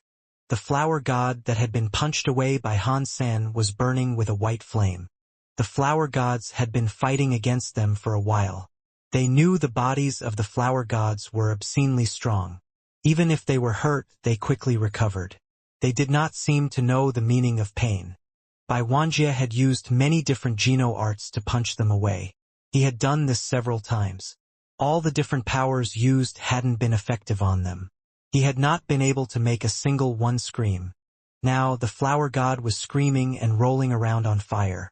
It squealed like a pig getting slaughtered. Han Sen and the other flower gods were not content to sit still. Han Sen's body was like a swimming dragon. He punched each of the flower gods once. Within the blink of an eye, they all fell on the floor. It was different from the flower gods Bai Wanjie had knocked to the ground. The flower gods Han Sen punched down were unable to get back up. They were all writhing around on the floor, burning due to the pain inflicted by the fire. It made Bai Wanjie and the others feel very weird. The scorching white flame was burning them, but the bodies of the flower gods did not look to be incinerated. Either way, the flowers atop their heads were rendered little more than ash. When the flowers were gone, so too was the fire. The few flower gods fell to the ground without any energy. They stopped screaming. They refused to get up and continue their assault. Bai Wanjie and the others sensed that the presence of those bodies had been weakened. They were not deified anymore. They were only king class at best. "What is that fire?" the girl asked with surprise. Clearly, Han Sen's power was the right remedy for sorting out those flower gods. "Thank you for helping me out." Bai Wanjie brought his people over to see Han Senator. He drew the final few leftover flower gods over. 2. Han Sen quickly dropped all of the flower gods onto the ground. Again, they writhed around in pain due to the fire. Upon seeing that, the extreme king people were shocked. They had been chased by the flower gods for a long time and run out of options. They thought they would for sure bite it in the end. After all, many people already had. The monsters, which had once been thought invulnerable, were killed by Han Sen with ease. They could scarcely believe it. That was especially true for the extreme king girl. She looked at Han Sen weirdly, as if they did not know each other. "You are welcome, my crown prince," Xie King said with a smile. "We are all trapped here, and so it is only right that we help each other out." Bai Wanjie thanked Xie King again. He looked at Han Sen and said, "I wonder what your name is." "San Mu," Han Sen coldly answered. But he did not look at Bai Wanjie. Bai Wanjie had no idea who he was. It seemed as if he really wanted to ally with Han Sen, as he went on to profusely compliment him. Han Sen just ignored him completely. He didn't say a word back. "San Mu is always like this. Please, do not mind him, Mr. Crown Prince." Xie King looked down at the flower gods without their flowers. They were not dead. They eventually staggered up to their feet. Bai Wanjie and the others from the Extreme King were going to kill them. But the flower gods walked in front of Han Sen and kneeled. They said, "Thank you for saving us. Please show us mercy and save the rest of our people." Han Sen did not speak. He looked at Xie King nearby. Xie King cleared his throat and replied, "We can save you, but what can you reward us with? If you two are willing to save our endangered people, we are willing to share the space garden," an old flower god said. Xie King smiled and said, "I don't like sharing things." The faces of the flower gods changed. They understood what Xie King meant. "If you guys can save my people, the whole of the flower god race will be willing to serve you." It was still the old flower god doing the talking. "Do you stay true to your word?" Xie King looked the old man up and down. "Yes, I am the leader of the flower gods," the old man said with a sigh. Han Sen and Xie King looked at each other. They sensed how happy they both were. They had broken their shoes, unable to find what they were looking for. Now they had achieved it all with ease. Bai Wanjie wanted the flower gods, but he did not know who Han Sen was, and he was surprised by Han Sen's strange power. He did not dare fight him. He just watched Xie Qingqing claiming the flower gods. The flower god people had been controlled by Sky Vine Radish, but their minds were not consumed. After the Phoenix Flame removed Sky Vine Radish's power, they returned to normal with full memory regarding what had happened. They knew if the flower gods were unable to overcome the curse, they would end up like mindless zombies. Now, the space garden had undergone major changes. The whole place was occupied by scary deified plant xenogeneics. With the power of the flower gods, they could not cultivate and develop the place. Therefore, they had to request the aid of Han Sen. First, only Han Sen was able to remove the curse plaguing the flower gods and free them from their doom. Second, Xie Qingqing and Han Sen did not have notable backgrounds. Via them, the flower gods might be able to prosper in the future. It is no use just saying that. Xie Qingqing looked at flower god leader and asked, "How are you going to make me believe the rest of the flower gods will be willing to follow us? You too, please follow me. I have something to give you. After receiving it, you can completely control the space garden." The flower god leader had no hesitation in telling Han Sen that. Xie Qingqing and Han Sen looked at each other. Xie Qingqing nodded and said, "Okay, if the flower gods really want to serve us, we will try to save the rest of the flower gods." They were ready to leave with flower god leader when Bai Wanjie smiled, stepped forward, and said, "Teacher Xie, since we are trapped here and cannot leave, we would like to help. If Mr. Crown Prince wants to help, please wait here. If there is something we need, we will come to you." Xie Qingqing was not dumb. He wasn't going to let Bai Wanjie and the others see the secrets of the space garden. "If things are like that, we will wait here for your good news." Bai Wanjie did not try to push it. He let Han Sen and the others go off with the flower god. After waiting for Han Sen and the others disappeared, the girl asked Bai Wanjie, "Nephew, why did you not kill them? The flower gods and Xie Qingqing are not scary, but San Mu is an enigma," Bai Wanjie replied. "His power is like the legendary phoenix flame. If it is a phoenix flame, he must have a true god phoenix supporting him. That is one of the sacred beasts. It is not something we can dare try to provoke. No matter which way you look at him, he doesn't look like a phoenix," the girl said. "I thought the 4 sacred beasts were killed in a god war. That is why it is so scary," Bai Wanjie said.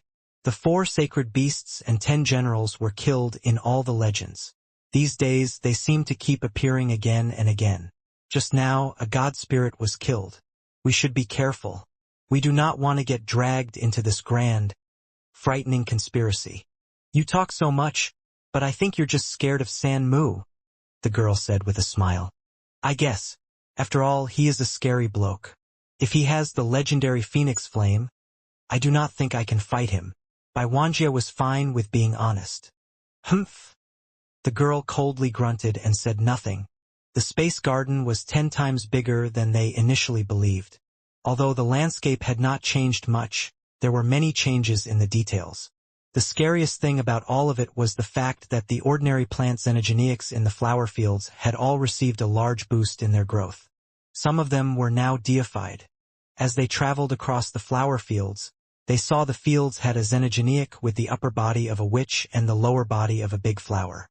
Deified plant xenogeneic. Han Sen looked at that strange witch flower. He saw a weird plant substance chain on her. She was obviously a deified class being. Has the queen flower already evolved that much? The space garden had many plant xenogeneics on the same level as the queen flower. If they saw boosts like the queen flower, the space garden will be a very dangerous place now. The flower god leader had a complicated look on his face. After he spoke, the queen flower opened her eyes. She stared at Han Sen and the others. Her weird purple eyes were glowing. Her purple-red flower clothes were waving in the breeze. She raised her jade arms. Suddenly, the garden had many thorny vines shoot out of the ground. They were like demon dragons headed for Han Sen and the others. Han Sen coldly grunted. He generated a phoenix flame and punched forward. The white flame went right past the flower vine. It was not able to harm the flower vine at all. Oh shit! Does the phoenix flame only work on sky vine radish? Can't it hurt these vines? Han Sen was shocked. Those vines were covering the sky and the ground, and they were all coming. The faces of Flower God Leader and others changed. They did not believe Han Sen had the chops to fight the Queen Flower. Han Sen's eyes looked cold, but he did not do anything. He merely coldly shouted, "Damn!" Then, his Dongxian area was cast around the vines of the flowers. They all stopped a few feet away from them. No matter how the Queen Flower shouted, the vines would not move. Han Sen did not use his phoenix flame. He teleported in front of the Queen Flower and punched the strange Queen Flower's body to blow her up. The Flower God Leader and the others were in shock. They thought, I do not know who this person is. I really cannot tell how strong he is. I do not know if the flower gods serving him is a good or bad idea. For now, the flower gods were out of options. Aside from Han Sen, no other being was able to save the flower gods, which were being controlled. Deified Xenogeneic hunted. Queen Flower. Deified Xenogeneic gene found. There was no beast soul and it made him feel ashamed. But the space garden had undergone many changes, and that managed to keep his spirits lifted. There were many plant xenogeneics in the space garden, which meant that the realm had a lot of resources to plunder. For Han Sen and the whole race, that was a good thing. Han Sen killed a few more mutated plant xenogeneics on the way, but he did not encounter any more deified xenogeneics. Under the guidance of the flower god leader, they arrived at a city made from vines. The vines used to build the city were once dead objects. Now they were booming with the vibrance of a healthy life force. They grew green leaves and all sorts of flowers. The entire Vine City's aesthetic was given a big boost in the pretty department. It thrived with an unbridled life force. The flower gods were visibly surprised to see what had become of their city. With a wry smile, one of the flower gods said, "The space garden is living up to its name. It has become a garden. I love this beautiful garden city. I am going to live here." Xie King expressed his love for that garden-like city. Pang! Suddenly, a fighting force erupted someplace in the distance. The flower god leader's face changed. Someone has invaded this land. The flower god treasure is placed. We need it to control the space garden. Hansen frowned. He hastened his pace to reach the place the flower god leader had referred to. When Han Sen rushed to that location, he saw that 20 to 30 flower gods were no longer themselves. They were attacking a swordsman. That swordsman was clad in green attire, and he was doing fine despite the conditions of him being surrounded. No matter how strong the flower gods were, they could not lay a finger on his garments. Every sword strike unleashed could damage a flower god. Although the destructive power was not enough to kill the flower gods, they were able to make the flower gods lose their abilities of combat for a bit and fail to chase the swordsman. Lone Bamboo really is so powerful. Han Sen was shocked. He recognized the swordsman as no other than Lone Bamboo. Even though Lone Bamboo was strong, he did not have enough power to kill the flower gods. After all, they were creatures under the control of a god. They had special powers and were very difficult to kill. Han Sen pulled out his phoenix feather and flashed forward. It was one strike for one enemy. The flower gods struck by the phoenix feather burned. They were crying in pain on the floor. Not long later, the flowers on their heads turned to ash and their bodies returned to normal. "You have very powerful sword skills," Lone Bamboo said. "What is your name?" "San Mu," Han Sen answered. Lone Bamboo was shocked. He looked at Han Sen with a weird face. There's no way this guy noticed something, Han Sen nervously thought. Lone Bamboo said nothing more. The flower god leader and the others assembled. They were gasping as they asked, "Lone Bamboo, did you get my flower seed?" Lone Bamboo smiled. "I have heard one of the elders of the race say the flower gods control the space garden through the use of a seed. I was going to go and claim it, but it is a shame that the location of the seed has been captured by a scary xenogeneic. Not even I can get inside there." "Xenogeneic? What xenogeneic?" The flower god leader was shocked. The location of the seed should not have had any plants or plant xenogeneics around. Even if the space garden xenogeneics had mutated, there should not have been anything in that particular location. I am not sure what kind of xenogeneic it is, but it is a kid in a red robe. He is bald and has a red mole on his head. Lone Bamboo described what the xenogeneic looked like and said, "That xenogeneic's power is weird. It can control the xenogeneic plants all around it. That place has been taken over by a dozen deified xenogeneic plants. I was unable to gain access." When the flower god leader heard what Lone Bamboo had to say, his face changed. He screamed and asked, "Could it be that the flower seed has mutated and become a xenogeneic?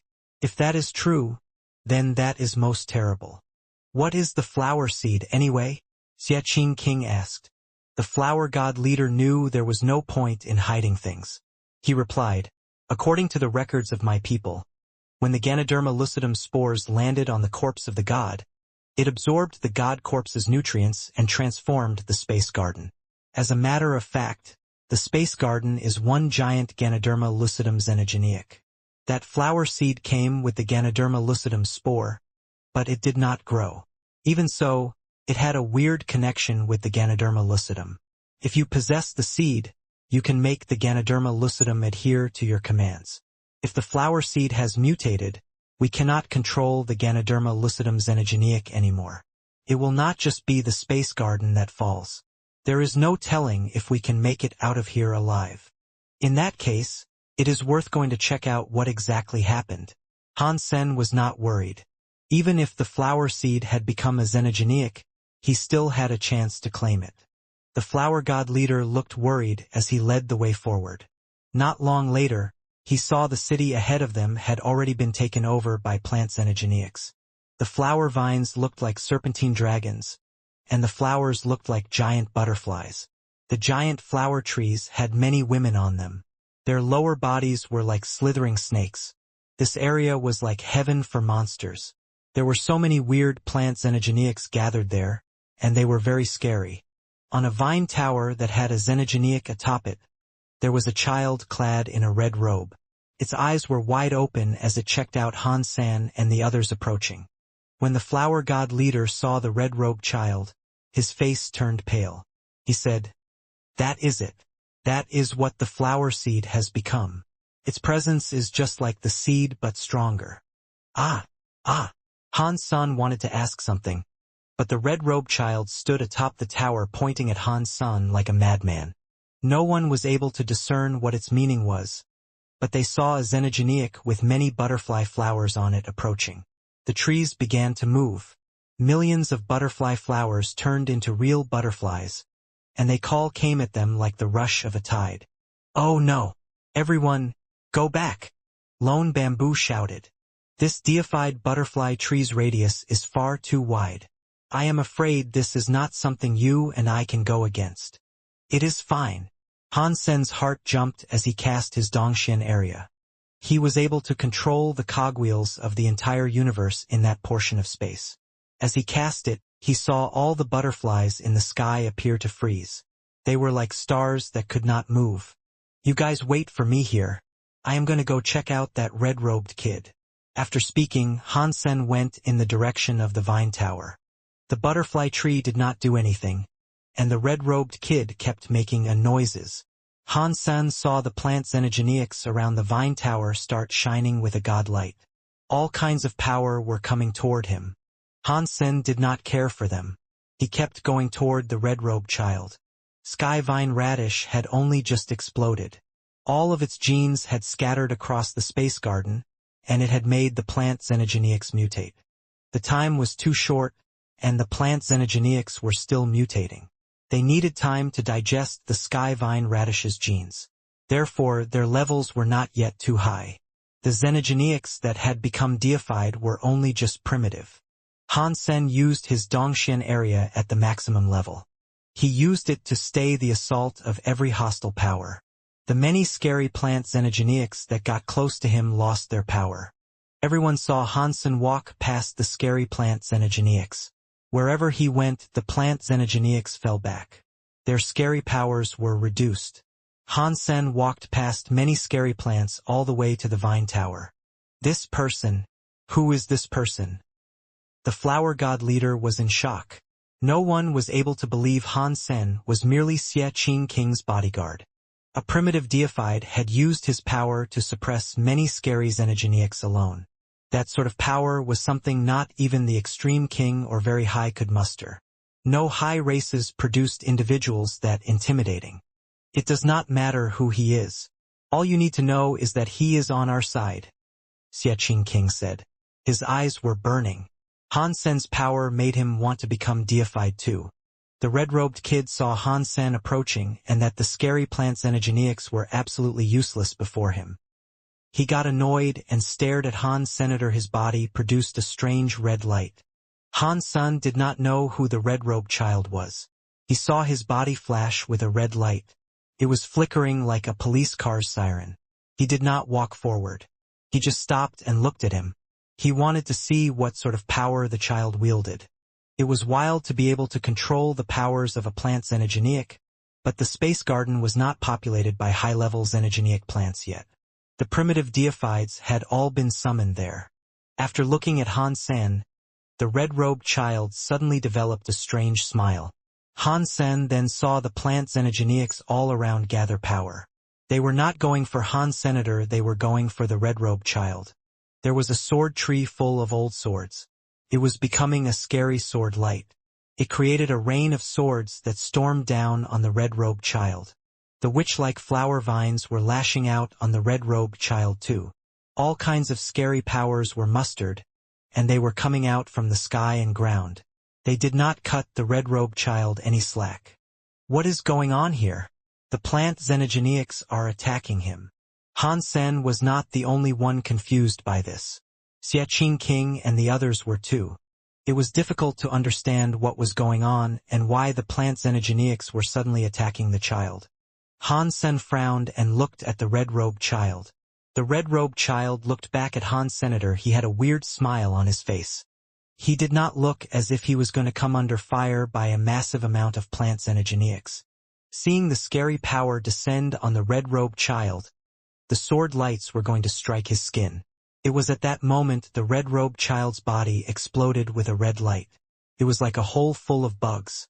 In the next moment, something weird happened. Han Sen felt some power come down on him. He did not have time to react. His body suddenly teleported. He appeared right where the red-robed child was a second ago, and the red-robed child appeared where Han Sen had been a moment before. It was like they had just swapped space. It was fine to swap space, but the scary power was surrounding Han Senator. The power was already able to land on his body.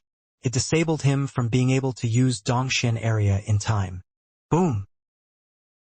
A countless number of scary powers struck Han Sen, creating a terrible explosion. Half of the entire flower city was reduced to rubble and ruin. The colorful explosion was like a colorful sun rising. Oh no! The faces of the flower god leader and the others changed. None would have thought that the red-robed child had a power like that. It could swap places with the enemy at will. Han Sen did not have time to run. Being hit by so many scary powers like that, it was likely a transmutation deified was going to be rendered nothing but a crippled person. Do not worry. That guy wouldn't let himself be taken out that easily. Xie Qing King was not worried in the least. The red-robed child had a very smug grin. When the explosion started to disperse, the smile on the red-robed child's face froze stiffly and queerly. Han Sen was able to walk out from that explosion with armor that was as clean and new as ever. It was burning with a white phoenix flame. He did not look like he was injured at all. "You are very weak," Han Sen said as he squinted his eyes at the red-robed child. Before the red-robed child responded, Han Sen's body flashed like a bolt of lightning. He teleported in front of the red-robed child, grabbed him by the collar and picked him up. The red-robed child started to scream and flail his limbs in a futile bid for escape. The red light on his body exploded again. The red-robed child suddenly swapped locations so that he was the one holding Han Sen. The red-robed child looked very cocky again. He applied strength with his hands. He was planning on throwing Han Sen at the plant xenogenics. Before he had a chance, Hansen grabbed him by the hands and threw the kid down. He then smacked him on the butt. Whoa! The red-robed child had been slapped. It gave the child teary eyes. He was crying, and his red light was going to explode again. This time, the red light merely flashed. The Dongxian area had already stopped the universal cogwheels that were responsible for the switching. The red light that came out of the red-robed child's body froze where it was. Suddenly, it just vanished. After 2 switches, Hansen was able to see through how the red-robed child was able to fight. His power was far weaker compared to Han Senator with the control of the Dongxian area. All his weird powers were useless now. Spank! Spank! Spank! Hansen waved his hand and slapped the red-robed child's bum a few times. The red-robed child was crying. The red-robed child only had the power to control the plant xenogeneics and swap locations. His battle power was weak, and he was unable to fight back. Hansen was not cruel in case the red-robed child ended up being the flower seed. He might have perhaps needed him to control the space garden. He did not know what might happen if he was killed. Plus, Hansen was curious about the red-robed child's power. He thought the red-robed child's power had to be space element, and that is how he could trade places with him.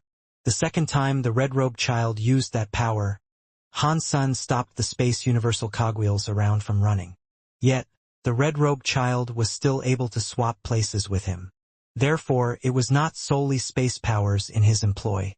Although Hansen saw what universal cogwheels the red-robed child used, he did not know what element those universal cogwheels were adhering to. Therefore, he did not know what the red-robed child's power was. If you be a good boy and listen, I will let you go.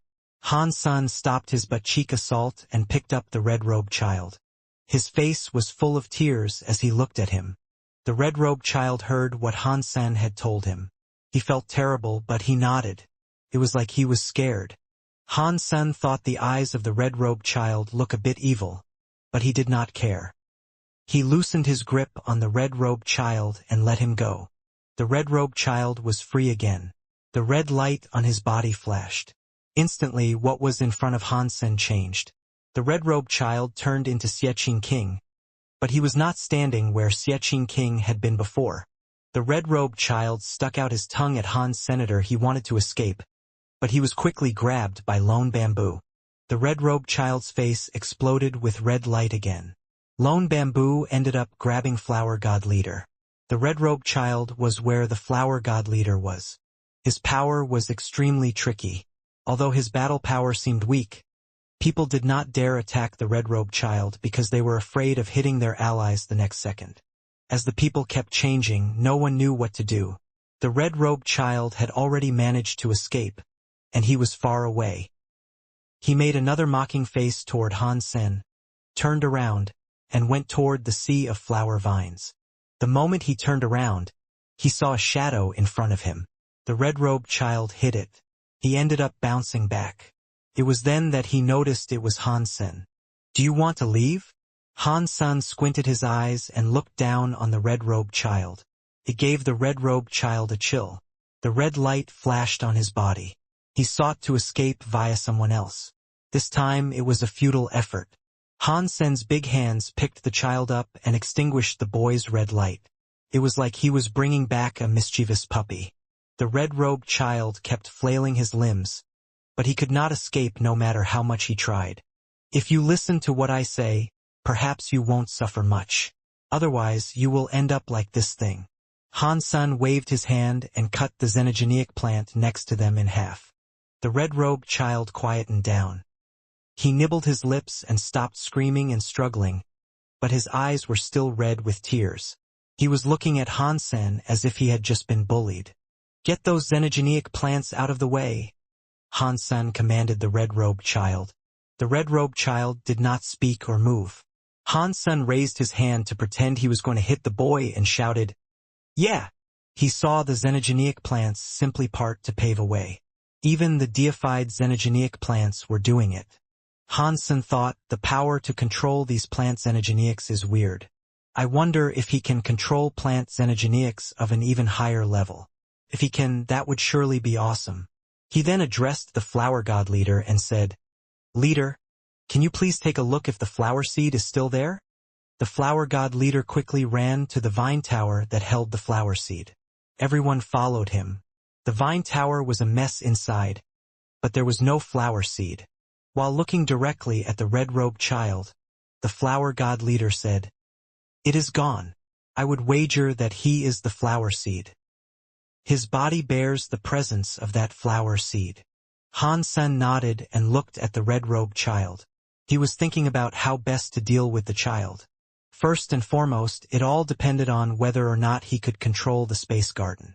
Although the red-robed child did not like this, his power had been restricted by Han's senator. He was not able to defeat him or escape. He now had to listen to Han Sen's commands. Han Sen let the red-robed child find all the flower gods there. With the red-robed child present, all the plant xenogeneics in the space garden listened to him. It was easy for them to gather the rest of the flower god people. Han Sen used his phoenix flame to clear away the vegetation that had claimed their heads to bring them back to normal. Upon seeing what Han Sen had done and with the red-robed child adhering to what Han Sen told him to do, the flower god people did not dare break their promise or raise qualms with the new sheriff. They had to stay, listen, and do whatever Han Sen and Xiaqing King ordered them to do. They had become a subordinate race. There was no doubt about that. Han Sen rounded up the displaced deified elites and commanded the red-robed child to open the space garden's door to send them away. Farewell. Before Long Bamboo left, he smiled at Han's senator. It seemed as if he knew who Sanmu really was, but simply did not want to expose him. When all the deified elites departed, Han Sen did not worry too much about others learning about the space garden. Even if they knew about it, the knowledge was pointless to them.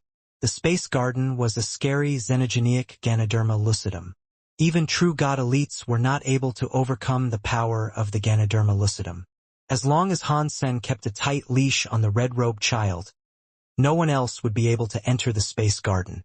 From now on, we have a territory to call our own. Now, all we need to do is light up a lantern. Xiaqing King and Han Sen were relaxing in the garden. They were having a barbecue and drinking beer. The red-robed child was sitting next to Han's senator. He was holding some grilled meat, and he really enjoyed it. Breaking the door and lighting a lantern would not be difficult, but we need to think about which lantern we should replace, Han Sen said. Do we need to think about it? Xiaqing King asked. The flower gods and tree men already have a grudge. We can use the name of the flower gods to get rid of the tree men. Han Sen shook his head and said, by doing that, we will be helping the flower gods light up the lantern. It would have nothing to do with humans and spirits. We will have to light up our own lantern. We cannot use the name of some other race. Does it really matter? Xiaqing King asked with a laugh. From what I can tell, there is a problem with the human name.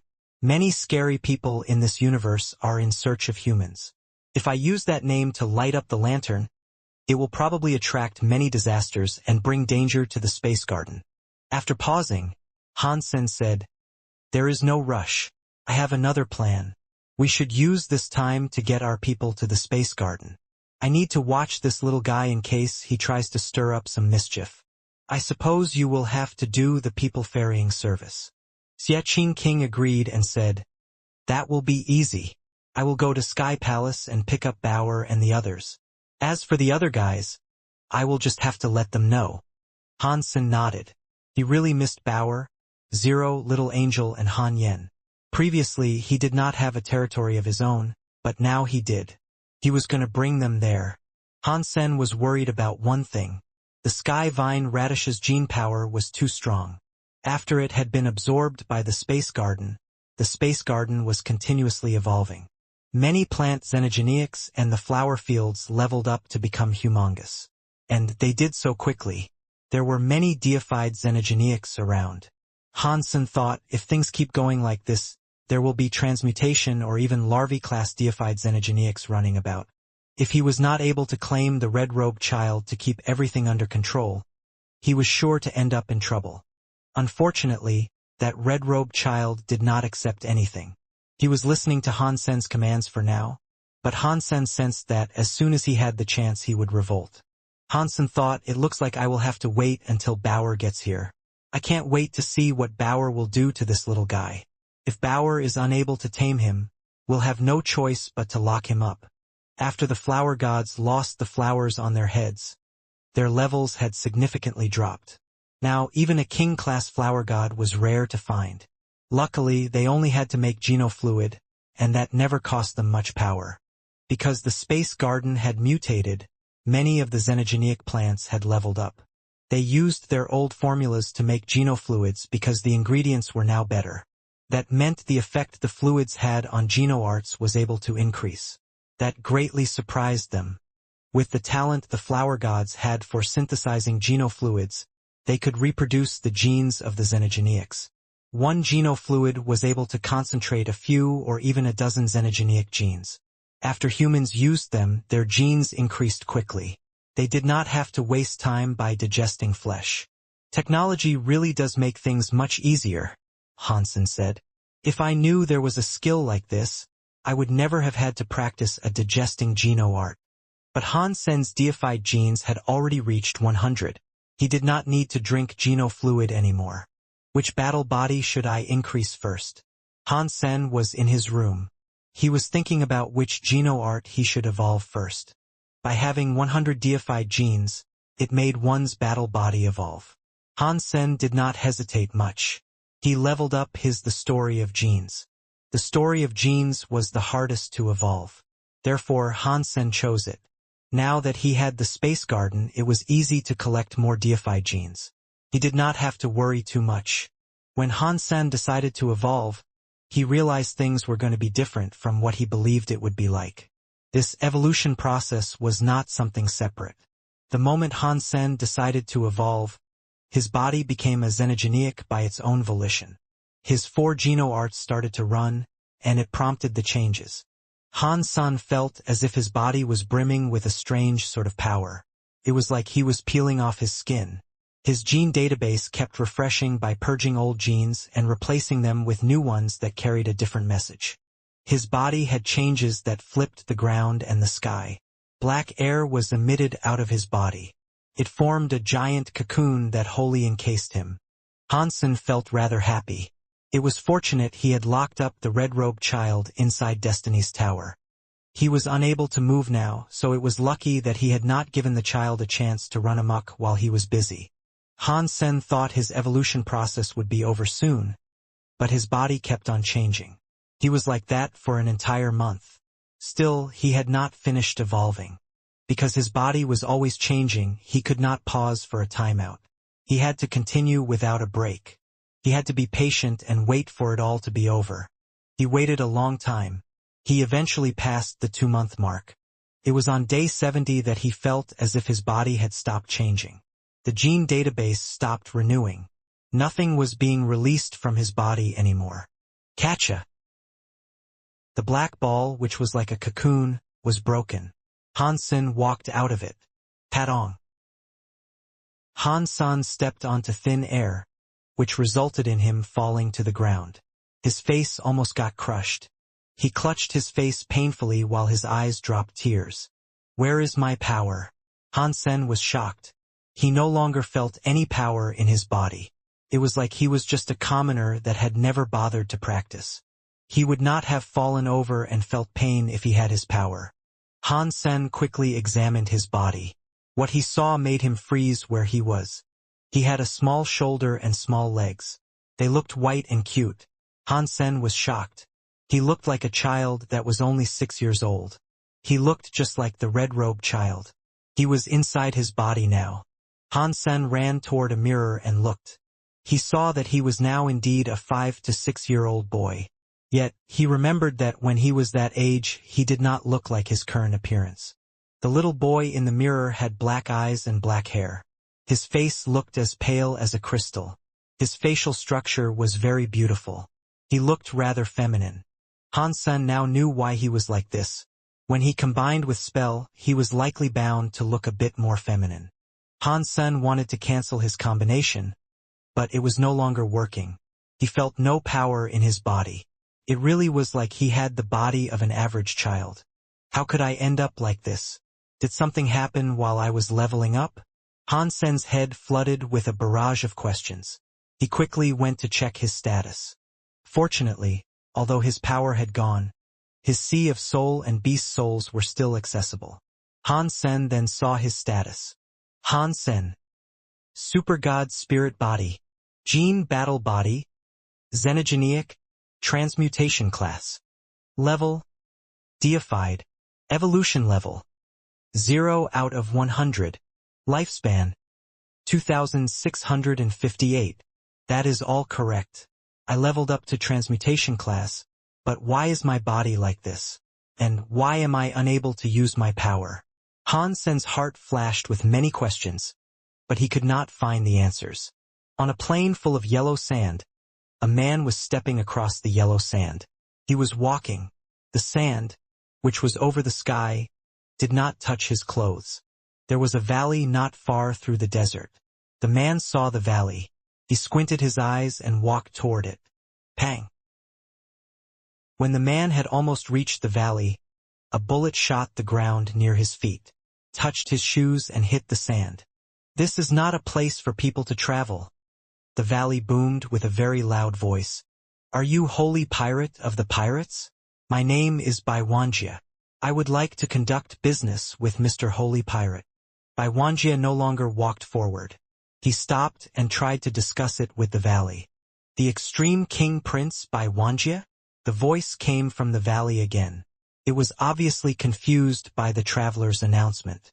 Yes, that is me, Wuxia answered. Humph, is your old man King here?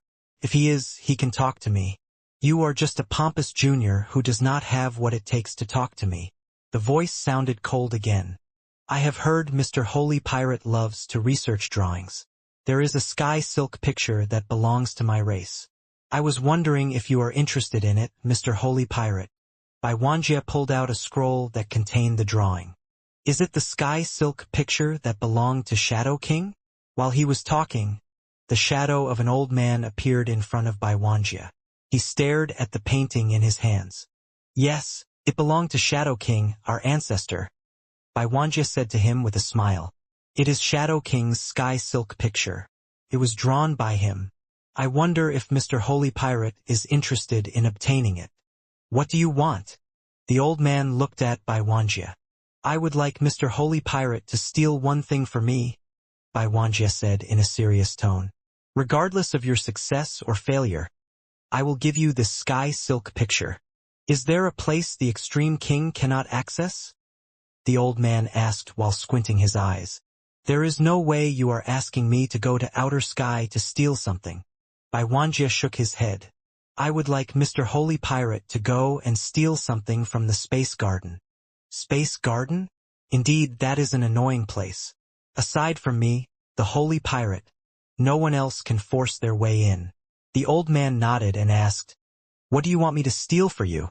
You should know that there are 3 rules we bind ourselves to. Of course, I know about Mr. Holy Pirate's pirate code, Wuxia said with a smile. What I want Mr. Holy Pirate to steal is a 5 to 6-year-old kid. He is just a kid, but he is actually a xenogenic. Stealing xenogenics should not go against Mr. Holy Pirate's 3 sacred rules. An hour later, Wuxia left the valley with a smile. The sky silk picture was no longer in his possession. That holy pirate agreed to help me.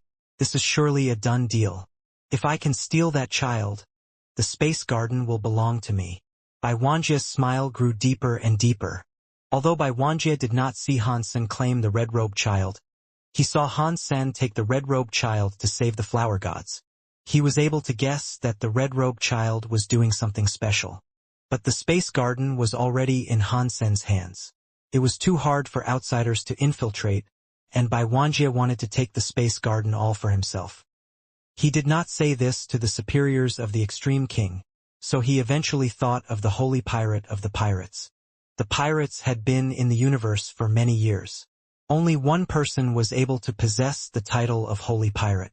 The reason why only he had become so famous was that he was the only one who was able to sneak into outer sky and steal something. He made it out alive. Everyone thought he was the best pirate, so he earned the reputation of being able to steal anything and everything. Ha! Ha! Little San-san, you look so much better than how you used to be, Xiaqing King said while patting Han San on the head. Go to hell. You go to the flower god leader and see if they have finished the genofluid that was made by the queen flower. I need it now. Han San pushed Xiaqing King's hand away. He was terribly upset by what had become of him. Xiaqing King was very happy. He patted Han Sen's head and said, You just wait here, little Sen. Senator Big Brother Xiaqing will help you. Do not tell me about my body's problems, Han Sen said. He did not want this to cause any more trouble. Xiaqing King agreed and went to the flower god leader. He brought the genofluid formulated by the queen flower. It was only a big, hand-sized bottle. It had purple fluid inside it. Han Sen opened the bottle and had a sip. He soon heard an announcement. Deified gene +1. Deified gene +1. Han Sen drank it and earned 2 deified genes. There was still a lot left inside the bottle. That is the right way for a person to increase their deified genes. I used to keep eating meat that ravaged my bowels for a measly increase in gene points. Han Sen sighed. He thought, if I can increase my deified genes with this, that means my body is okay. It is leveling up normally. But why do I look like this? And why can I not use my powers? Han Sen was a bit depressed. He drank all of the genofluid. It increased his tally of deified genes by 7, but Han Sen's body did not recover because of it. He was still unable to feel the power inside him. If I can't keep recovering, I will have to collect 100 deified genes and see if I can become larvae class. Maybe, just maybe, I might be able to recover. Han Sen tried to comfort himself. He had now encountered a very troublesome thing. Han Sen used to be able to control the red-robed child. He was able to take the red-robed child with him to kill the plant's xenogeneics without any resistance. Now Han Sen was unable to use his powers. He did not dare consult the red-robed child anymore. It would have been way too difficult for him to kill the deified plant's xenogeneics as well. The flower gods did not have deified elites in their midst, and Xiaqing King was only king class. No one there had the ability to take out a deified xenogeneic. I have to wait for Bauer and the little red bird to get here to hunt deified xenogeneics. Han Sen tried to quell his impatience to endure the awful time. After Xiaqing King left the space garden to pick up Bauer, Han Sen practiced his geno arts there to see if he could somehow trigger something that would return him to how he used to be. Because his body was not injured, even if he used his super god spirit body, he still looked like a child.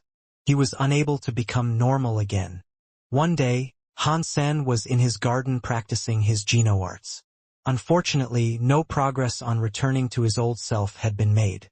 While he was feeling depressed, someone pushed the gate and entered his garden. Xiaqing King is back that soon? Han Sen was shocked. Aside from Xiaqing King, the flower god people did not randomly choose to enter his private garden. With Han Sen's guess, he also knew Xiaqing King should not have returned so soon. After a closer inspection, he noticed the entrant was not Xiaqing King. He was an old man clad in black clothing. His hair and beard were gray. Honestly, he looked a bit disgusting. Han Sen's heart felt a sudden chill. He did not recall seeing someone like that inside the space garden before. If the old man was not from the flower god, he questioned how he was able to gain access to the space garden in the first place. The old man pushed the gate open and saw Han Senator. His eyes looked at Han Sen like the eyes of a dead fish. He mumbled, "It is a xenogeneic that is 6 years old, but he is not wearing red clothes. He is not bald either. Is this the one?" Han Sen heard him and was shocked. The things the old man was describing had to be about the red-robed child. This old man has come for the red-robed child. But how did he gain access to the space garden? Han Sen thought. He was in a hurry now too. With his body's condition being what it was, he could not use power or negotiate with the man. The old man ignored Han Senator. His eyes had 2 god lights in them. He scanned the area around and spoke to himself. The whole of the flower city only has one xenogeneic that looks like this. Clothes can change and hair can grow. This most likely is the one I am looking for. When Han Sen heard that, he developed black lines across his head. That old man was making the mistake of believing he was the red-robed child. Han Sen wanted to explain he was not the red-robed child, but the old man waved his hand to cast a weird power. Han Sen ended up flying into his sleeves. Very powerful skill. Han Sen could see that inside the sleeves was just darkness. He had no idea where he was. It was like its own independent realm. How unlucky. Why at this time must a creepy old man be coming for me? Han Sen was depressed. He was trapped in that dark place and could not leave. There was nothing he could do. After the weird old man kidnapped Han Sen, he departed Space Garden. There were many plant xenogeneics in Space Garden, but Holy Pirate did not think those low-level plant xenogeneics were important. He just nabbed Han Sen and made a hasty escape. The powerful Space Garden was not able to stop the man from leaving. The two kept traveling through space. In a few days, that weird old man was back to where he lived. Right, Wuxia wanted him alive. I can't kill him. The weird old man had thought about Han Sen trapped inside his treasure sleeve for a few days now. Not wanting him to die, he waved his sleeves to let Han Sen out. The weird old man was the holy pirate who Wuxia hired. He was going to steal the red-robed child but had accidentally kidnapped Han Sen by mistake. Han Sen had been trapped in the treasury sleeve for a while now. It was all black in there. He did not know where he was or what time it was until the old man let him out. He was thrown out onto his backside. The first thing he saw was the weird old man. He quickly looked around. He was in a valley with lots of weird flowers and grass. There was also a blue, babbling stream. Many animals were hanging around there. You should eat this. The strange old man collected 2 pieces of fruit off a tree and tossed them to Han Senator. He accepted the fruit and stared at the old man with a complex look. He did not know if he should explain matters or not. After all, he did not know what the old man wanted from the red-robed child. If he said he was not the right person and the old man thought he was useless, he could end up killing him. That would have been a poor result. Han Sen wasn't going to explain. Instead, he asked, "Why did you bring me here?" "I captured you for treasure." Holy Pirate was in a good mood. He brought out the sky silk picture. He stared at it like he was drunk. "What treasure did you want?" Han Sen asked. "This is the treasure," Holy Pirate said as he looked at the picture. Han Sen looked at what he was referring to. He noticed it was a painting. In the picture, there was a fairy with her clothes floating. She was flying to Cloud 9. "I have many more pictures of pretty women. If you let me go, I'll give you 10. Actually, no. I will give you 100. Upon realizing he was only worth a picture, Han Sen felt depressed. "You know nothing. This is the sky silk picture that was drawn by the Extreme King's Shadow King. This picture is of the love of Shadow King's life, but it is a shame that he could not get her." Shadow King saw his lover fly to the sky and break the door. She entered the Geno Hall, which meant he knew he would never see her again. In his profound sadness, he decided to draw the sky silk picture. After pausing, Holy Pirate said, "This picture shows how much Shadow King misses her. This is not like an ordinary picture. You can never find a picture that evokes as much emotion as this. What a good picture." Holy Pirate did not look at Han Sen as he spoke. He kept inspecting the silk picture and admiring it. "Did the people of the Extreme King use this picture to exchange with my life?" Han Sen stabbed at a guess. "You just sit tight here, and I will leave you alone. If you do not be honest with me, I will lock you up." Holy Pirate did not look at Han Senator. He thought he was so good that Han Sen could never escape him. "Who are you?" Han Sen asked. "Have you ever heard of Holy Pirate of the Pirates?" Holy Pirate had a look of pride as he spoke. "I have heard of the pirates, but I have never heard of Holy Pirate before." Han Sen was not trying to make him mad. He had truly never heard of the man. After all, Han Sen did not know much about the universe. For someone like Holy Pirate, if someone had not mentioned him, he would not have known. "It does not matter if you don't know. Just sit and wait here." Holy Pirate said that and then ignored Han Senator. He kept admiring the sky silk picture. Han Sen tried asking the man a few questions, but Holy Pirate totally ignored him. He was captivated by the silk picture. Han Sen leaned his head over to get a closer look. He noticed that above Cloud 9, there was a temple that looked like a palace. It looked like the Geno Hall he used to see. Han Sen sought to ask who the woman in the picture was. After all, she had the power to go to the Geno Hall. She had to have been a supremely powerful elite. But Holy Pirate was completely ignoring him. He was obsessed with the picture. Saliva was almost drooling out of his mouth. He had 2 bites of the fruit. It was very sweet. A warm sensation began to spread inside his body. He thought it might have been something truly special. To Han Sen's current body, fruit like that did absolutely nothing for him. This creepy old man calls himself Holy Pirate. He was able to enter the space garden freely. I am afraid his level must be quite high, but I can't use any power. I do not think I can escape this predicament. Han Sen rolled his eyes. He turned to the Holy Pirate and said, "Can I walk around the valley?" Seeing the creepy old man ignoring him, Han Sen just walked out. He wanted to figure out where he was. The valley was not a big place.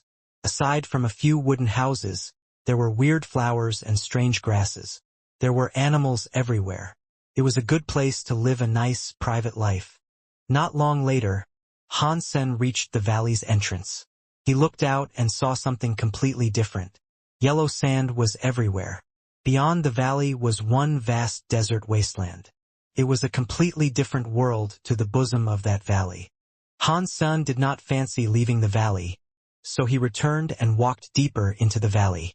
When Han Sen walked to the end of the wooden houses, he saw a mountain wall. It displayed a picture. The picture looked to be one of a chess game that had been left unfinished due to a stalemate.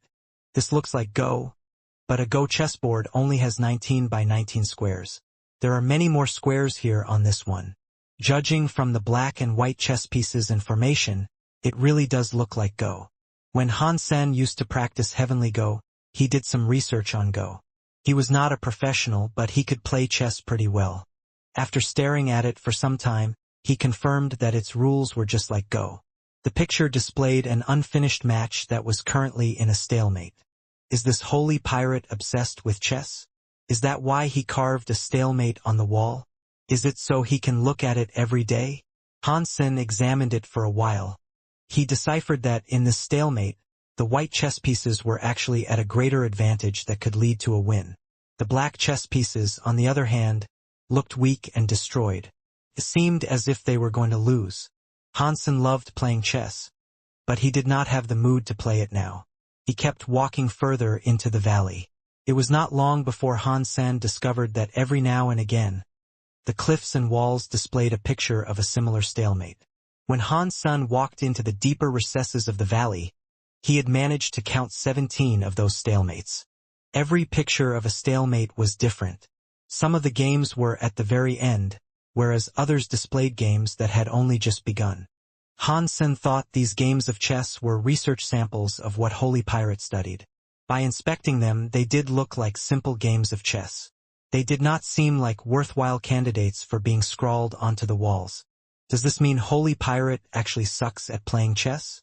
Is that why he puts such simple chess games on the wall? Han Sen did not think that would be possible. The will of the deified elites should have been enough to make them good at Go. Even if they were not particularly talented, there was no way such a simple chess game could not be understood. There was no need to carve an example on the wall and observe them every day. Aside from those stalemates, Han Sen did not see anything else in the valley. He did not dare enter the wooden houses. The whole valley was mostly natural. There weren't many man-made trails. When Han Sen returned to the wooden house he had emerged from, Holy Pirate had already put away his silk picture. He was lying down on a chair sunbathing. He looked very happy.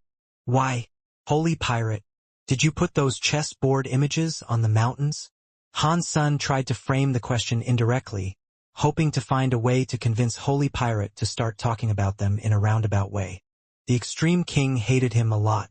If he was in the Extreme King's hands, Han Sen did not think he would be safe. Holy Pirate coldly grunted and said, "If I knew what those chess games meant, I would not be in this place that not even birds will come to shit on." "What does that mean? Didn't you carve those chess matches into the wall?" Han Sen looked at Holy Pirate in shock. "I would not have the time to do that," Holy Pirate casually said. "They were carved by some old fart. He said if I was able to solve the secrets of the chess games, I could find the treasure he left. I have been studying them for a few decades and still have discovered nothing. Han Sen's heart jumped. He looked at Holy Pirate and asked, "If I can help you solve the secret of the chess matches, will you let me go? Do not waste your time. I have a title in this universe, and it is Chess King." After inspecting it for a few decades and not finding anything, it must have all been a lie concocted by that old far. He realized he said something he shouldn't have, so Holy Pirate stopped talking. Han Sen thought they were just ordinary games of chess. Therefore, he did not examine them closely. After hearing him say that, he thought now might be a good opportunity. Thus, he went back to look at the chess matches. Although he might not have been able to solve the secrets of the chess matches, this was all Han Sen could do for the time being. If he discovered the secrets of the chess games, perhaps he could negotiate with the man. Han Sen checked out each image once. It was just like the first time he observed them. There was nothing special. There were just 17 different stalemates. With Han Sen's chess talent, he was unable to tell what was so special about the 17 stalemates. At the very least, he was unable to tell if any secrets had yet to be discovered. Does that mean the secret of the chessboards isn't actually in the chessboards? Han Sen tried to analyze the stalemates via a different perspective. Han Sen's Heavenly Go and Under the Sky knife skills were heavily related to chess. So, he tried to separate the black chess pieces from the white chess pieces and started to move like a chess piece. Han Sen went back to the first stalemate he saw. He thought of himself as a chess piece and started walking per the black chess pieces of the chessboard. Han Sen quickly discovered that would not work. The locations of some of the chess pieces were in reverse to where he went. Unless he had 8 pairs of legs, he would not be able to walk like that. That means these chess pieces do not represent a location to get to. Han Sen tried doing it with every picture. He noticed it did not work in many ways. Even if he walked past it, it was useless. The chessboards were not directions. Little doll, stop wasting your time. I have tried in many different ways. There is no secret. Holy Pirate approached Han Senator. He threw him a few fruits and said, "You should eat more. Someone is going to pick you up tomorrow. Do not worry. No one wants to kill you. You just need to listen to someone's orders." Are the Extreme King people coming tomorrow? That means I have no time. Han Sen looked at the sky. The sun was going to set soon. It did not seem like he could accomplish much in the space of one night. But Han Sen was not going to give up. He sat on top of a wall and ate the fruit while he examined the chess pieces on one of the walls. He thought, the chessboard itself is fine. The chess pieces do not make directions, so what is the secret of these chessboards? Or is it just how Holy Pirate said? Is it all a big joke? Is there no secret to be discovered with the chessboards? Han Sen had nothing else to do, so he continued watching the chessboards. While he was looking at them, his brain suddenly flashed. What if I played out all of these chess games? What would happen then? After Han Sen thought that, he quickly wanted to do it. He chose a chessboard that was nearing the end. He tried playing chess on his own and continued with the game. Since the stalemate was near the end, the winner was practically determined. Han Sen just continued with it.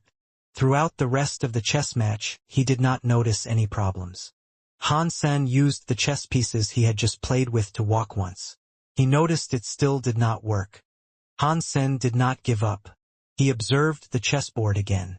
He noticed when the chessboard was finished, it seemed a bit different compared to when it was unfinished. What is the difference? Han Sen looked at the chessboard and thought about it. He looked at it for a while before slapping his legs and saying, "Could this thing be a password? Is it like how the Breaks guys used their hands for a password on that metal box? You needed a set of punching skills to open the metal box. What if I follow that discipline and a chess game? What would happen then?" Han Sen was examining one of the chessboards, but he swiftly discovered a problem. He did not know which way to go. This Go was not like the average game of Chinese chess. If it was Chinese chess, one could look at the chess pieces and tell what sort of steps could be taken. In Go, it was extremely hard to see which chess piece was moved first and which chess pieces moved later. So, it was hard to find out the order of the chess pieces. In that case, I have to go backward and replay the entire match of that chessboard. That way, I might be able to find something. Han Sen started to reverse the moves played out on that chessboard. It was not easy for Han Sen to do, even though he was good at Heavenly Go, Dongxian Sutra, and Under the Sky Knife. By the time he was finished with one chessboard, it was already midnight. It was only a few hours until daylight. His work did not go to waste. After Han Sen replayed the game of chess, he was able to figure out the order of each chess piece. My success hinges exclusively on this. Han Sen walked before that stalemate. He wanted to press the chess pieces on the image, but he was not tall enough. He was unable to touch them. A child's body is horrible. Han Sen had no choice. At the moment he had no power. He could not hit things in the air. In the valley he found a thick branch that he could use as a ladder. Han Sen returned to the chessboard with it. He climbed up the mountain with the ladder. According to the order he had calculated, he placed his hand on the first chess piece. Catcha! That chess piece that was carved onto the mountain and not being pressed inside. It made Han Sen extremely happy. According to what he thought, he then pressed the chess pieces in order. Huh? What is going on? Holy Pirate walked before the mountain. He looked up at Han Sen pressing a chess piece in with shock. He had tried to do that before, but he had been unable to press it in. Now he was seeing Han Sen doing what he had failed to do. That made him quite surprised. He had no clue how Han Sen had managed to do it. Han Sen pressed all the black chess pieces, but it was still quiet all around. He did not see any contraption unlock or secrets unveiled. No danger showed its face either. Han Sen's heart jumped. He started pressing the white chess pieces. It seemed like Han Sen moving his little body via that cumbersome ladder was too slow. Holy Pirate teleported forward and lifted Han Sen up. Tell me which chess piece you want me to press, and I will help you.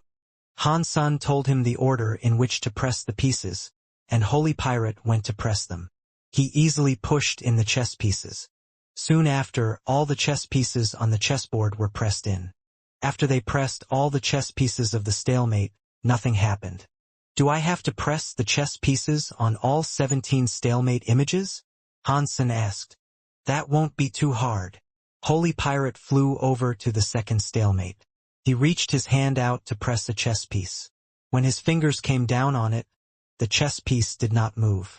It did not go into the stone as the other ones did. He pressed every chess piece on the chessboard he was able to. Not one of them seemed to budge. Why is it not working? Holy Pirate looked at Han Sen. He was called the Chess King in that universe, but his chess skill level was not all that high. It was just as Han Sen thought. Holy Pirate was bad at playing chess, even though the man thought he was great at it. He was confident in his chess-playing level. If you want to know how to press these pieces correctly, promise to let me go, Han Sen said. If you make this promise, I will give you the solution. This, Holy Pirate hesitated. Although Bai Wanjie had told him success or failure mattered, he was still in possession of the Sky Silk picture. But as one of the pirates, stealing the benefits and doing nothing in return was not an option. With these revelations, Holy Pirate did not want to give Han Sen away. It was not easy to uncover the secrets of the chessboards.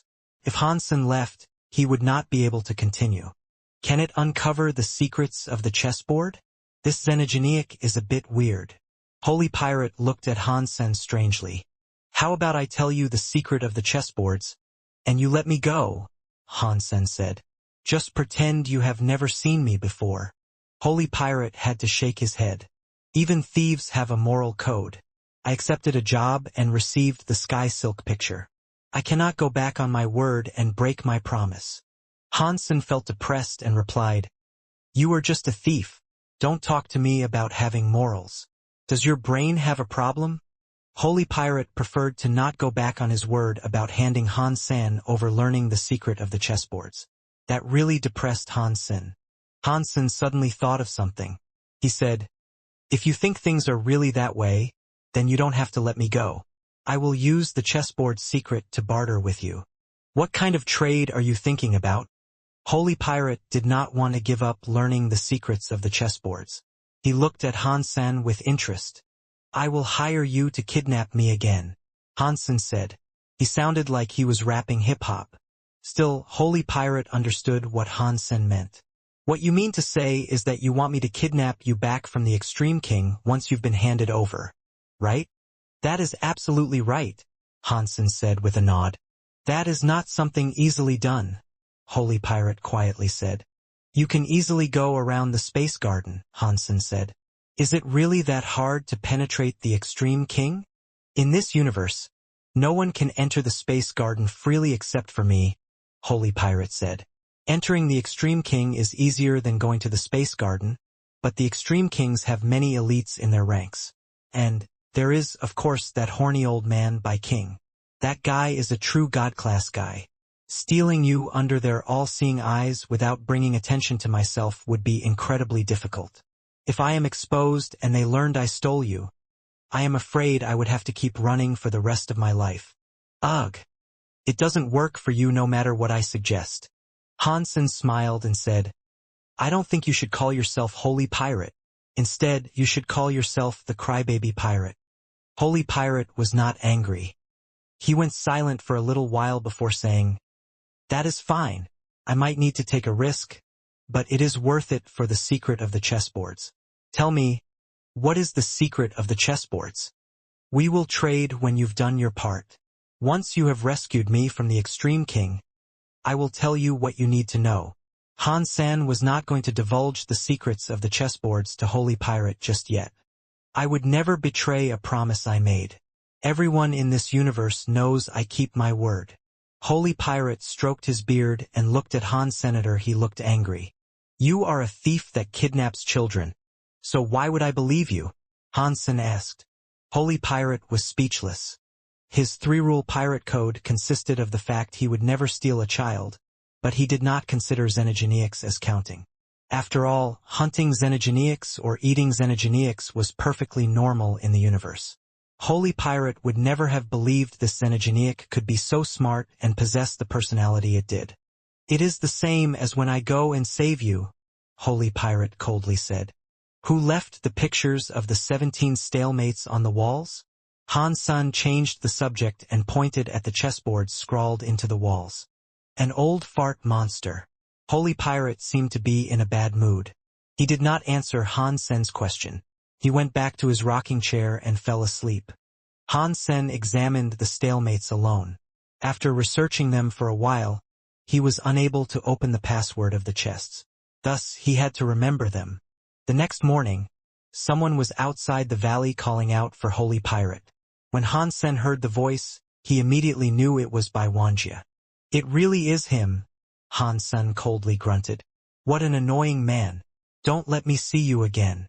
Holy Pirate picked up Han Sen and teleported away from the valley.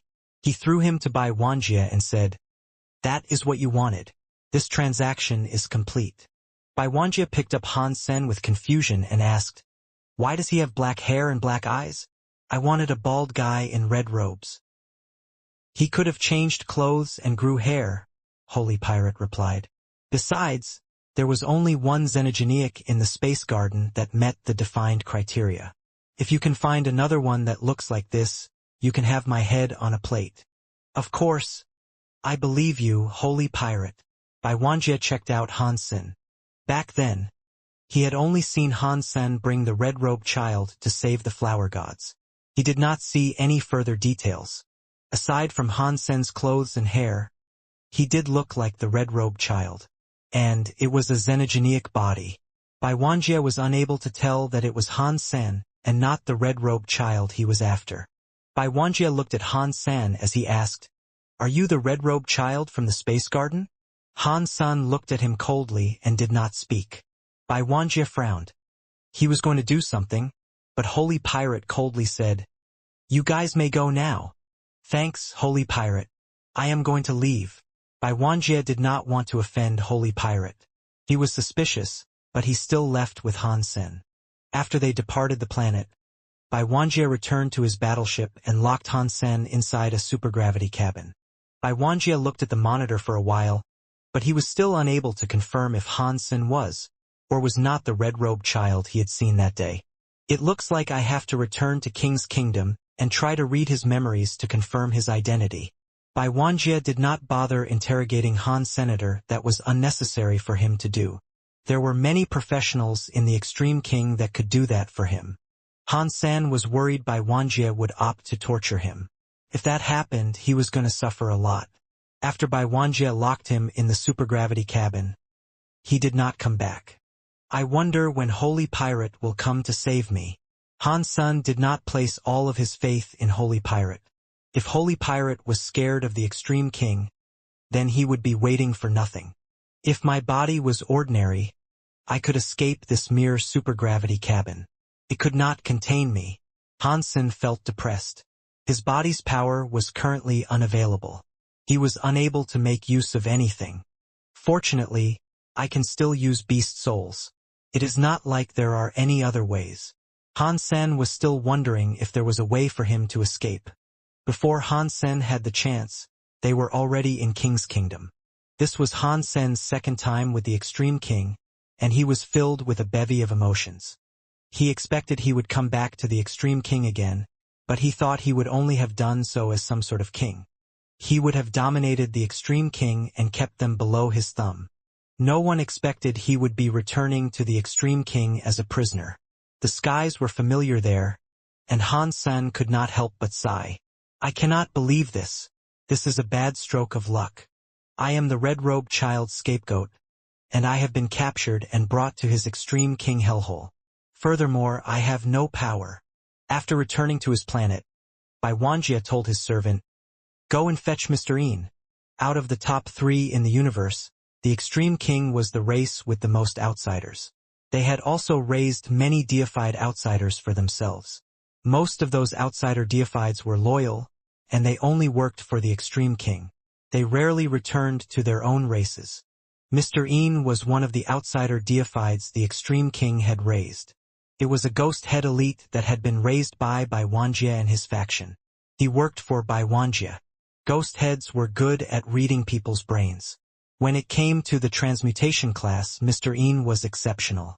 Since he was able to extract the memories of a brain going all the way back to a victim's birth, he only required enough time to bring results. He was also able to alter the memories of a person to control them.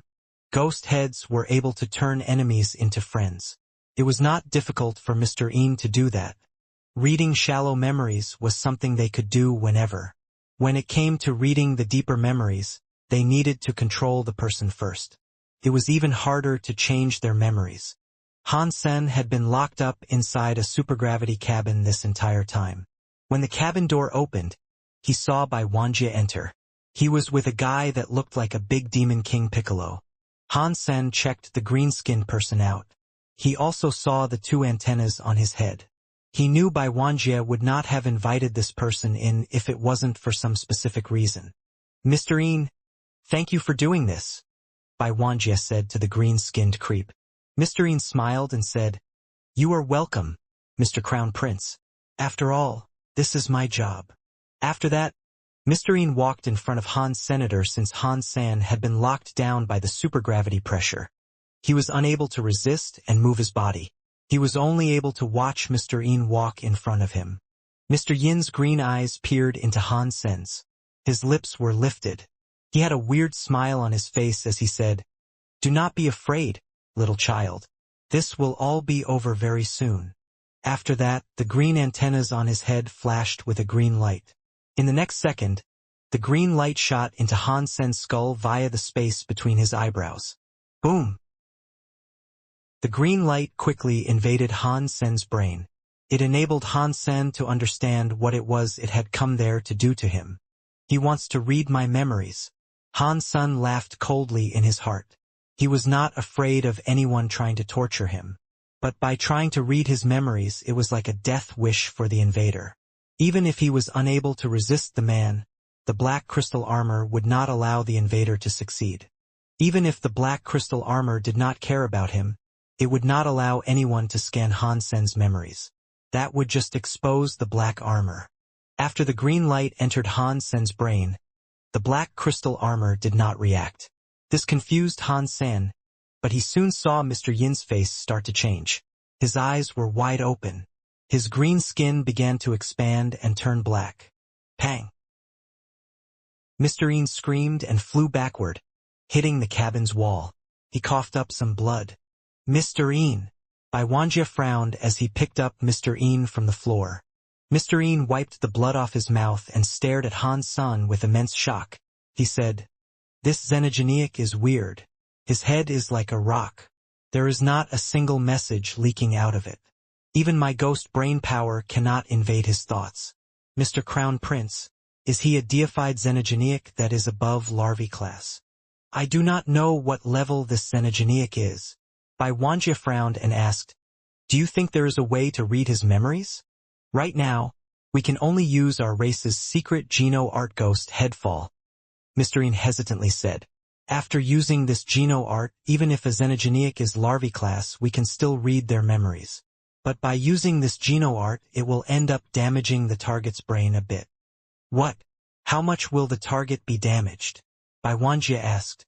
"If we control it correctly, they will only lose a few of their memories," Mr. Een said. "If things don't go smoothly, and we have to force ourselves in, there can be even more damage. He might end up becoming a simpleton." Wuxia thought deeply before asking, "If he becomes a simpleton, do you think we can still control his body?" "That would not be too difficult," Mr. Een said. "We just need to write down the memories and make him do whatever you want. But he will never be able to think by himself again." "That is fine," Wuxia said with a careless wave of his hand. With Wuxia's permission, Mr. Een did not have to worry about anything. His antenna again flashed with a green bolt of lightning. This time, the green lightning did not strike Han Senator, it was going into the antenna. It made Mr. Yin's whole body crackle and fizz with green lightning. This lasted about 7 to 8 minutes. After that, Mr. Yin's body built up with more and more green lightning. His entire body became a green shadow. It was like he was nothing more than something virtual. At this time, Mr. Een raised his head and looked at Han Sen spookily. He used his hand to press Han Sen's head. His hands had already turned into green lightning. When his palm touched Han Sen's head, it made Han Sen's head pop and crack with lightning. It was like countless volts of green electricity surging into Han Sen's brain. Mr. Yin's whole body quickly became green lightning that was sent directly into Han Sen's brain. It made Han Sen's body shine with a green light. Even his hair was standing up straight due to the electric shock. The battle power of the ghost heads is not too high, but their ghost brain is really quite overpowering. It is something quite rare in the universe. It is no wonder why Mother spent so many resources raising them. Upon seeing all this, Wuxia nodded. Raising an army to be used for one purpose was proving to be worthwhile. Mr. Yin's performance satisfied him. With a ghost head deified like that with him, it was much easier for him to accomplish whatever he wished. While Wuxia was thinking, he suddenly saw Han Sen, who was being invaded by Mr. Een, smiling in his direction. Han Sen gave him a disdained look. Wuxia's heart was suddenly hit with a bad feeling. Before he could respond, he saw Han Sen's body possess a green light. It was like a firework exploding. Then it suddenly disappeared. Wuxia's face changed. He could no longer feel Mr. Yin's existence inside Han Sen's body. Xenogeneic deified hunted. Een head ghost. Xenogeneic gene found. Obtained weird head ghost beast soul. Deified gene already absorbed. Deified gene. The announcement kept popping up in Han Sen's head. It had 6 deified genes. What a good man. He just gave me free deified genes and a beast soul. Han Sen complimented the gift basket. When Mr. Een entered his head, he knew he would end up dead. As expected, the black crystal armor was triggered. A minor invasion was all that was needed for Mr. Een to end up dead a second later. He had become Han Sen's snack. Meanwhile, Wuxia looked terrible. He never thought he would be unable to extract Han Sen's memories. He had also lost Mr. Een, whom he had raised for a long time. Wuxia's face looked terrible. Upon seeing it, he knew he had to be correct. If it was not a special xenogeneic, how else could it control a strange place like the space garden? Even if I know he is the red-robed child, it will be pointless if I cannot find a way to control it. Even Mr. Een was unable to control it. So, that means I will have to ask the Grandmaster. But the Grandmaster went to the Big Baron systems, so I do not think he will be back anytime soon. Bai Wanjie sighed. He quickly thought of someone else. I need to get Mr. White from the Winter Garden. Bai Wanjie summoned a servant and gave him a pass. He told him, be polite to Mr. White. Do not offend him. The servant accepted the pass and departed. Bai Wanjie thought Mr. White has a lot of knowledge. Before he was deified, he had already accomplished many shocking things. After becoming deified, he has only become even better. With his weird powers, we might stand a chance. Greetings, Mr. Crown Prince. Mr. White went to the Crown Prince's manor and bowed before Bai Wanjie. There is no need for such modesty. Bai Wanjie lifted Mr. White and said, Today, I have asked you to come here because there is something you must understand. I hope you will be able to help me. Please tell me what it is, Mr. Crown Prince. Mr. White gently said, If I know how to fix what bothers you, it will be my pleasure to do just that. Bai Wanjie told him about Mr. Yin using ghost headfall on Han San and how he ended up dying, but he did not tell him about Han Sen's story or where he had come from. After hearing this, Mr. White thought for a moment. He soon said, I will need to take a look at the Xenogeneic first. Only then can I examine it and give you the accurate answer you seek, Mr. Crown Prince. Please do that. Bai Wanjie took Mr. White over to the supergravity cabin that contained Han Sen. Han Sen saw Bai Wanjie had brought Mr. White with him. When he did, he suddenly felt happy. Yet, he did not dare show that happiness on his face. He looked at Bai Wanjie and gave him a look of scornful mocking. That is the Xenogeneic, Mr. White. Bai Wanjie did not care. He gestured toward Mr. White. Mr. White walked in front of Han Sen and checked him out. He reached a hand out to touch Han Sen's head. On the other hand, he was counting his fingers as if he was calculating something. Han Sen's face was full of disdain. His heart was jumping, but he did not seek to give him any hints in case Bai Wanjie saw it. Even if Bai Wanjie didn't see it, there were cameras. If Bai Wanjie went to look at the cameras, he would notice something. That would only lead to harm upon Mr. White. Han Sen thought, with Mr. White's power, he must be able to recognize me.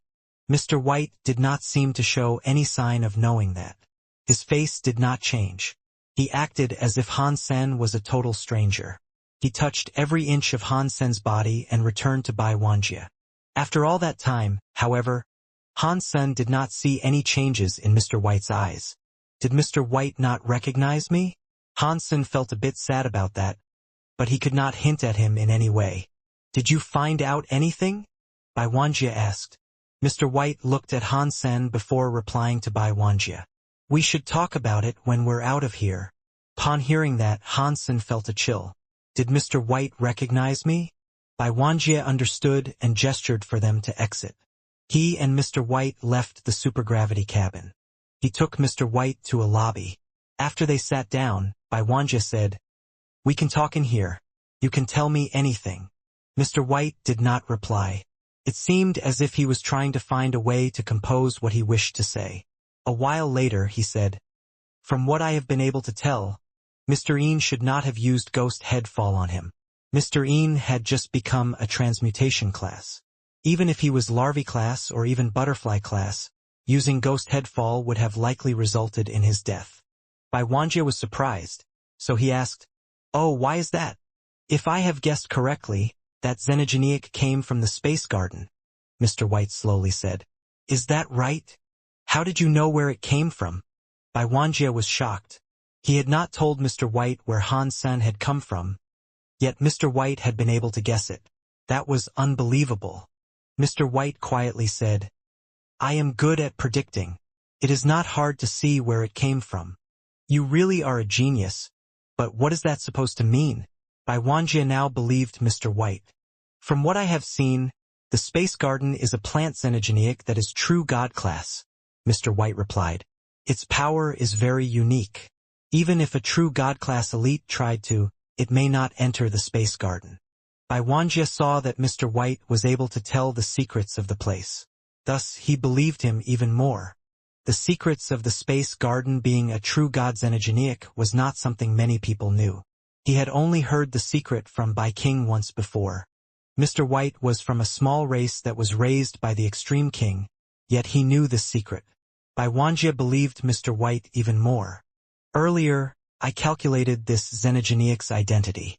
If I have guessed correctly, he is the son of the Space Garden. When the Space Garden raised him, he earned many special abilities. So, he is not just a born deified. He has two talents. He is a special child that can conquer the universe. Mr. White paused and said, I believe that something strange must have happened in the Space Garden that made many creatures die. That is what must have happened when he was born. When this special child was born, its life force and genes were scarier than ordinary born deifieds. He is almost immortal. Other people might be able to kill it, but taking its mind is an impossible task. If that is true, how can I control him? Wuxia knew Mr. White hadn't gone to the Space Garden, but he spoke like he had been. He had not missed a single part, which made him very confused. With my power, I do not think I can help you, Mr. White said. Why don't you find the Grandmaster to help? With his power, I am sure you can tame it. The Grandmaster is out on business, and I am afraid he will not be back soon. Wuxia could see there was more for Mr. White to say, so he asked, Mr. White, is there no other way? It is not that there is not another way, but it would be very troublesome, Mr. White said. Please tell me, Mr. White, Wuxia said with glee. If you want to control this child, perhaps you can go and make use of the Extreme King's overbearing eye, Mr. White slowly said. Extreme King's overbearing eye? What do you mean? Wuxia frowned and looked at Mr. White. The Extreme King's overbearing eye was a forbidden place in the Extreme King's realm. Even within the Extreme King, not many people received permission to enter. Wuxia was a crown prince, and he had only just recently earned the correct permission to go there. Of course, he knew what the Extreme King's overbearing eye was, but he did not understand why Mr. White would mention the Extreme King's overbearing eye. What did it have to do with the taming of a xenogeniac? Mr. White was not in a rush as he answered. This xenogeniac is very special. It is a xenogeniac that was grown from a plant, but it has received special treatment. It even has a body. It is a born deified with two extreme bodies. Its body structure and thinking are completely different. That is the reason normal mind control skills like Mr. Yin used are inefficient. After pausing, Mr. White went on to say, From what I can tell, the Extreme King's overbearing eye is a true god eye that was left behind by the second ancestor. It has absolute order power. Use the absolute order power to govern the xenogeniac's two extreme bodies. Then, all you will need is a simple mind control talent to control his heart. You will not need anything like ghost headfall. Wuxia looked at Mr. White and asked, Will that really work? I am just guessing, but I do not think the truth will differ much, Mr. White quietly said. There is one thing you must remember, though, Crown Prince. Please tell me.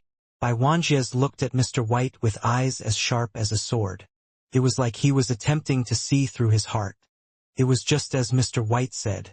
The Extreme King's overbearing eye came from the Extreme King's second ancestor. It was a true god eye when he became a true god. It was the best gene the second ancestor had. It had an unbelievable amount of power. The second ancestor did not decide on heading to the Geno Hall. It left its true god eye with the Extreme King to suppress King Kingdom's luck. That was the very core of King Kingdom's defensive systems. His position was like Sky Palace's Sky Eye. It was the item to control and determine the fate of an entire race. It was more important than any true god item, so it was something they could not afford to lose. It was not just Mr. White. Anyone who mentioned the Extreme King's overbearing eye was put on alert. He never wanted anyone to make use of it. While you use the Extreme King's overbearing eye to split his two extreme bodies, do not rush the process, Mr. White seriously said.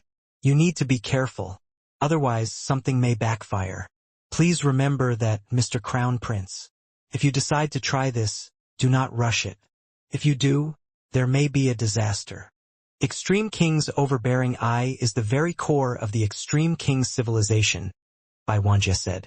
I cannot bring any other creature there. Is there another way? Mr. White thought for a while and said, It is not like there isn't. I have heard the king has a king's book. It can split up many creatures in the universe. If you use that book, you can control that spirit. The king's book has not been used by my father for a long time, Bai Wanjie said. He will not use it for a small spirit. Then, there is nothing else I can do. Mr. White bowed and said, King's Kingdom has many elites. Perhaps you can ask others for a suggestion on what you might be able to do. Thanks a lot, Mr. White. Bai Wanjie sent Mr. White away. The extreme king's overbearing eye was very important, so Bai Wanjie did not believe the man right away. He asked a few other extreme king deified elites for their opinions to see if there was anything they could do to control Han Senator, but it was just like Mr. White said. There was nothing they could do to Han Senator. A butterfly class being that was good at using mind control skills was unable to control Han Sen's mind. Bai Wanjie asked his uncle to come over. He still could not control Han San. So Mr. White told his uncle about Mr. White's method. Uncle, do you think Mr. White's method might actually work? It seems as if it makes sense, but before we try it, I am not sure it is actually all that useful, Nan Huaikong quietly said. Do you think I can give it a go, uncle? Bai Wanjie asked. The more powerful Han San was, the greater Bai Wanjie's desire for control became. Back in the space garden, he saw the green light shoot into the sky. He thought the person that killed the god was still inside the space garden.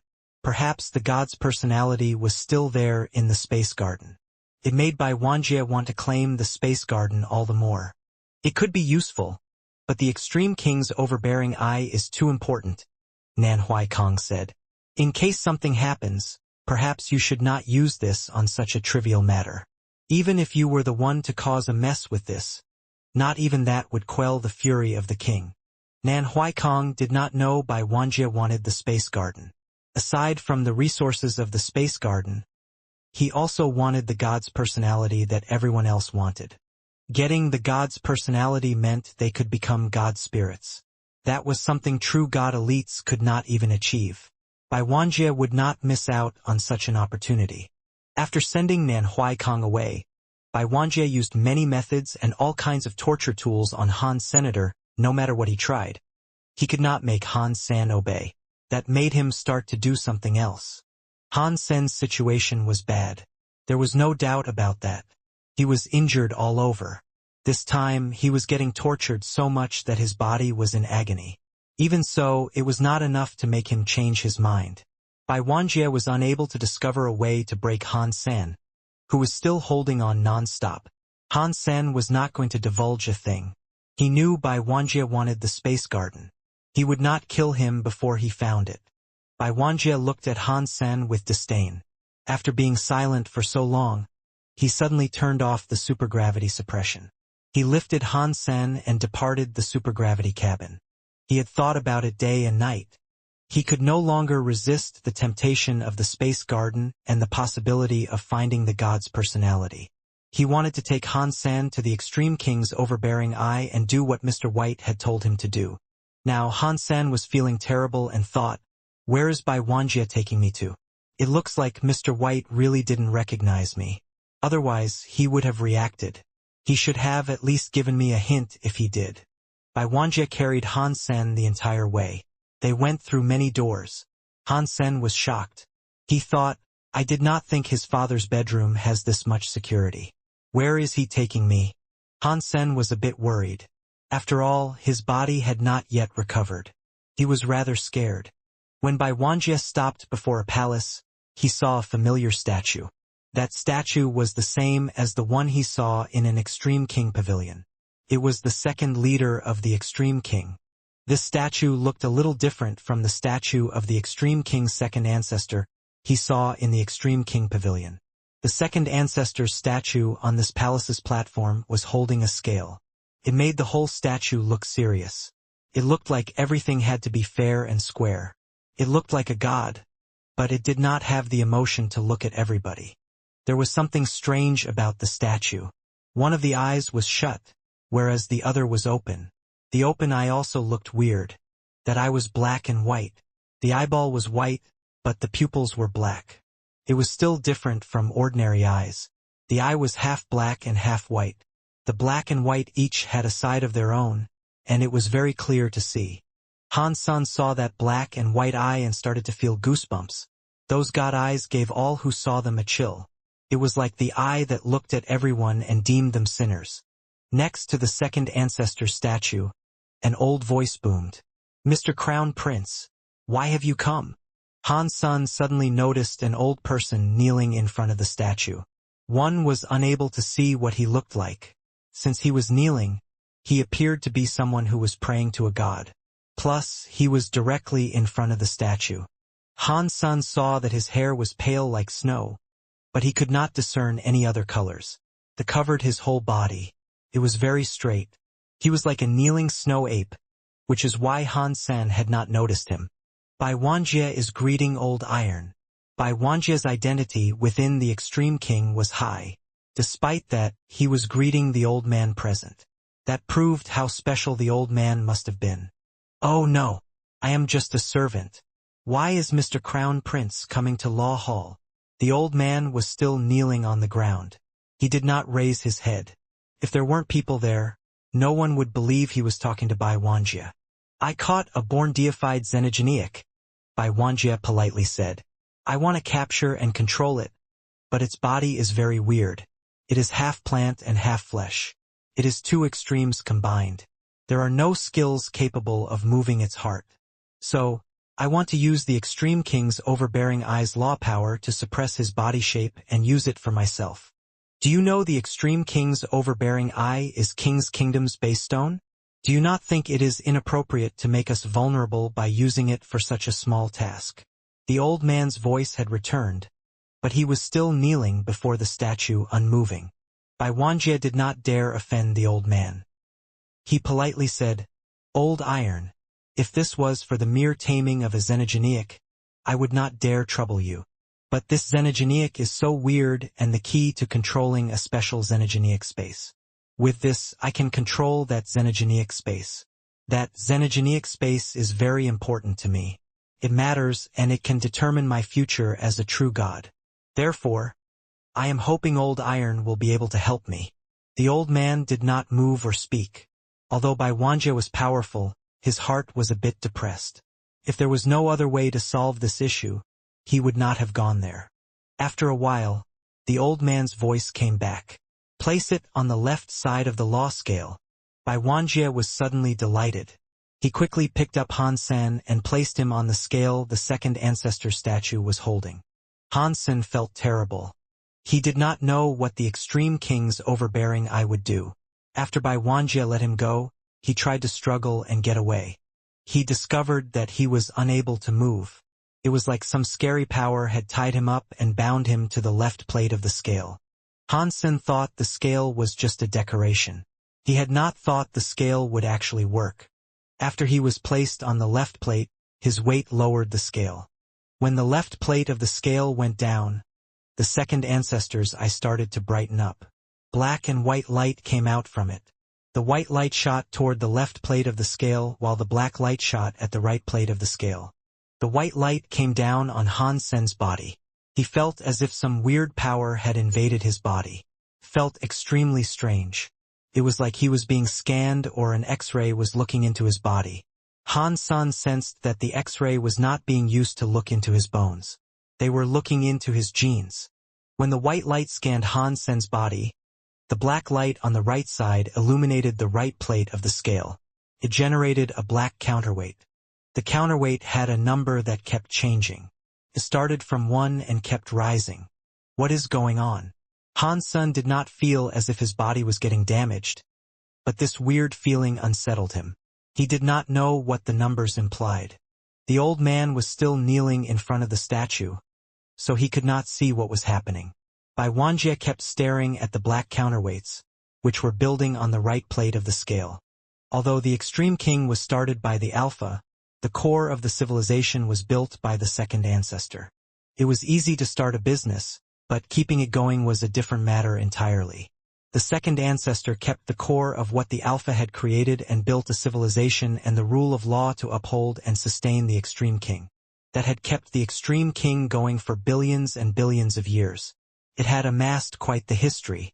The legends claim that the second ancestor was very harsh and cold. He treated all of the family members the same. He even executed his son who had broken the law. The extreme king's overbearing eye was his geno-armament. It had a weird power inside of it that was called sin. It judged whether or not a creature was guilty. If that creature was very sinful, the extreme king's overbearing eye power would grow. The second ancestor judged a sinful butterfly elite when he had only just become a primitive deified. With one hit, it killed the butterfly elite, not even sparing it a chance. That was how the extreme king's overbearing eye started to become famous. It had become one of the most powerful geno-armaments.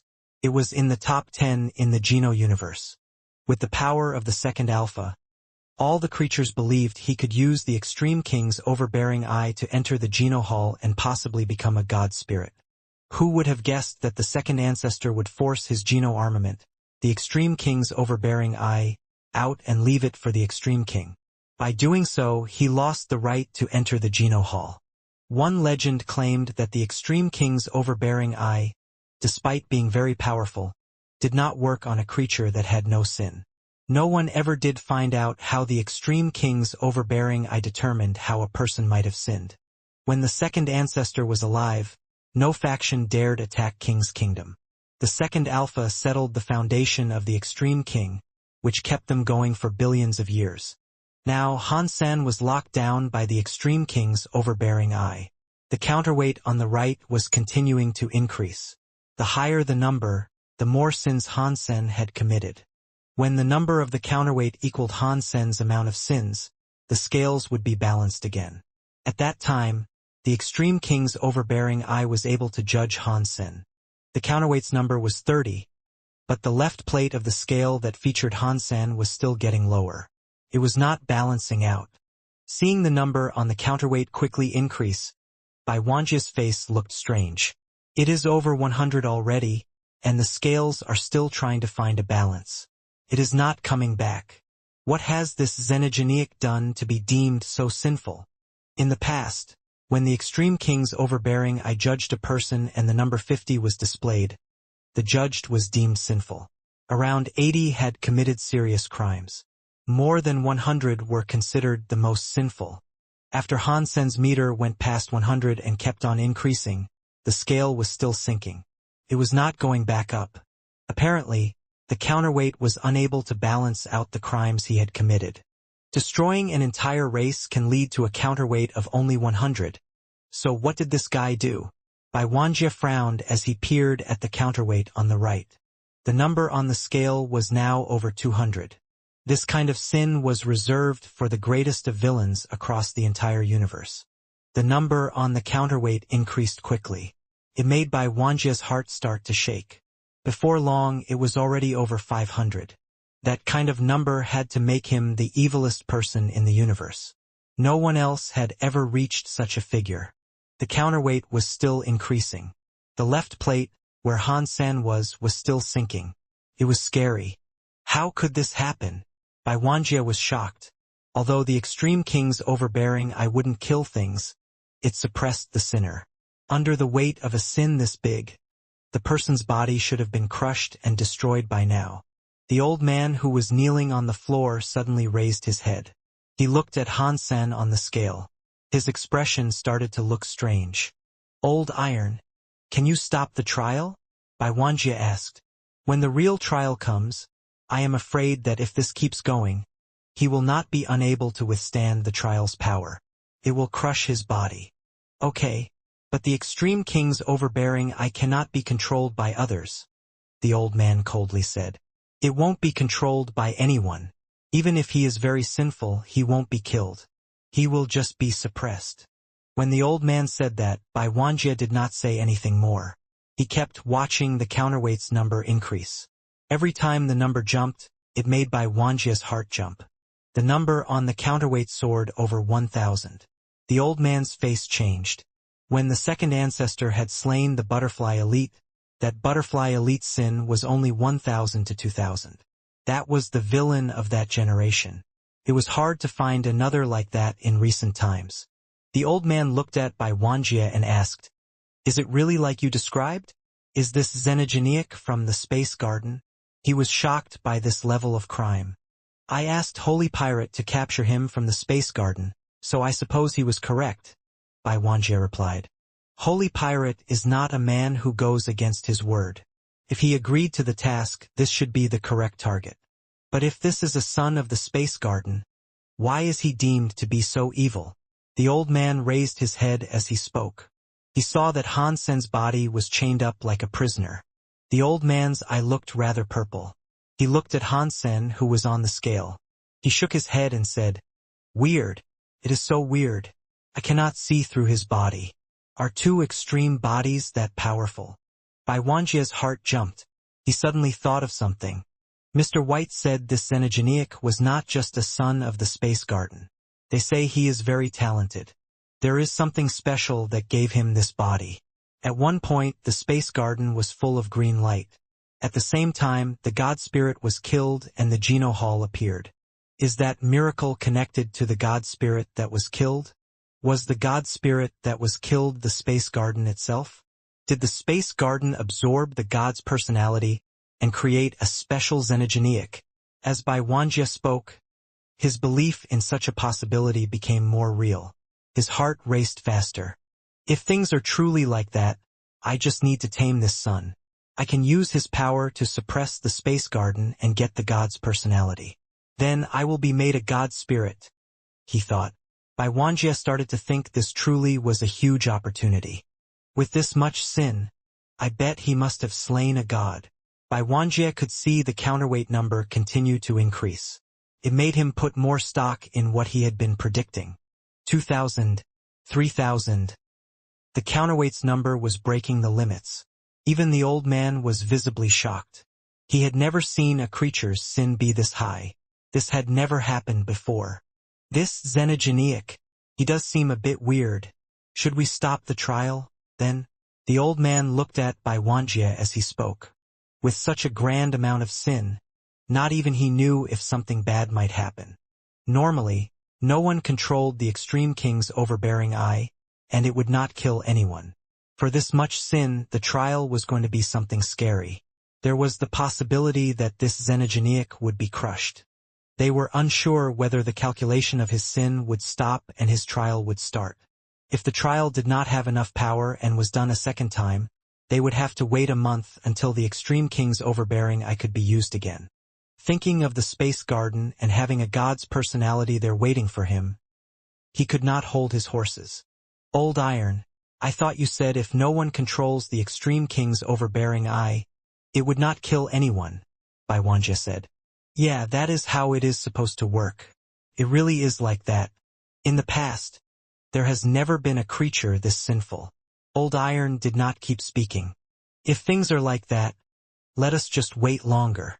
Bai Wanjie went silent. 4,000, 5,000, 6,000. The sin meter increased its speed. It made the old man's face change. He had never heard of such a sinful creature before. Bai Wanjie's heart was shaking. He said to the old man, "Old Iron, let's just end this and go to the trial. I am afraid that if this keeps going, his body will not be able to withstand the force of the trial." The old man nodded. He stood up and planned on walking up to the scales. Pang!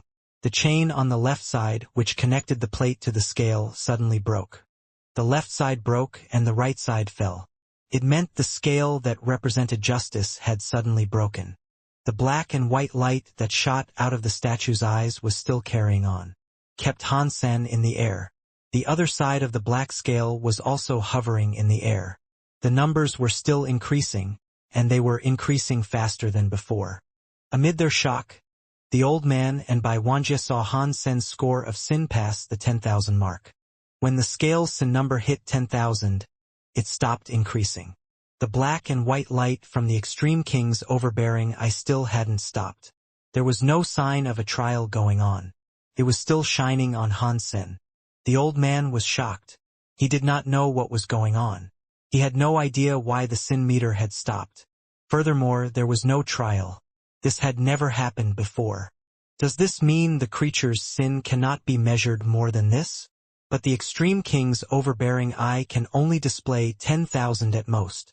The old man and Bai Wanjie shared the same thought of this possibility. Pang! Suddenly, the second ancestor statue that held the extreme king's overbearing eye was shining. The eyes of the sculpture exploded out of their sockets. The old man and Bai Wanjie were in shock. The extreme king's overbearing eye was a supremely important item for the extreme king. If something happened to it, it would affect the extreme king a lot. Pang! The black and white eyeballs burst out of the sockets. They were each around the size of a football. Half of each was white and half of each was black. They carried a black and white light that was beaming out madly. The old man was shocked. His body burst with a silver flame that came out of him like a tsunami. He had to become a roaring demon to suppress the black and white eyeballs. After a minor touch, the old man's power vanished.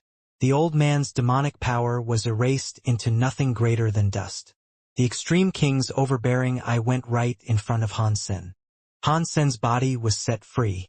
Before he realized what was going on, the extreme king's overbearing eye went into his left eye. One was not able to imagine what kind of scene this was. A ball the size of a football went into Han Sen's left eye.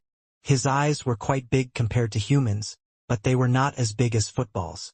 Seeing the black and white light explode, the extreme king's overbearing eye went into Han Sen's eye.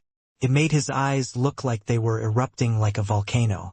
It released black and white flames. Under that huge amount of pain, Han Sen could not help but hold his eyes. His hands were unable to prevent the black and white light from exploding. Bai Wanjie and the old man were in shock.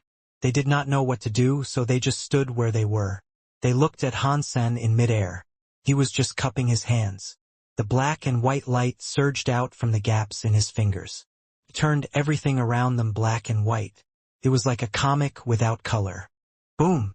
Boom! Boom! The entire king's kingdom shook a little as if something had broken. Oh no! Bai Wanjie's face turned green. He looked glum. He almost had tears forming. Apparently, something had changed with the extreme king's overbearing eye. It had a problem with King's Kingdom's defensive system. Before Bai Wanjie could think of something more, he saw a few people land nearby. All of their bodies had a scary presence. One of them was the extreme king's king. Bai King looked at Han Sen, who was floating in the air with his left eye spewing out a black and white flame. He looked at the old man and asked, "Old Iron, what is going on?" "My lord." The old man was going to say something, but Bai Wanjie interrupted. "Father, it was my fault." Bai Wanjie kneeled before him and explained what happened. "Go and get Mr. White." After Bai King heard this, he did not pin any blame on Bai Wanjie. He only spoke to an extreme king elite. The extreme king elite nodded and quickly disappeared. A moment later, his body reappeared. He had brought Mr. White with him. "Bai, greetings, my lord." Mr. White bowed to Bai King. "Mr. White, can you explain what has happened here?" Bai King looked at Mr. White. He sounded gentle, but there was an inescapable pressure hidden within that was difficult to explain.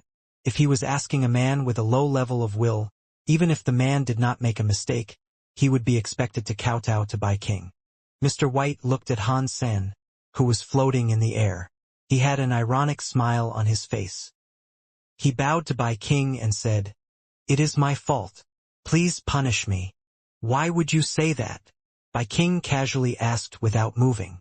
"I told Mr. Crown Prince that the extreme king's overbearing I could break this xenogeniac's two extreme bodies," Mr. White said with a wry smile. "I did not expect this xenogeniac would be able to attract the extreme king's overbearing eye. This was my fault." "Oh, how did you tell the Crown Prince?" Bai King asked. Mr. White explained what he had told him. He sighed and said, "It was my mistake. You can punish me instead." Bai King ignored Mr. White. He looked at Bai Wanjie, who was kneeling. "Did Mr. White tell any lies in his story?" "No," Bai Wanjie quietly said with his head lowered. His entire body was quaking. "If it was like that when you discovered how strange the sin meter was behaving, why did you not stop it?" Bai King asked. Bai Wanjie was suddenly speechless. Mr. White had warned him many times that he shouldn't rush things. but all he could think about was the space garden and the god's personality. He did not heed the warnings he had been given. He knew if he did not explain this, he would have committed a serious crime. He might have even lost his crown prince seat. Father, there is one thing I would like to talk to you about in private. Wuxia gritted his teeth as he spoke. Say it. King did not move, but there was some sort of invisible power spreading that filtered out everything else around. Wuxia did not dare hide anything. He told him everything about Han San and his thoughts regarding it. Did that really happen? When King heard him, he looked at Han San, who was still mid-air, in shock. Clearly, the god's personality thing had surprised him a good deal. It was me being dumb. I was too greedy. Wuxia lowered his head as he spoke. If you were not ambitious and someone not decisive, you would not be my son. King changed his tone. But the way you go about things is still immature. Before King finished, they suddenly heard a sound. Patong. They saw Han San fall from the air. He fell to the ground of the hall.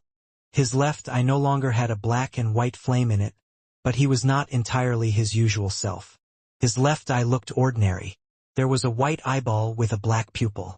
Comparing it to other eyes, this eye had no layers. The white eyeball and black pupil were really distinct. It was white like snow and black like ink. It did not look lively. It was like a lifeless eye. My lord, it was me who did not watch carefully and made the extreme king's overbearing eye suffer this accident. The old man apologized. Please punish me. King waved his hand to stop the old man from talking.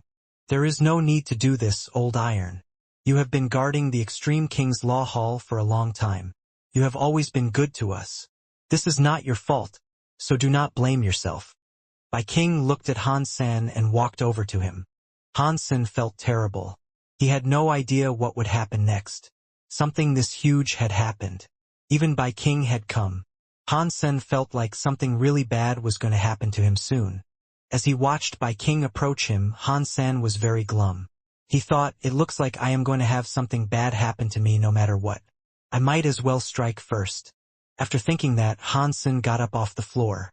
He straightened his body and puffed out his chest. He opened his eyes wide and stared at King. He was not going to bow down. Little kid, do you want to be like him? Taking whatever you want and tricking whoever you want? King walked before Han San and suddenly reached out his hand. He patted Han San on the head, smiled, and pointed at Wuxia. Han San was frozen as he looked at King. He did not know what he was talking about. If you follow me, you can bully people without remorse. King said as he led Han San out.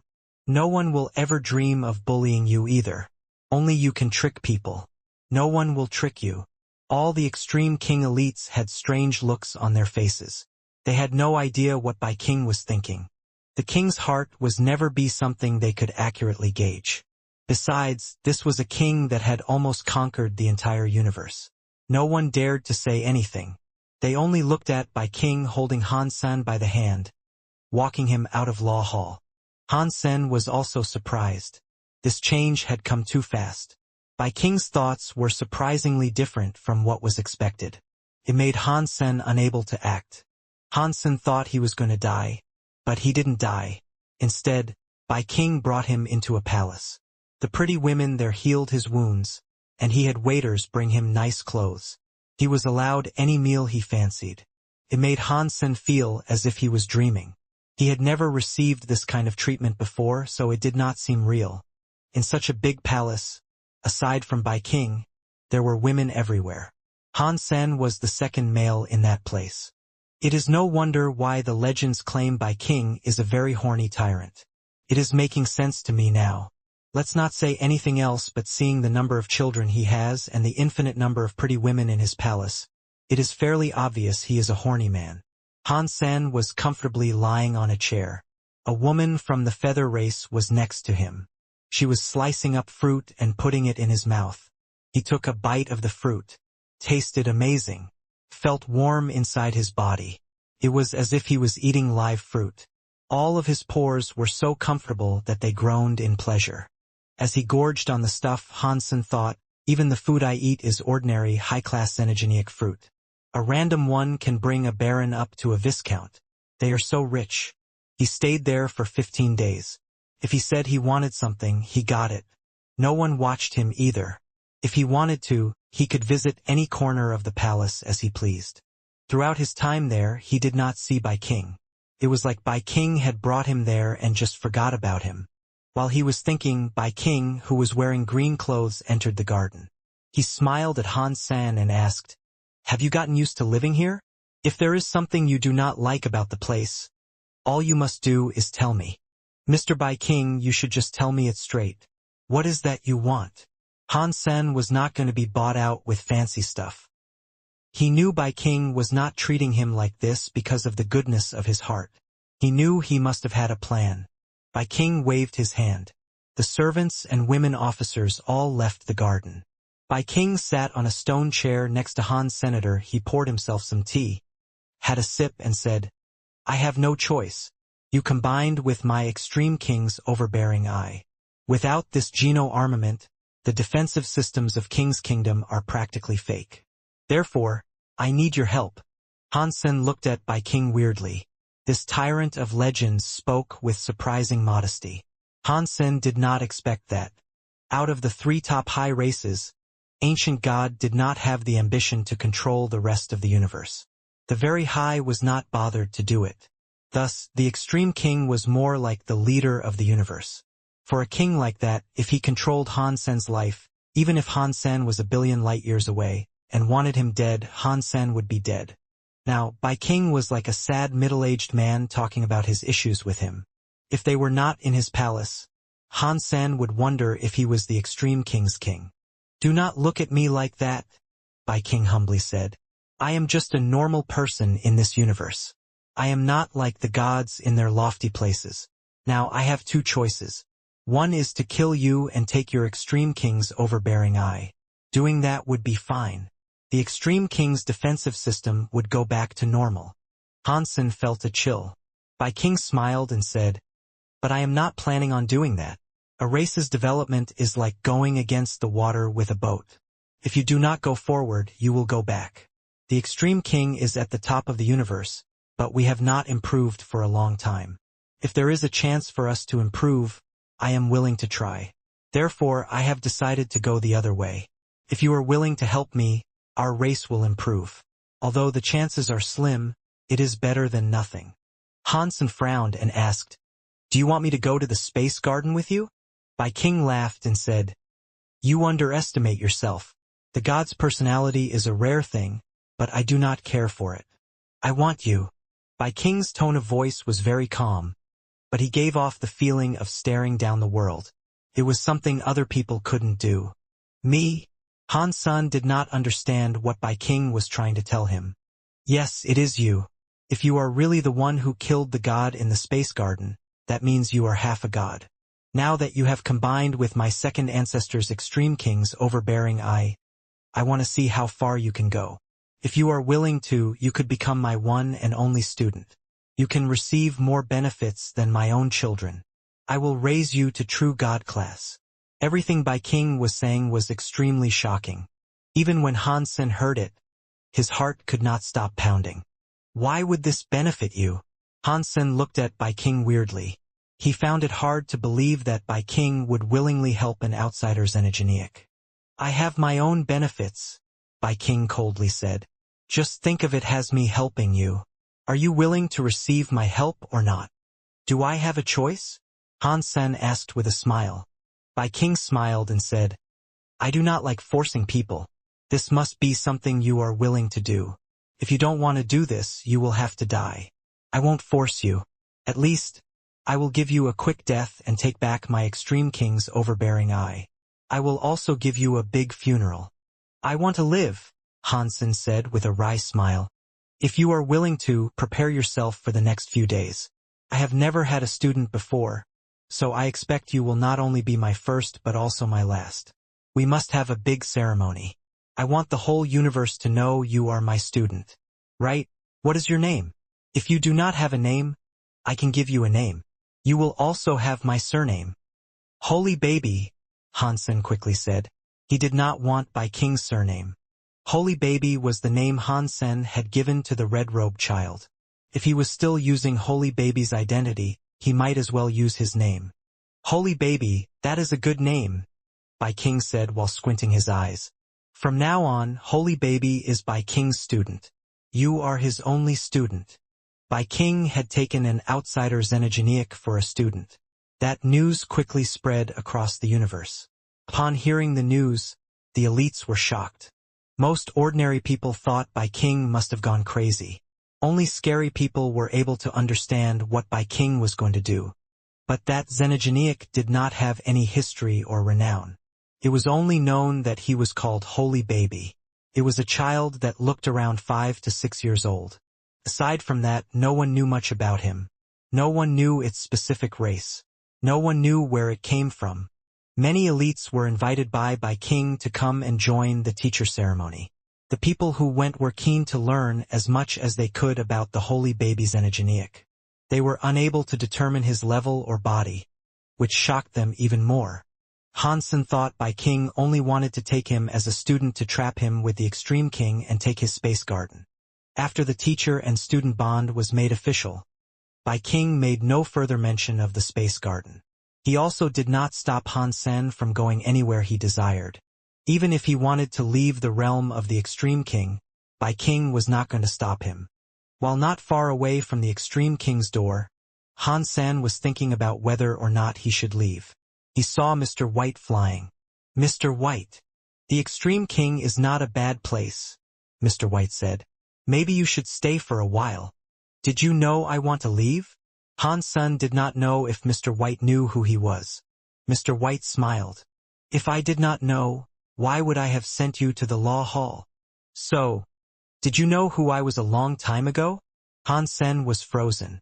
He suddenly realized Mr. White had deliberately sent him to the law hall. How did you know that I would combine with the Extreme King's overbearing eye? Han Sen asked with confusion. I did not know, Mr. White said as he shook his head. I was merely making a calculation. Although the wheels of fate forever change, it was an uncertain future I was able to predict. But there are always rules to help you avoid harm. As far as I was able to tell, going there would give you more life force and provide a better result. I thought it was worth spurring you on to try it. Mister, you are a very daring person. What if I had been unable to combine with the Extreme King's overbearing eye? Han Sen wanted to both laugh and cry at the same time. Mr. White smiled and said, in this world, there is nothing absolute. If I did not have an absolute solution, then choosing the one with the likeliest outcome is usually what you should opt for. If you ever get unlucky and something bad falls upon you, it was meant to be. It was a part of life's design. Han Sen knew what Mr. White said made sense, but it was still kind of scary. It is fortunate your predictions were not too bad. So, was making me stay in the Extreme King part of your prediction? That was not something that needed to be predicted, Mr. White said. Bai King has accepted you, an outsider xenogenic, as a student. That is quite the privilege. Now, in this universe, many scary existences have their eyes on you. They want to know why Bai King wanted to accept you as a student. No one will dare to do anything to you in the Extreme King. That much is certain. If you leave the Extreme King, I believe many people will want to kidnap you and take you for their own vile research. Bai King is so manipulative. He wants to tie me up like a figurehead for the ship that is the Extreme King. Han Sen finally understood. You underestimate Bai King, Mr. White said. If those were the only sorts of tricks he could do, he wouldn't be the man in charge of the Extreme King. The Extreme King wouldn't be what it is today, as sound as a pound, if that was all he could do. He must have a greater plan. For now, you and I are unable to see it. So, according to what you are telling me, I should willingly trap myself here, Han Sen said with a frown. Just sit and see what comes next. Mr. White did not have a better idea either. Han Sen had been thinking about things for a while. He now believed Mr. White was likely correct. If Bai King had no plans of doing anything foul to him, staying with the Extreme King was likely a good idea. May I ask, how did your body become like this? Mr. White asked about the crux of Han Sen's troubles. Hansen wanted to ask Mr. White about it too. He explained what happened when he became transmutation class. After Mr. White listened to his tale, and though for a while he said, "If you can practice 4 Geno arts to deified class, that is already something quite incredible. If I have guessed things correctly, your leveling up is fine. It is normal here." "If it is normal, how can I not make use of my power?" Hansen asked. "Do you know why the deified class is divided into primitive, transmutation, larvae, butterfly, and true god?" Mr. White asked with a smile. "I do not know," Hansen said with a shake of his head. "Actually, the whole process is about a true god being born," Mr. White said. "The son of a true god will be born when they become a butterfly. Before that, they are something like a prototype. The body has not developed yet, so they cannot use their powers. In this universe, it is quite rare for one to become a true god. It mostly depends on the practice afterward, but this progress simulates the process of becoming a true god. That is why there are 5 classes. If I have guessed things correctly, when you became deified and your 4 genes became one, it had to mean your body would take on a different shape and appearance. It took on a status similar to a born true god. So, when you became a transmutation class, it meant your fetus was still growing. Maybe when you reach larvae or butterfly class and your god body has developed some more, perhaps then you can use your powers." Mr. White paused and said, "That is not a bad thing. The primitive genes we humans have come from crystallizers. The core of our bodies is not great. You can experience a second development by making your primitive genes like a born true god, which is very good for you." "I hope so," Hansen replied. After hearing Mr. White speak, he felt better. Mr. White and Hansen exchanged some more information. Hansen decided to stay with the Extreme King for now. "I do not want to be a student for anything. Didn't Bai King say he will give me anything? Let me go ask him for some deified xenogeneic genes. Perhaps if I have enough, I can become a larvae class. Hopefully, I can become a butterfly." After Hansen thought this through, he walked back to the palace. The palace was a serious place. Even the king's daughters and sons were not allowed to enter without prior permission, but Bai King was giving Hansen special treatment. He was able to enter the palace whenever he chose. With this special treatment, it made Bai King's wives and children upset. Of course, no one said anything about it. Other people were becoming more curious about Han Senator. They wanted to know what was special about him and why Bai King would spoil him like that.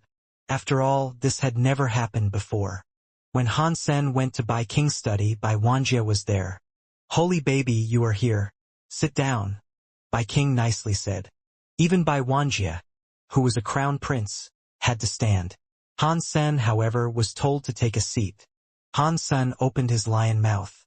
"My king, did you say I can have anything I want? Now, I need deified xenogeneic genes. I need 300 or 400. He did not think Bai King would give him that many. He was asking for a ridiculous amount, but it would at least mean he would receive as many as possible. "Sure." Surprisingly, Bai King agreed straight away. He turned to Bai Wanjie and said, "Wanjie, take Holy Baby to Nine Defense Palace. That place will belong to him now." When Bai Wanjie heard that, his face changed. Although his face changed back quickly, Han-san could still see that Bai Wanjie was very upset. Han-san followed Bai Wanjie out of the palace. Bai King had asked Bai Wanjie to take him to the Nine Defense Palace, but he had not explained what the Nine Defense Palace was. As he walked alongside Bai Wanjie, Han-sen asked, "Crown Prince, what is the Nine Defense Palace?" "I don't know," Bai Wanjie coldly replied. Han-sen was surprised. With Bai Wanjie's way of thinking, even if there was something that had upset him, he would not show it on his face. Plus, this was something Bai King wanted him to do. Even if he did not want to do what he was bidden to, he would not let Han-sen see. Now, he was exhibiting quite a bit of emotion. That meant this whole thing must have really triggered him. It had triggered him to the point that he was unable to control his own emotions. Han-sen kept walking and thinking, what kind of place is Nine Defense Palace? On the way, Bai Wanjie remained cold. He did not say a word. It was rather scary. Han-sen was not going to keep provoking him. He followed Bai Wanjie to a purple palace. That palace was made out of purple metal. Han Sen did not know what kind of metal it was. The weird thing about the palace was it had no window. It was a big, metal, purple palace that seemed 1,000 miles long. Yet it did not have a single window. There was only one entrance, and it was at the front. The door was as big as a mountain.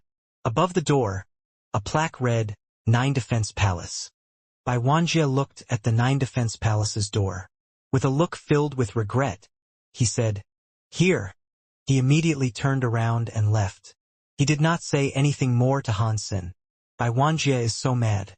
It looks like the 9 Defense Palace must be packed with good stuff since Bai King told me he would give me deified xenogeneic genes. I suppose this place is filled to the brim with deified xenogeneic genes. Is this place a warehouse for the storage of deified xenogeneic genes? Han Sen was excited to find out. If there were benefits to claim from the Extreme King, he was not going to be stingy. He was going to take all that he could get. The big palace did not have guards, so Han Sen brought out the purple, metal key Bai King had given him. He inserted the key into the door's keyhole. Han Sen turned the key, but the giant, metal door did not open. He saw a xenogeneic statue attached to the door. Its eyes grew bright as it shined down on Han Sen and sucked him in. It was like some kind of teleportation device. When Han Sen's vision returned, he was already in the palace. He saw a semicircular plaza in front of him. Both sides of the plaza had many xenogeneic statues. They were also made of metal. Their sizes were all different from each other. Some were 300 feet high, whereas others were as small as a ball. One saw them in every shape and size. Across the plaza, on the circular wall, were 9 big doors. They all had some words on them. They were not written in the common language, so Han Sen was unable to read them. What if Bai Wanjie did not tell me what was here because he does not know what is behind these 9 doors? Han Sen hesitated. He selected a door and put the key inside. This time, the door slowly rose. He saw a path behind the door. It looked like it was a path that led to another palace. If Bai King wanted to harm me, there would be no need for him to go to all this trouble. I do not think this place is dangerous. Han Sen kept thinking, but he eventually walked inside. After walking down an extremely long corridor, he saw a giant structure. This is a palace inside a palace. When Han Sen saw the space ahead, there were many more palaces lined up. The palaces were all the same size, which was about the size of a basketball court. Han Sen quickly noticed the palaces were numbered. The first one Han Sen saw was 0001. Sequentially, each palace went up in number. Han Sen looked around, but he could not tell how many palaces were inside that palace. It looks like I am right. This is an Extreme King warehouse, but would Bai King really be that nice and give me the magic key to the Extreme King stuff? Han Sen had to wonder that, but he did not think that was likely. Cha-cha-cha. As Han Sen thought it through, he still went ahead and opened the palace that was labeled 0001. He immediately saw a xenogeneic that looked like a giant ape. It was just inside the palace. Roar! When the big ape saw Han Sen, it made an angry cry. His black hair went straight. Black substance chains arose across it. It was like the coming of a demon. In the next second, the big ape's chains were attacked by a godlight. A spell of some sort flickered, suppressing the big ape's power.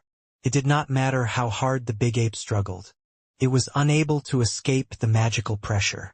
Deified xenogeneic.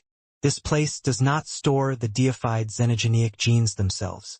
It stores a deified xenogeneic that is actually alive. If all these palaces have a deified xenogeneic locked inside, how many could there possibly be? Han Sen was shocked. He coldly laughed and said aloud, "Bai King, do you really think my body cannot fight, and I cannot slay these deified xenogeneics?" Han Sen immediately summoned a beast soul. It made his entire body look like the red blood demon.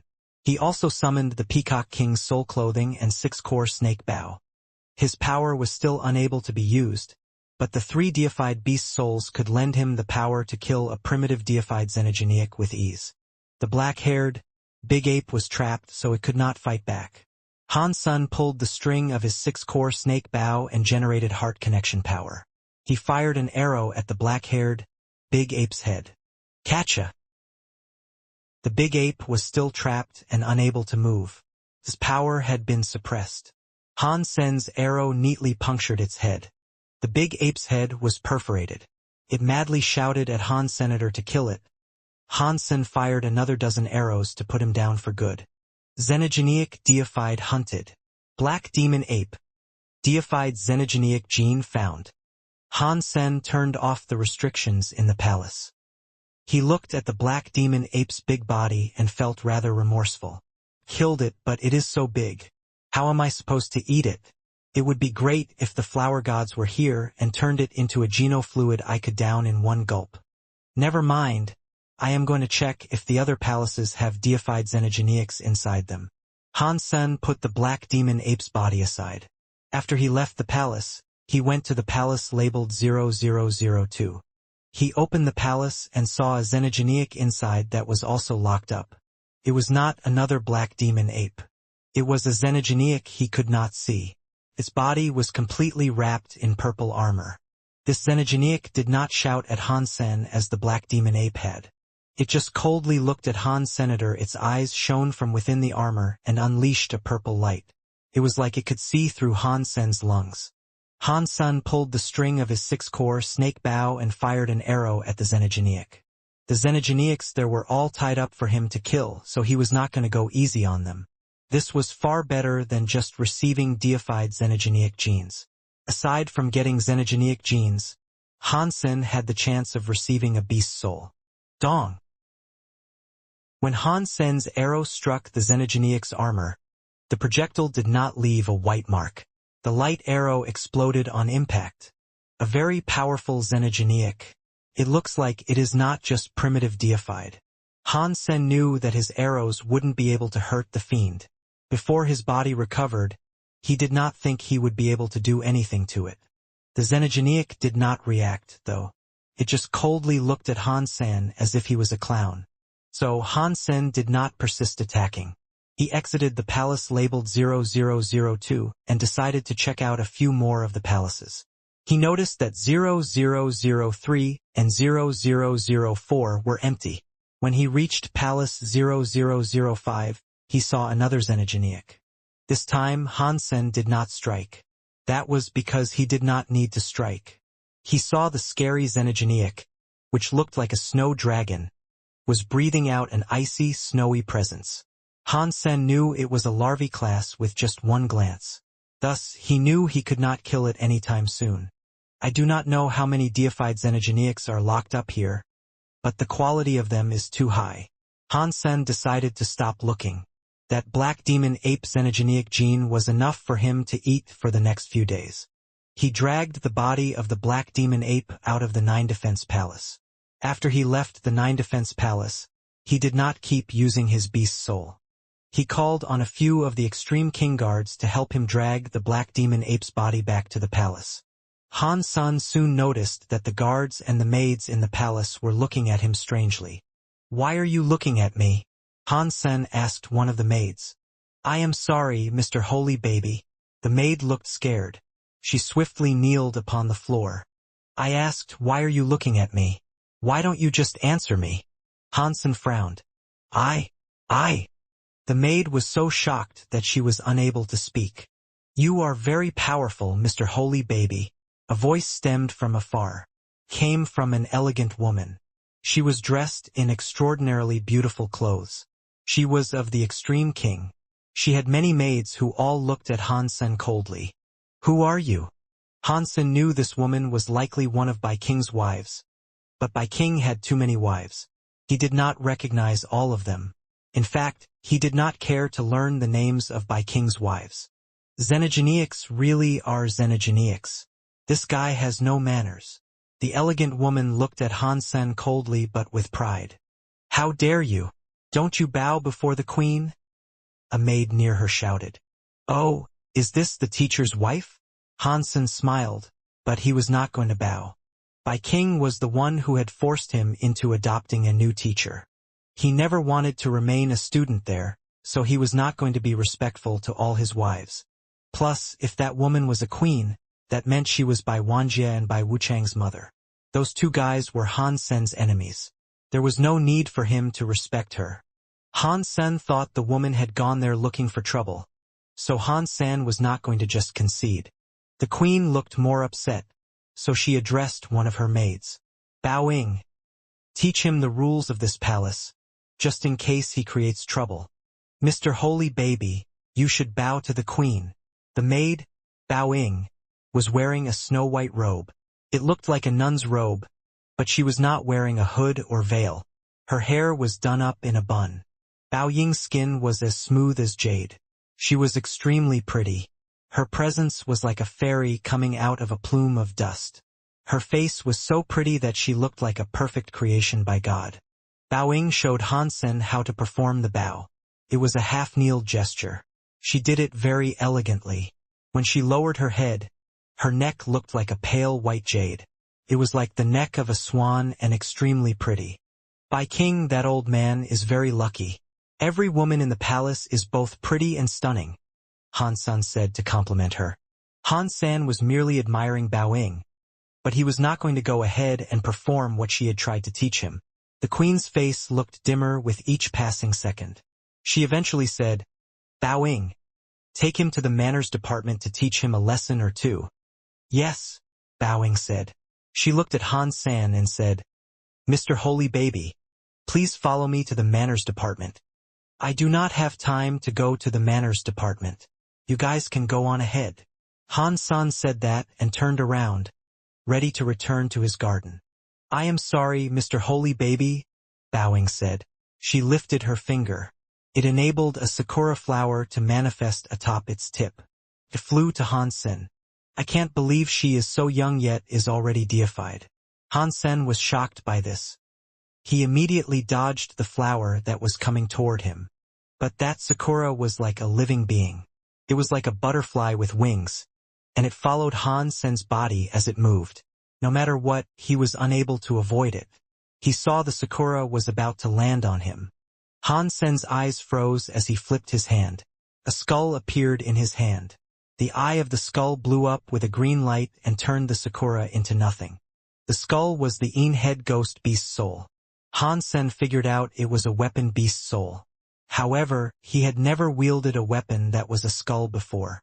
Its effectiveness was not bad, but it was just a little on the weak side. The green substance chains of the head ghost had a total power weaker than the 6-core snake bow. Therefore, Han Sen did not use it much. He could have used his other beast souls in this situation, but he was happy to make use of this for the time being. He is resisting, the queen coldly said. How dare you use a xenogenic treasure inside the palace? Bao Ying, take him down. Bao Ying looked at Han Sen and sighed. Mr. Holy Baby, you should just come with me to the manners department. Bao Ying, I asked you to take him down. The queen looked upset as she quietly but harshly made her demand. Yes, Bao Ying agreed. She reached out her hand and brought out a white, jade-like vase. It was quite small. Han Sen knew it was Bao Ying's Geno armament. He was not about to underestimate her. He held the skull and looked at the vase in Bao Ying's hand. Seeing Bao Ying raise her vase, Bao King's voice suddenly boomed. What are you doing? My king! Everyone bowed to Bai King. Bai King approached the queen and looked at Han Sen as he asked, My queen, what are you doing here? The queen said, This child is so rude. He disrespected me, and he used a xenogenic treasure in the palace. I was just going to teach him a lesson.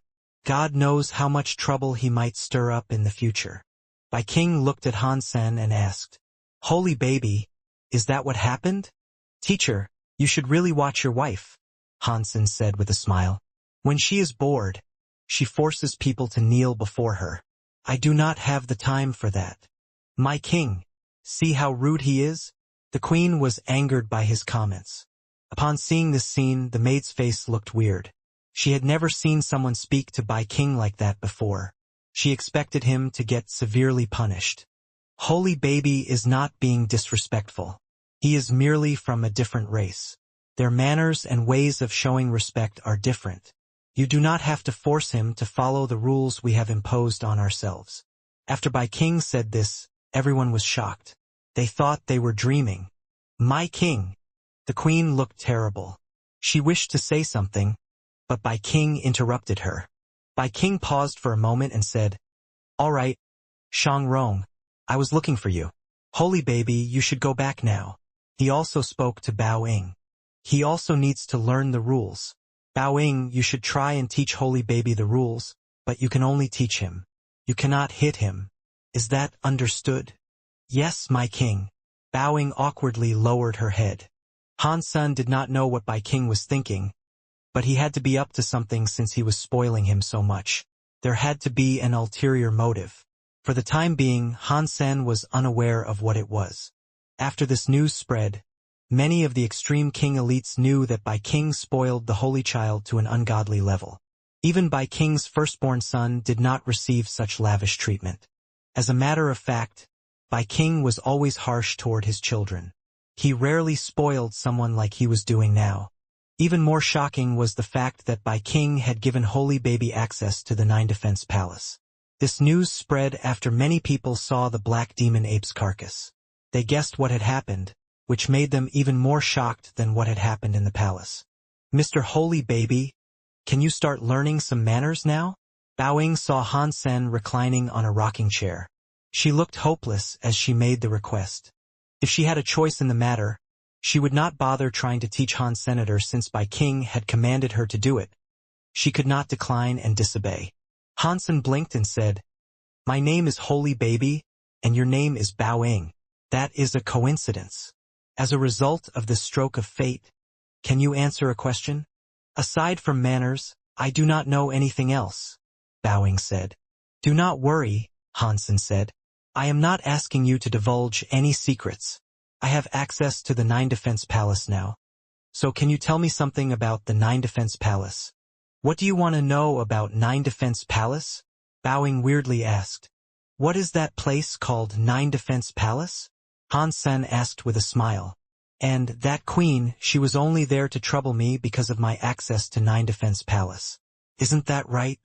The queen had not come to see him before that, so it was a bit of a coincidence how she had come to trouble him after his first trip to the Nine Defense Palace. Considering Bai Wanjie's behavior earlier, it was not difficult to guess what had happened.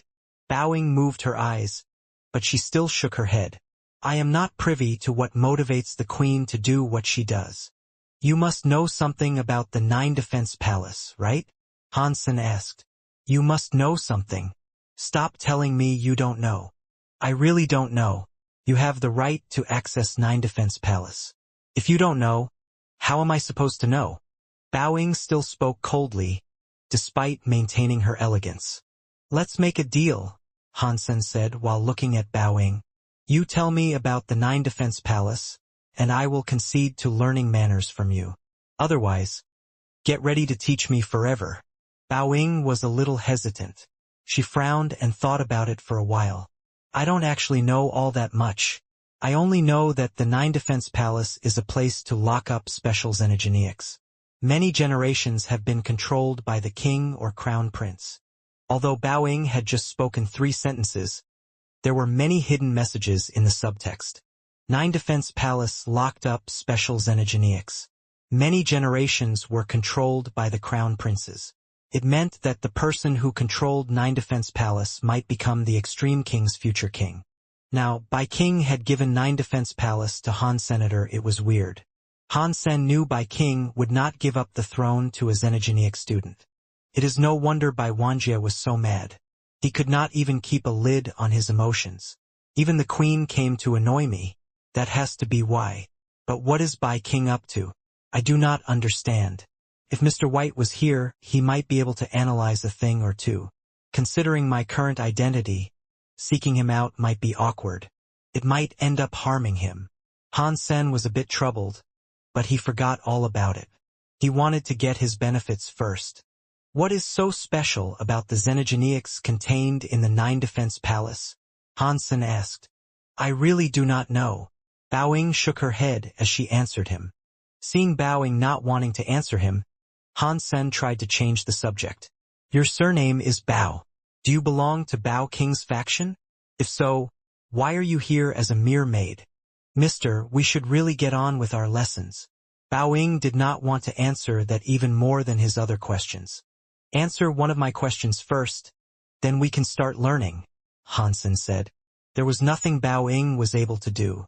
She was silent a moment before saying, Nine Defense Palace has always been in charge of either the king or the crown prince. Outsiders do not know why they trap the Xenogeneics inside. Those Xenogeneics are locked up in there by the king himself. I am afraid you are the only one who is not a king or a crown prince to have ever entered Nine Defense Palace. If you want a clearer answer, you will have to find out more by yourself. Seeing that Bao Ying was not misleading him and being earnest, Hansen did not force her to say anything more. He smiled and said, Let's start practicing. You can start teaching me manners. We will later take a break to talk about more things. Bao Ying read out the manners to Han Senator. He kept listening but thought, Is Bai King's conspiracy related to my access to Nine Defense Palace? But he did not say anything, and he allowed me to kill the Xenogeneics of the Nine Defense Palace. Why is he doing that?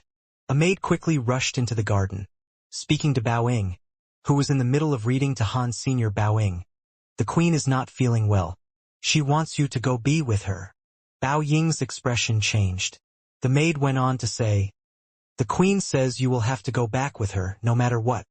Mister, I am afraid we will have to pause our lesson here. Bao Ying stood up and bowed. Bao Ying, it was the king who asked you to teach me, right? Hansen asked. Mister, I will be back tomorrow, Bao Ying said. I want to learn it now. Teach me now. Otherwise, you will be disobeying the king's orders. Hansen's face did not change. Bao Ying looked troubled. She glanced at the maid who was frowning. You can learn manners whenever. The queen is ill. She needs Bao Ying there for her. We cannot delay this matter. Are you saying that the queen's concerns are more important than the king's concerns? If the queen's concerns are so important, it looks like I should tell the king about this. I should let him know just how important the queen's affairs are. Hansen looked like he was smiling at the maid, but he wasn't smiling. The maid's face changed. She gritted her teeth. There is no need. If there is no need, then get the hell out of here. If you enter my garden again, things won't be this copacetic. Hansen summoned in head ghost and shone it at the maid. Pang. The maid flew away and started to cry. She was sent soaring far away from the garden. Everyone watched the maid go. He is so cocky. He is beating up a maid that belongs to the queen. That is because he has the backing of the king.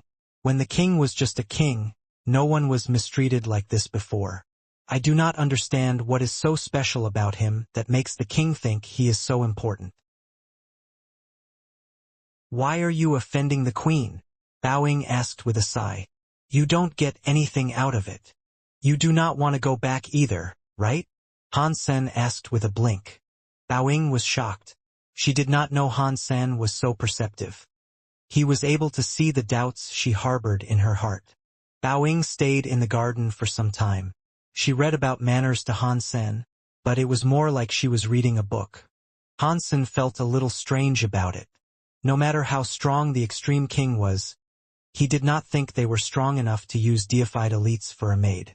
A maid like Bao Ying was being treated as a usual servant. Plus, Bao Ying must have come from Bao King's faction.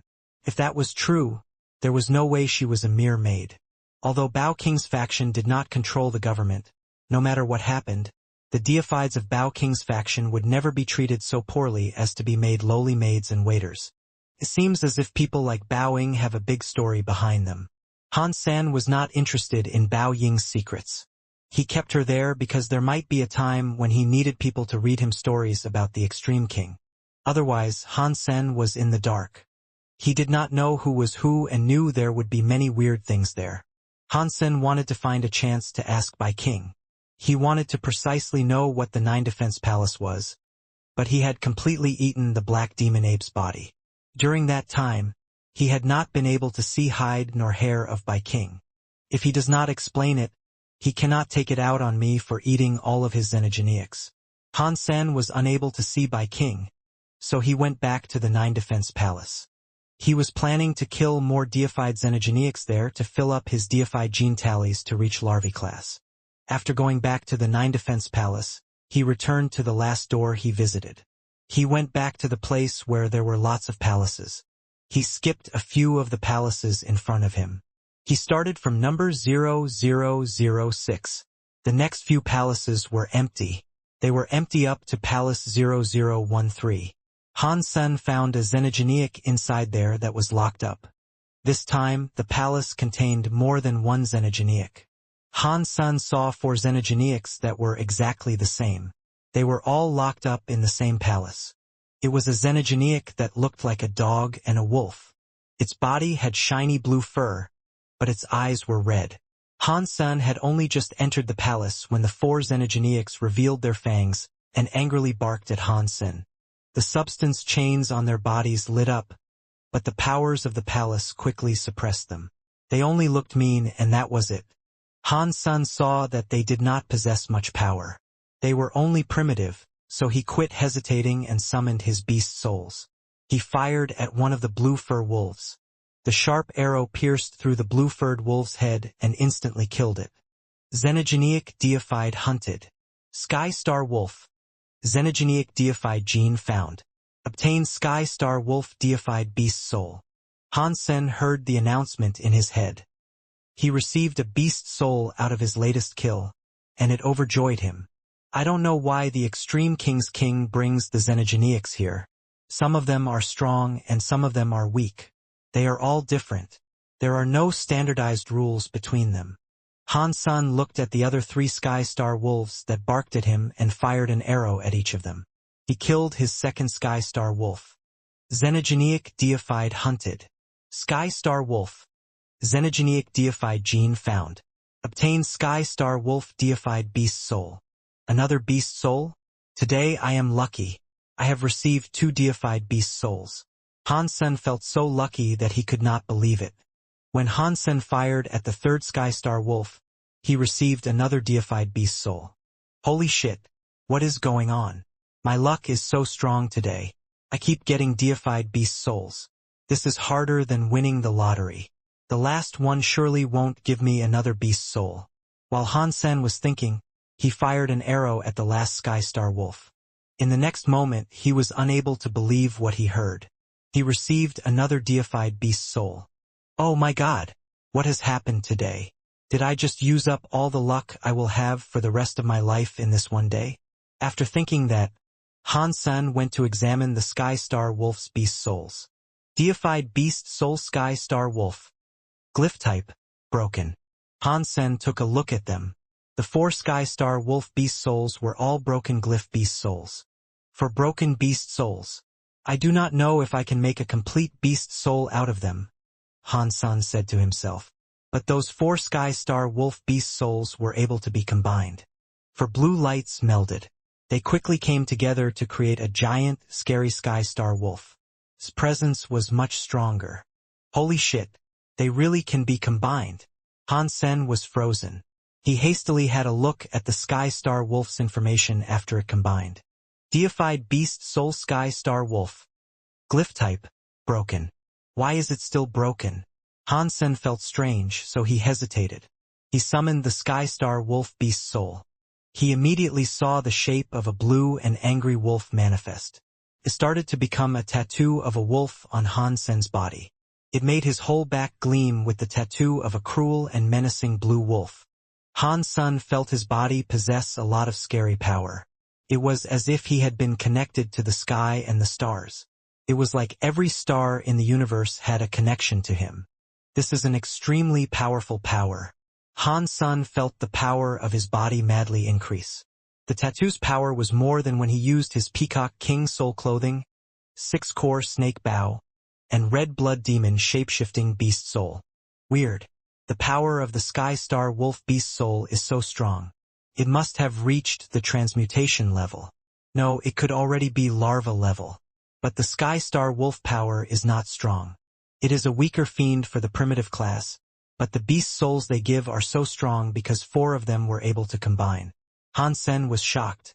That means broken beast souls can be combined. So, Tianxia Peacock King beast souls should be able to be combined too. But where do I find another Tianxia Peacock King beast soul? Han Sen thought the chances of getting another Tianxia Peacock King beast soul were too low. The 4 Sky-Star Wolf xenogeneic genes provided Han Sen enough to eat for a while. Plus, he had received Sky-Star Wolf beast souls.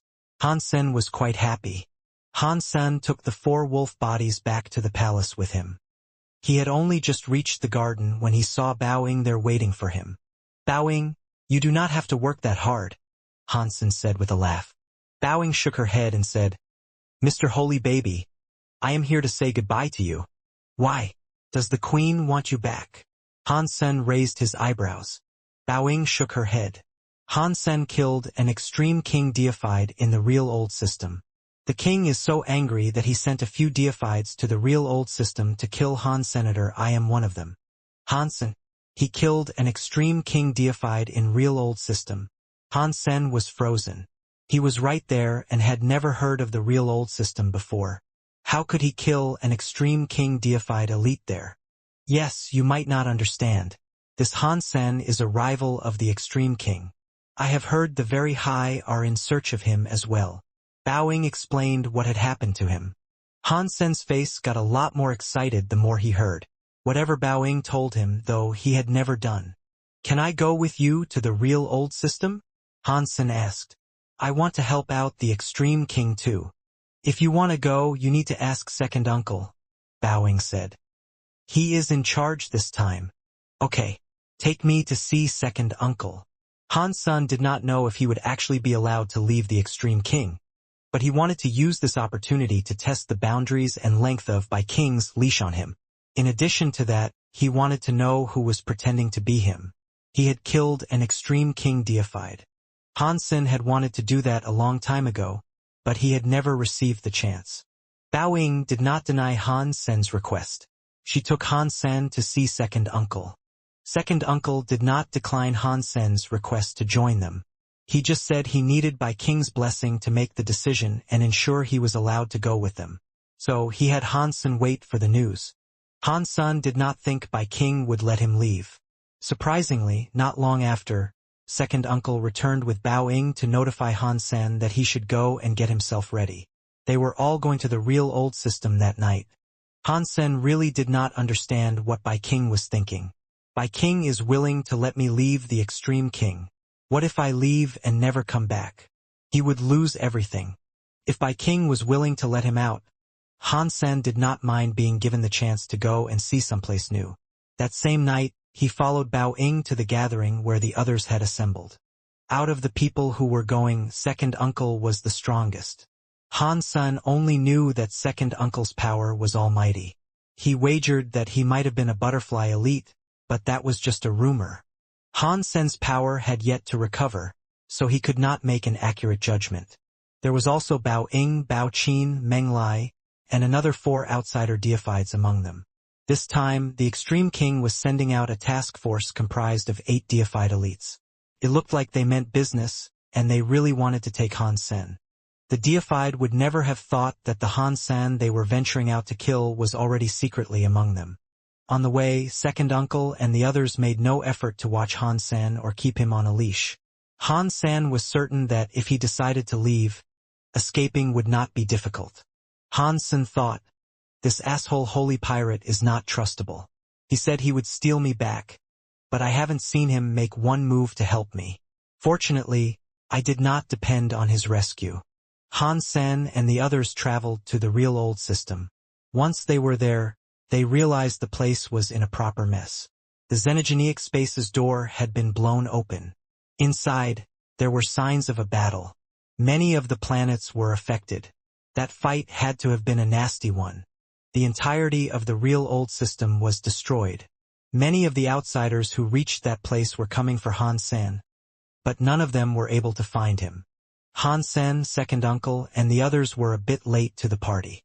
Many of the places there were destroyed. Fortunately, there were still members of the Extreme King around. They were stationed there to protect the more important places. Second uncle and the others were there now. But the biggest problem they faced was not how to defeat Han Senator, it was how they were going to find Han Sen. The Extreme King Team second uncle had brought were good with that task. They had their own tracking methods. Han Sen and the group that he had come to the battleground with were shocked when they saw what remained. Under the sky knife skills? How is that possible? Han Sen looked at all the knife marks across the planet and felt strange. Without a shadow of a doubt, he was able to tell they were under the sky knife strikes. And they were not under the sky knife skills from Sky Palace. They were the under the sky knife skills Han Sen had personally modified. It is no wonder everyone believes it was the real Han Senator. If I was not Han Sen, I would believe it too. Who is this impersonator that can replicate my under the sky knife? Han Sen was shocked. Second uncle and the others learned that it was under the sky knife as well. They knew for sure it was a trademark of the real Han Sen, so they didn't believe it was a fake Han Sen. Han Sen's under the sky knife was very unique in the universe. Even Sky Palace, which had the original under the sky knife, was unable to copy the under the sky knife Han Sen used.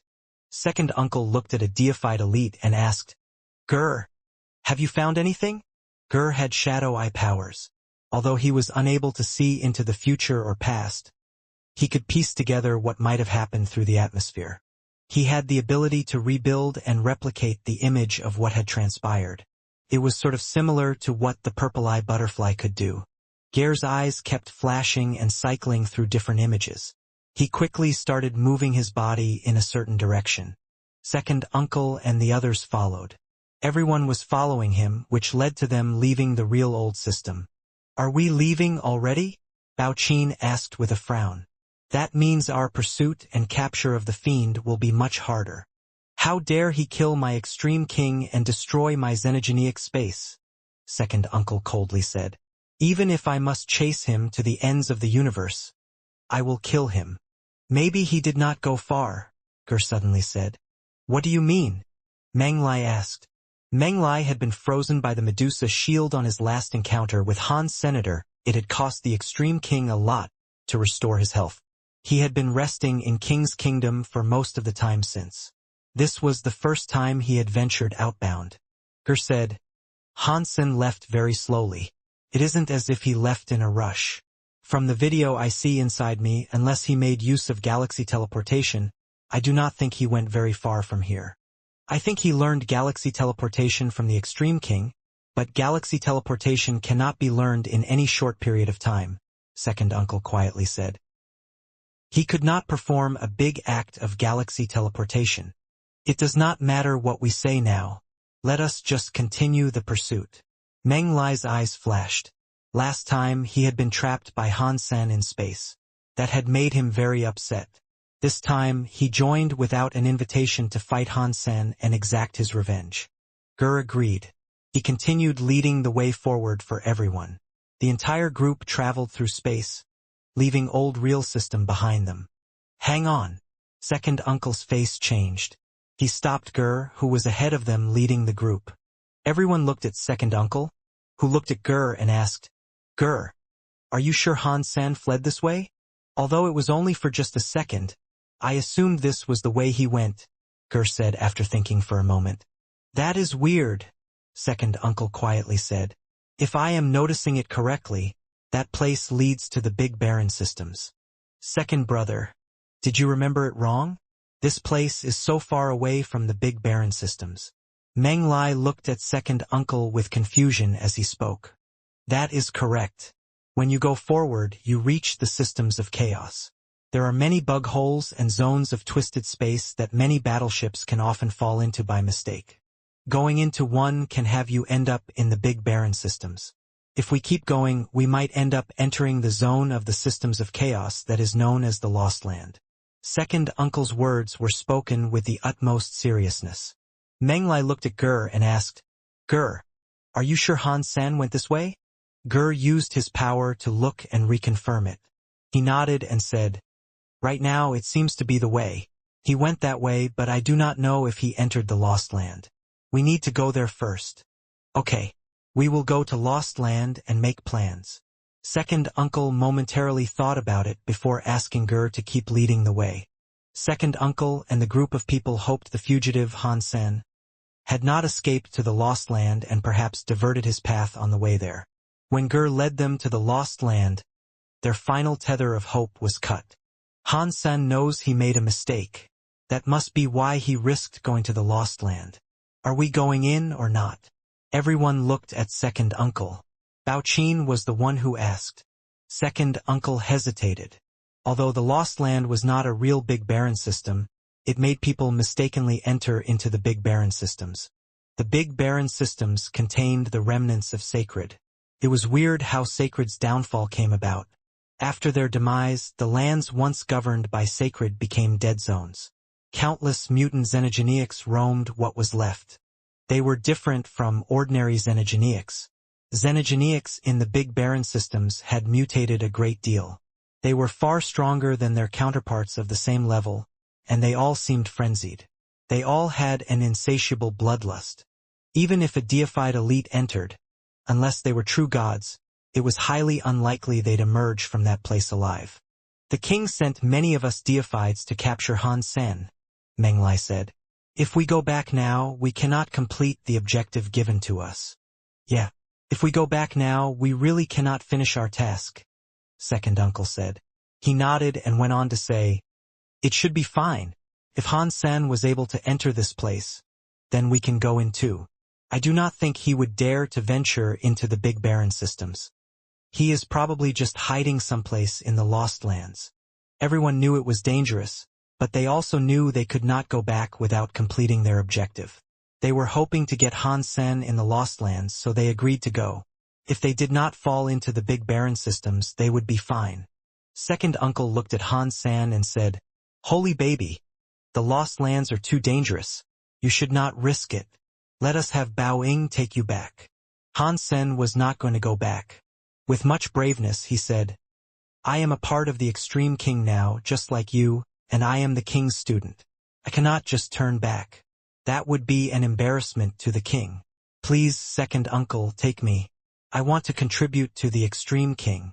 Han Sen said that via his mouth, but in his mind he thought, I am actually thinking that if I have the chance to enter the Big Baron systems, I might be able to seek out Little Flower. It would be great to go with you guys and do something like that. That means I have free muscle to guide me and cannon fodder to bite bullets on my behalf. I just hope this fake Han Sen we're after entered the Big Baron systems. Hearing Han Sen say that, second uncle and everyone else looked at him like a star. But they thought it was not nonsense that Bai King had selected him as a student. If you really feel that way, let us push on. Let's capture Han Sen and accomplish our goal. Second uncle nodded. Menglai's attitude toward Han Sen was fairly nice. Before this, people weren't really fond of the idea that Bai King had accepted an outsider for a student. They still weren't keen on who the student was, but he had scored a few points by feigning dedication to their cause. Everybody entered the Lost Land. This was the first time Han Sen had ever been there. He saw the magnetic fields and light fizz in the skies, creating strange scenes. A black hole was spinning in the halo, and some spots of light moving around really quickly like lightning. Some strings of light were all twisted. The Lost Land was a magical place. There were many things there that Han Sen had never seen before. After entering the Lost Land, Gear's power stopped working. He looked depressed as he said, My power needs an environment and space. The space here has been disturbed too much. It's twisted. I can barely grasp the faint semblance of an image here. Bao, I guess it all falls on you. We are depending on you. Second uncle seemed to have expected this would happen, so he addressed Bao directly. Everyone turned to look at Bao. Han Sen was curious about what sort of power Bao had. Her identity was still veiled in secrecy. It sparked some curiosity inside Han Sen. Bao nodded. She took out a jade bottle and held it in her hands. It was the same white jade bottle Han Sen had recently seen. It was likely her Geno armament. Bao held her jade bottle up and said, I need something that belongs to Han Sr. That is easy. There. Second uncle waved at Gur. Gur raised a hand. His fingerprints were laden with dust. He said, Lady Bao, this is the trail I have been tracking. It is only this much. Is that enough? Let's give it a try. Bao took the specks of dust and placed them inside the vase. Han Sen saw strange movement inside the vase. Bao quickly tilted the jade bottle. It was like she was pouring out water, but what came out from the bottle was not water. They were many sakura petals. The petals were like butterflies, and they all took off flying in a certain direction. The petals were everywhere. They looked quite beautiful. Follow me. Bowing held onto her jade bottle as she started moving. The petals kept coming out of the bottle to lead the way. Via the guidance of the petals, the group traveled quickly through the lost land. Thus far, there had been no danger. Bao Ying's Geno armaments are quite unique. I cannot tell what sort of power that is. Seeing those petals, it seems to suggest it might be a plant element. But there is no way the jade bottle is composed of something from the plant element. Han Sen was unable to use his Dongxian area, so his curiosity was at an all-time high. He had no idea what they were. Why did the petals fly into the black hole? Bao Qin asked with shock. Everyone saw that happen too. The petals, which were like a galaxy, were now flocking into the black hole ahead of them. After the petals entered the black hole, they disappeared. Soon, a majority of the petals had vanished. Second uncle looked at Bowing and asked, Bowing, what is going on? If the dust did come from Han Sen, then he really did go through this black hole. Bowing said that and paused. She looked at the black hole and said, the petals are still alive after traveling through the black hole. They were not killed. This should be one of the more stable black holes. You can travel through it. I am afraid this is a black hole that leads to the Big Barren system. It is easy to go in, but how do we get out? Bao Qin was displaying a wry smile. Bowing, do you have any other way to learn more about the situation as it currently stands? Second uncle asked. Bowing shook her head. I think it is too far away. I still feel the petals, but I cannot sense anything else. If it is so far away, this black hole might truly lead to the Big Barren systems. Fourth brother, what do you think? Second uncle looked at Meng Lai, who was on par with second uncle in terms of command. If this is a stable black hole, why don't we go scope it out first? Meng Lai suggested. If there is any danger, we can just hop back through the black hole. Does it work that way? Second uncle looked at Bao Ying. We can try. Bao Ying looked at the black hole. She raised her jade bottle, which had a weird light spinning inside it. There was a galaxy-like number of petals returning from the black hole. They all returned to the jade bottle. When the last petal returned to the jade bottle, Bao Ying said, all of the petals are accounted for, and none of them were damaged during transport. The ground was destroyed ground. Broken metal and stone buildings were seen everywhere. The broken metal pieces of machinery were sort of like products from a steampunk era. The buildings seemed even older than them. Stone tripods with bowls atop them, stone stoves, and stone towers were cracked and strewn across the land. A 9-foot stone stove had been split in half. One saw broken stone buildings and tools all around. Giant metal machines were visible in every direction. They were so decayed that one could not tell what they were. Under the light of the setting sun, the whole place was like a ruin left behind by an apocalypse. Han Sen and the others had only just arrived. Upon seeing all this, they frowned. I calculate a 90% probability that this place belongs to the Big Barren systems, Meng Lai said as he looked around. Han Sen observed the broken buildings all around. They looked familiar. The style of the buildings looked like the Stone-era stylings of the architecture in the Valley of Time in the sanctuaries. He thought, does this mean the stone tools came from here? That must mean the Destiny Tablet comes from here as well. Because Gear's power was still there but not working, they had to continue depending on Bao Ying in their pursuit of the fugitive Han Sen. The way the petals led into the ruins was like a stream. Second uncle and the others carefully followed the petals that were guiding them. None of them dared to risk carelessness. The Big Barren systems were the scariest places in the entire universe. Even a deified as strong as second uncle did not underestimate such a place. After walking 100 miles, they still only saw ruins. They did not see any xenogeneics, however, which made the travelers feel moderately better. Even so, no one dared to lose their vigilance. The petals suddenly stopped before a stone tower. They kept spinning around the stone tower. Bao Ying looked at the stone tower and said, this is it. Everyone was happy. If they could catch Han Sen inside there, they would not have to venture too deep into the Big Barren systems. It looks like that kid Han Sen did not think we would dare to chase him to this wretched place. Bao Qin said. He did not think he would have to go far, so he decided to hide here. Londo, break this stone tower. Second uncle spoke to a deified man with the head of a cow.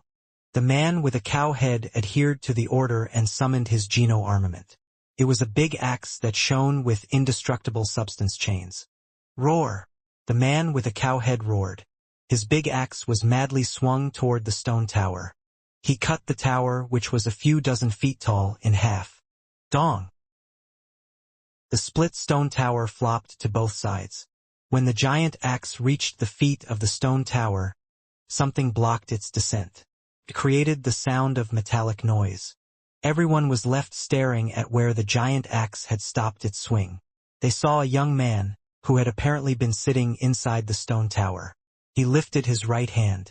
The big axe's descent had been stopped by the squeeze of the man's index finger and middle finger. Roar! Londo madly roared. A substance chain exploded on his axe like a volcano. He wanted to slash down and cut the young man's arm off. No matter how much power Londo exploded, the big axe was unable to be moved. The young man laughed. He applied more strength with his fingers to make a catchy noise. The giant head of the axe broke between his fingers. Blurg! Londo's mouth spewed with blood. It made him stumble backward. His face was white. The giant axe was his Geno armament. The Geno armament broke, so he was heavily damaged. The faces of second uncle and the others looked grim. Although Londo was just a primitive deified and not one of the extreme king, his power was supposed to be indestructible. Yet, that young man had just used his fingers to effortlessly break the story of genes. Via that one small move, one saw just how powerful the young man must have been. Second uncle surrounded the young person. Bao Qin coldly shouted at the young man, Han Sen, no matter how evil you are, today is the day that you die. Han Sen looked at the young man. His face morphed into a strange expression. That was because the young man he was looking at looked identical to him. He looked at the young man and thought he was looking in the mirror. Who is this guy that has this sort of power? He is stronger than me. He is not any weaker than me when I turned. Why is he disguised as me? Han Sen thought about it with suspicion. The young man looked at second uncle and smiled. I thought the very high would get here first. I did not expect it to be you guys, but that is fine. Since you guys are here first, then it is you guys. From now on, you will have to listen to my commands. If you make a mistake, you will be punished. How that young man spoke was very demanding. It sounded like second uncle and the others were his slaves. Second uncle and Meng Lai were by king's family. They had been in lofty positions their entire lives. They had never been treated like this before. It made them feel extremely agitated. Meng Lai coldly grunted. Han Sen, do not be all cocky here just because you have the shield of the Medusa's gaze. Today, I will be letting you know that the Medusa shield is rubbish. After that, Meng Lai brought out a pill. He crushed the pill. Soon after, a scary deified xenogeneic came out. When the wind arrived, it became a 30-foot, black-scaled, 9-headed, big snake. Meng Lai grabbed the tail of the black-scaled, 9-headed, big snake. His body shone with a gold god light.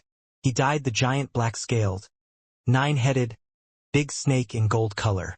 When Meng Lai shouted, the black-scaled, 9-headed, big snake became a gold, 9-headed trident. Meng Lai grabbed it, took aim at the young man who was sitting on a platform, and unleashed a scary power. It made Gur and the others fall back. This guy Meng Lai is stronger. Did he become larva? Han Sen thought. The young man looked at Meng Lai with interest. He did not plan on standing up from the platform. He smiled and looked at the gold, 9-headed trident. He said, Gold soldier body. That is interesting, but I still think you are too weak. It is still enough to kill you, Meng Lai coldly grunted. The gold, 9-headed trident unleashed a scary gold light. It was attacking the young man on the stone platform.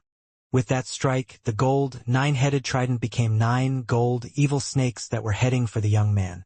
They were like 9 gold evil dragons that could swallow the world. Han Sen had to admit that Meng Lai had become stronger. When Han Sen was primitive, if he used his xenogenic battle body, he would have been unable to block that attack. Fourth brother's gold soldier body is getting stronger, second uncle said. In the next second, everyone froze. The young man sat on the stone and flicked his finger 9 times. Each flick hit the head of one of the gold, evil snakes. Instantly, 9 gold, evil snake heads exploded. The gold, 9-headed trident was destroyed. Meng Lai could no longer hold his broken trident. He threw up blood and went soaring away. He collapsed among several metal tools. Everyone was shocked. Meng Lai was already a larva-class deified, and he had turned a larva-class black-scaled, 9-headed snake into a gold soldier. Even so, he was not able to deflect one small strike. How scary could that power be? Impossible. You are not Han Sen. Meng Lai was shaking and shivering as he emerged from the scrap heap. His hands were full of blood, but he did not care. He stared at the young man and spoke directly to him. Oh, why am I not Han Sen? Is it because I did not use under the sky knife skills? If you would like to watch me perform them, I can show you. The young man looked at Meng Lai with interest. Almost at the same time, his body had an under the sky skill play out. The scary mind suddenly covered everything around. Even second uncle's face changed while witnessing it. His will was affected by the strength of that mind. It gave him a strange and unsettling feeling. It was like they had all become puppets. If that man wanted to, he could change their fates in the blink of an eye. Han Sen finally noticed the young man's knife mind was similar to his under the sky knife skills, but it was a bit different. The young man's knife mind was more like the very high mind. It was like he was the person who played chess. Everything was a chess piece, and the pieces were in his hands. It was like Han Sen's mind, but he used himself as a chess piece. He was not the one who controlled the game of chess. The young man's mind was strong, and he was in no way inferior to him. He was a bit shocked that the young man might very well be the smartest person in the world. He just did not have a clue why he had disguised himself as Han Sen. You are not Han Sen, Meng Lai stubbornly repeated. He stared at the young man intently. Oh, are you saying this because I have proven myself to be too strong and he is not that strong? The young man coldly asked. Hearing the young man say that, everyone understood how Meng Lai was correct. That young man was not Han Sen. No, you have sensed it differently. Although you wear his face, you cannot copy his presence. You are not Han Senior. Meng Lai gnashed his teeth as he asked. So, who are you?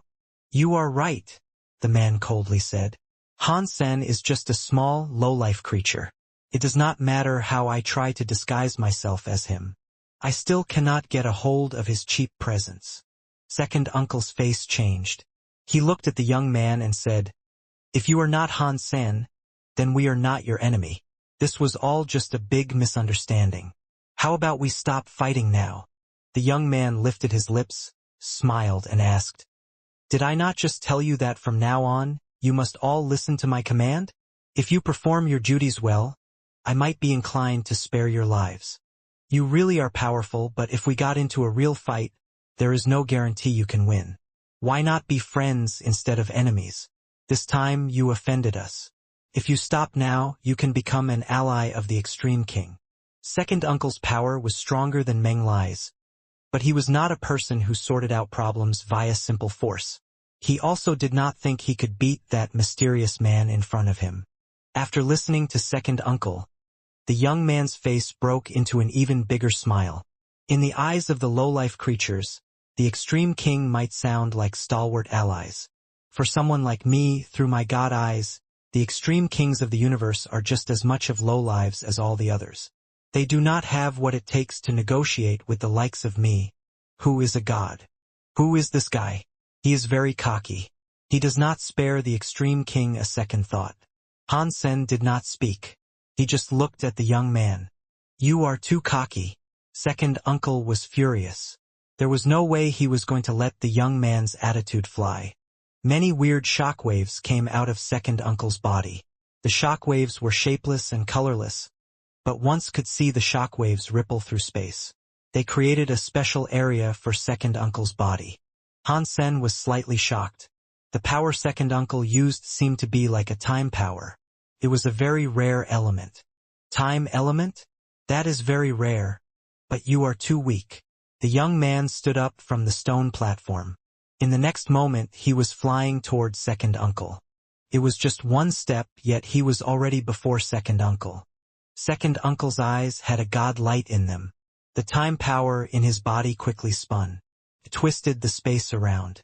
It was like the area Hansen was in. Time was slowing down. Everyone there was moving in slow motion.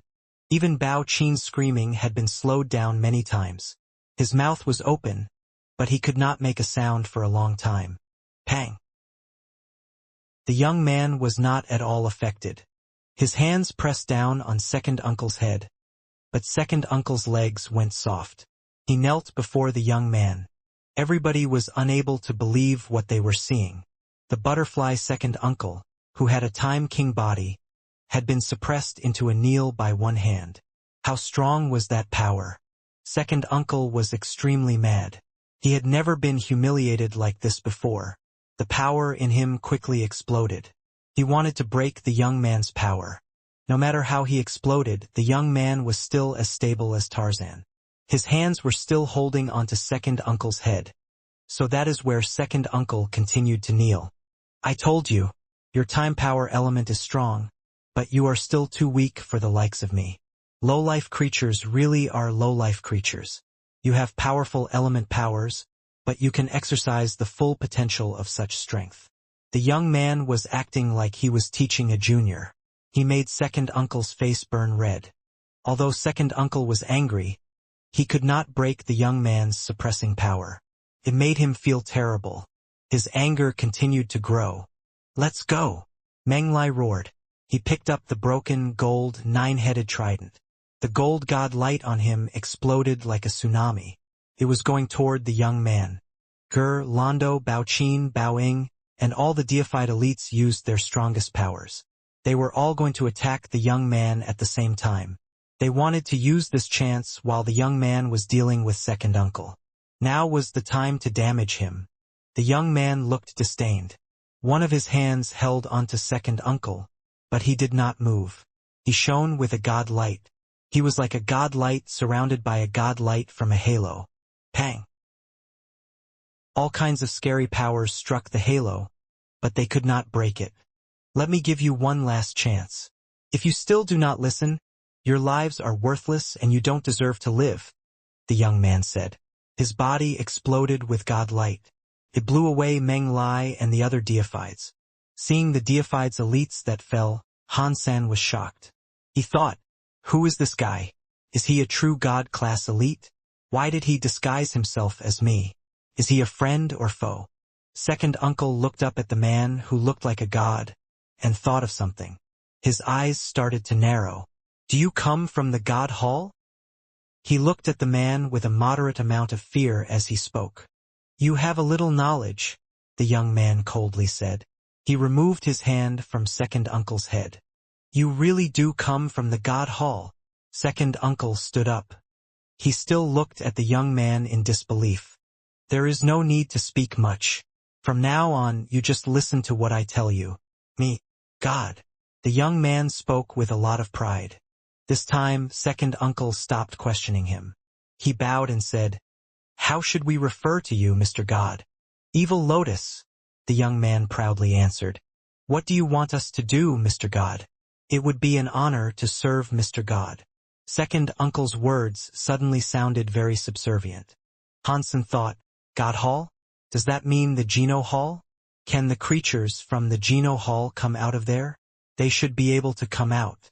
Otherwise, Skyvine Radish would not have been damaged in the Space Garden. It is good that you are listening now. All you must do is work hard for me. After we are done, you guys will receive your benefits. Evil Lotus seemed to know how to play them. He waved his hand, revealing he also knew how not to damage them. The god light shone on everyone. Their wounds quickly healed. They were back to being as fit as fiddles. I wonder what you want us to do, Mr. God? Second uncle politely said. Just follow me. Evil Lotus did not say much. He just had the people follow him into the big barren systems. Second uncle and the others were worried. Evil Lotus might have been able to survive in the Big Barren systems, but they could not. If they went any deeper, they did not know if they would be walking out alive. Han Sen and Meng Lai were at the back of the group.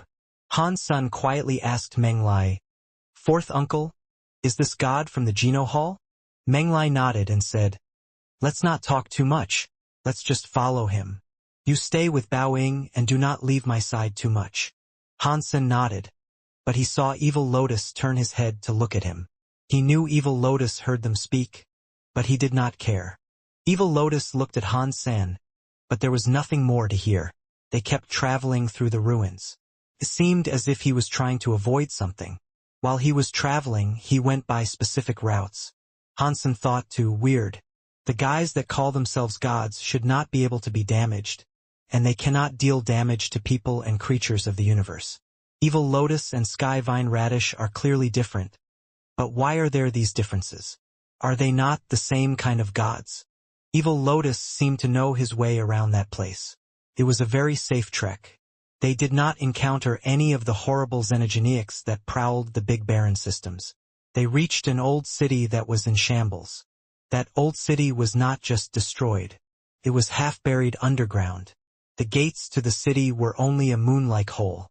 The rest of it was buried underground. The city's carved plaque of the city was still there.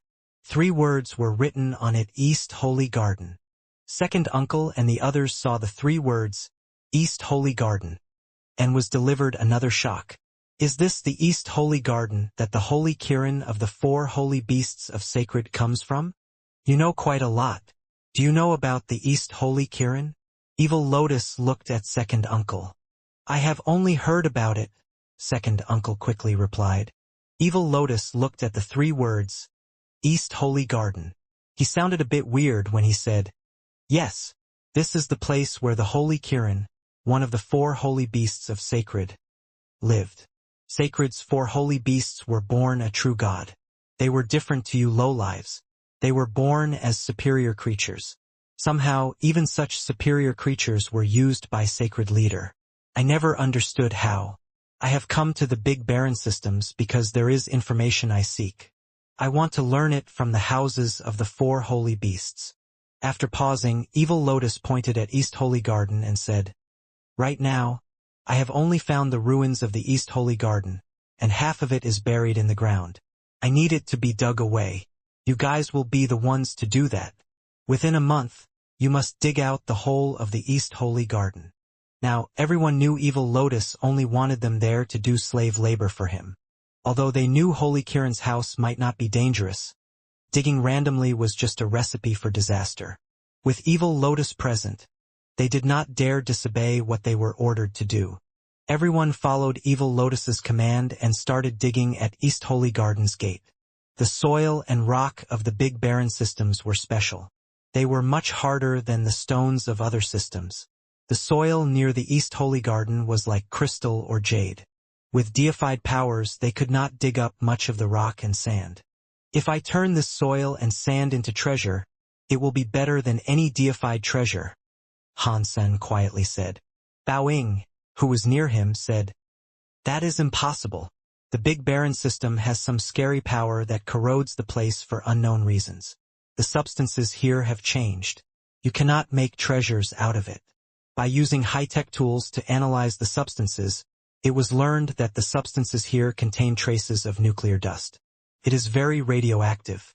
If creatures stay here for long, they are affected by radiation and start to exhibit changes in their body. Bao Qin said, "We are deified, so we can withstand the radiation just enough, but we cannot stay here for long.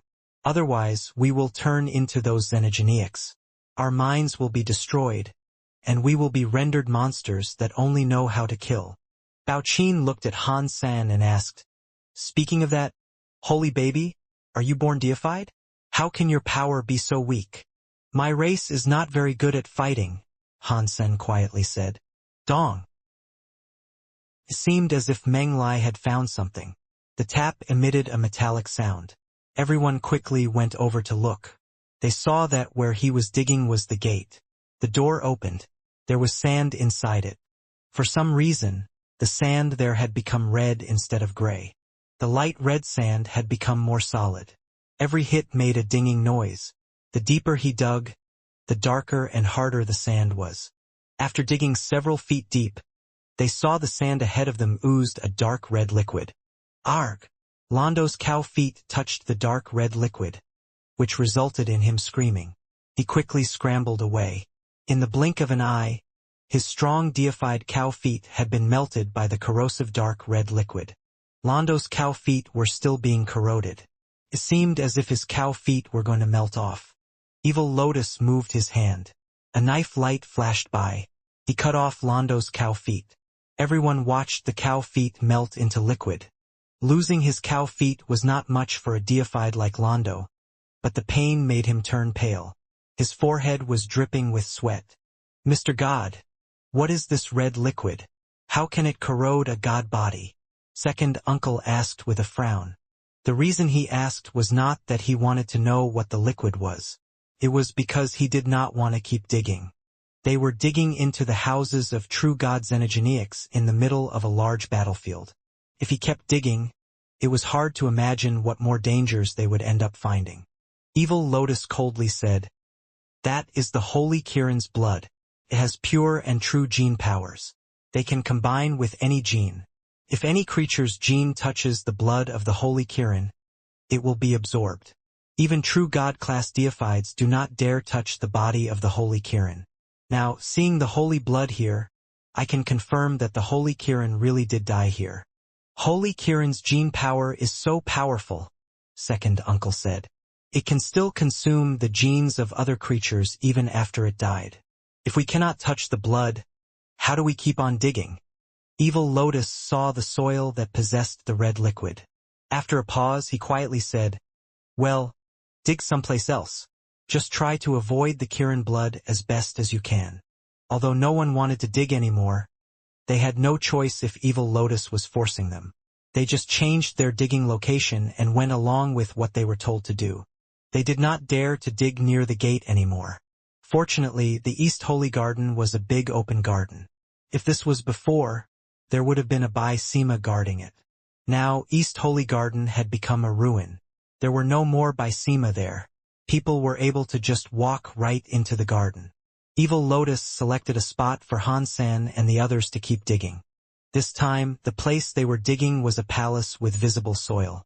It was unknown how tall the palace was. They could only see the corridor. The rest was buried in the sand.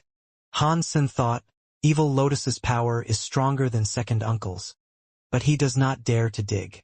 He is clearly scared of Holy Kirin.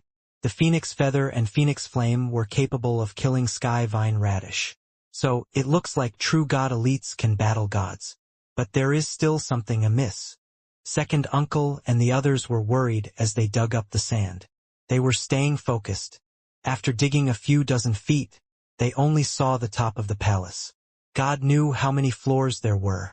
As they kept digging, they found more red sand down below. It had clearly been tainted by the Kirin blood. Second uncle and the others stopped digging. They did not dare continue.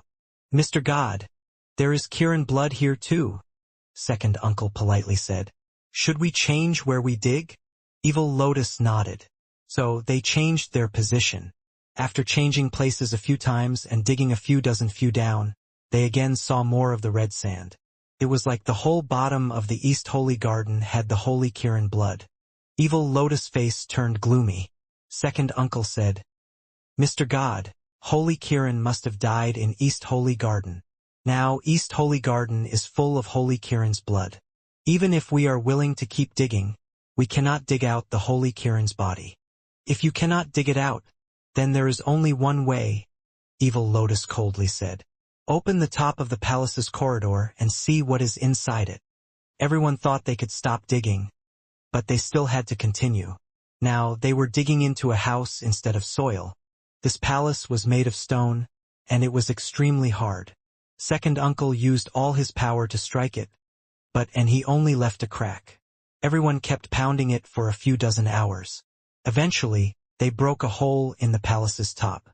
Looking down through the hole, they saw that the palace was still fine. They saw many drawings and statues around. "You, Go in and take a look. Evil Lotus pointed at Londo.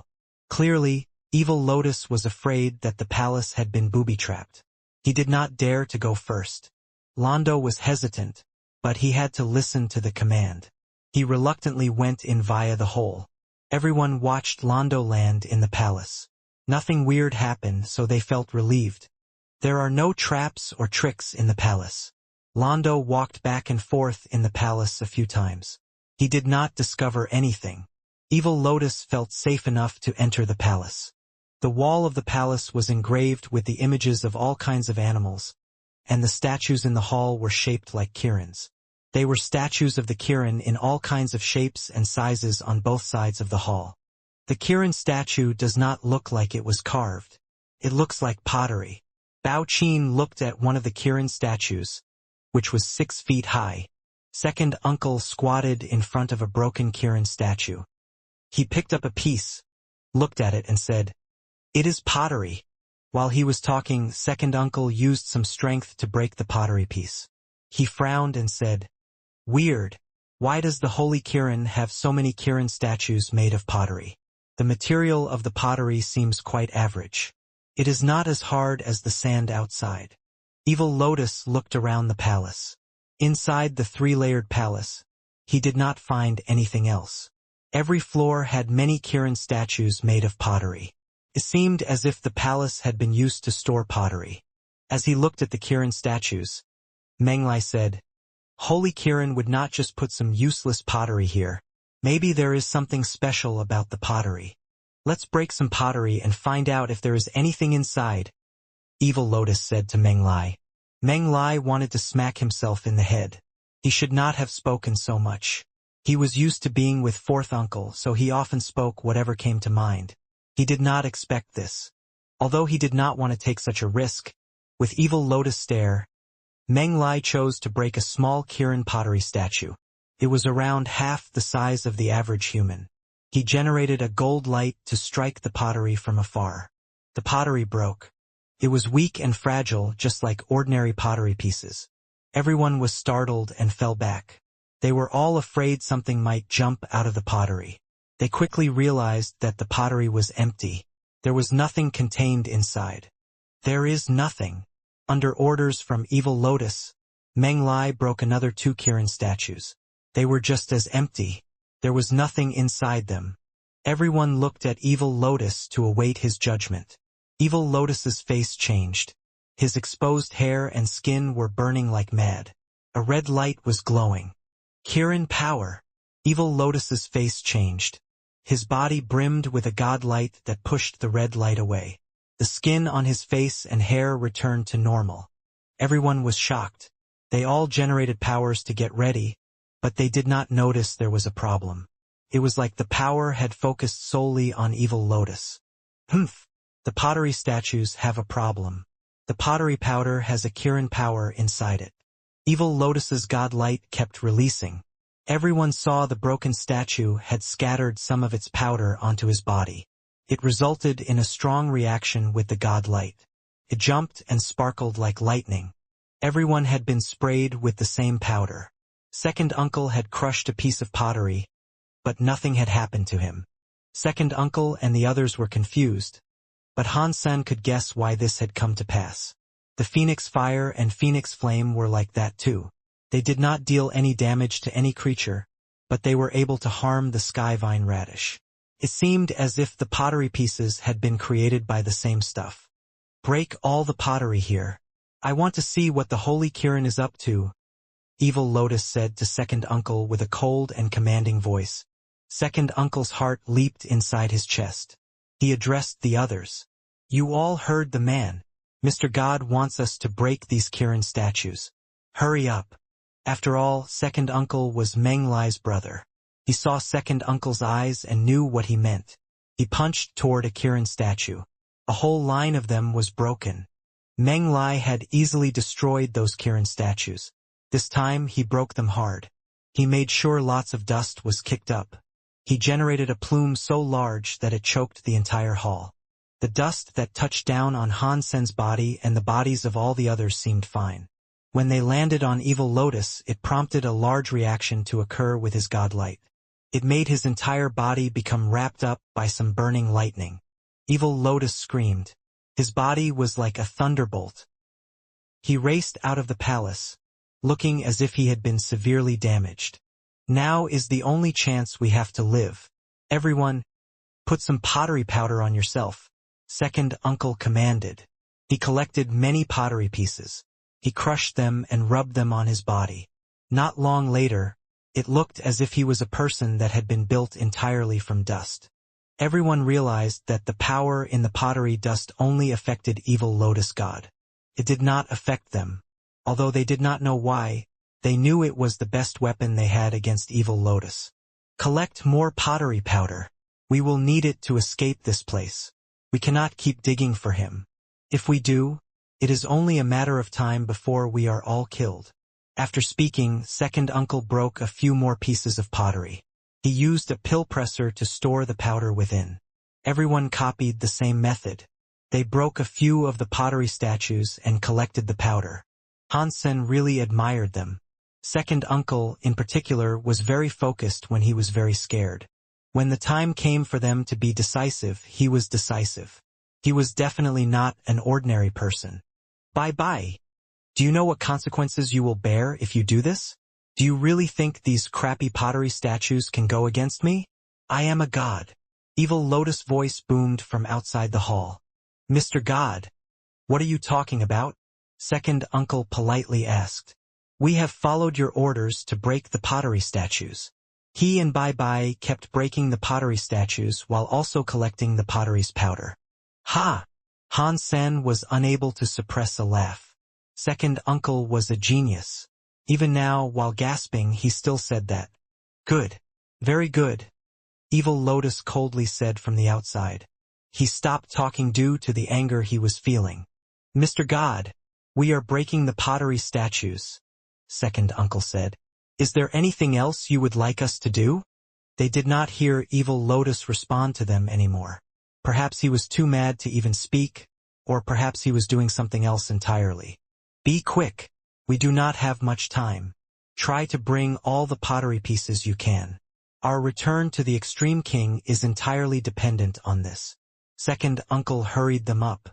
Han-sen was collecting pottery statues. Bowing suddenly said with shock, This Kirin statue has some stuff in it. Everyone looked at Bowing. Seeing a Kirin statue that had been broken by Bowing, their attention was snared by the presence of a metal box.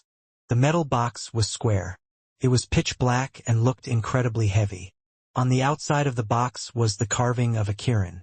It looks like it was left behind by the Holy Kirin, but I wonder why it chose to leave a box behind here, second uncle said as he observed the metal box. Should we open it?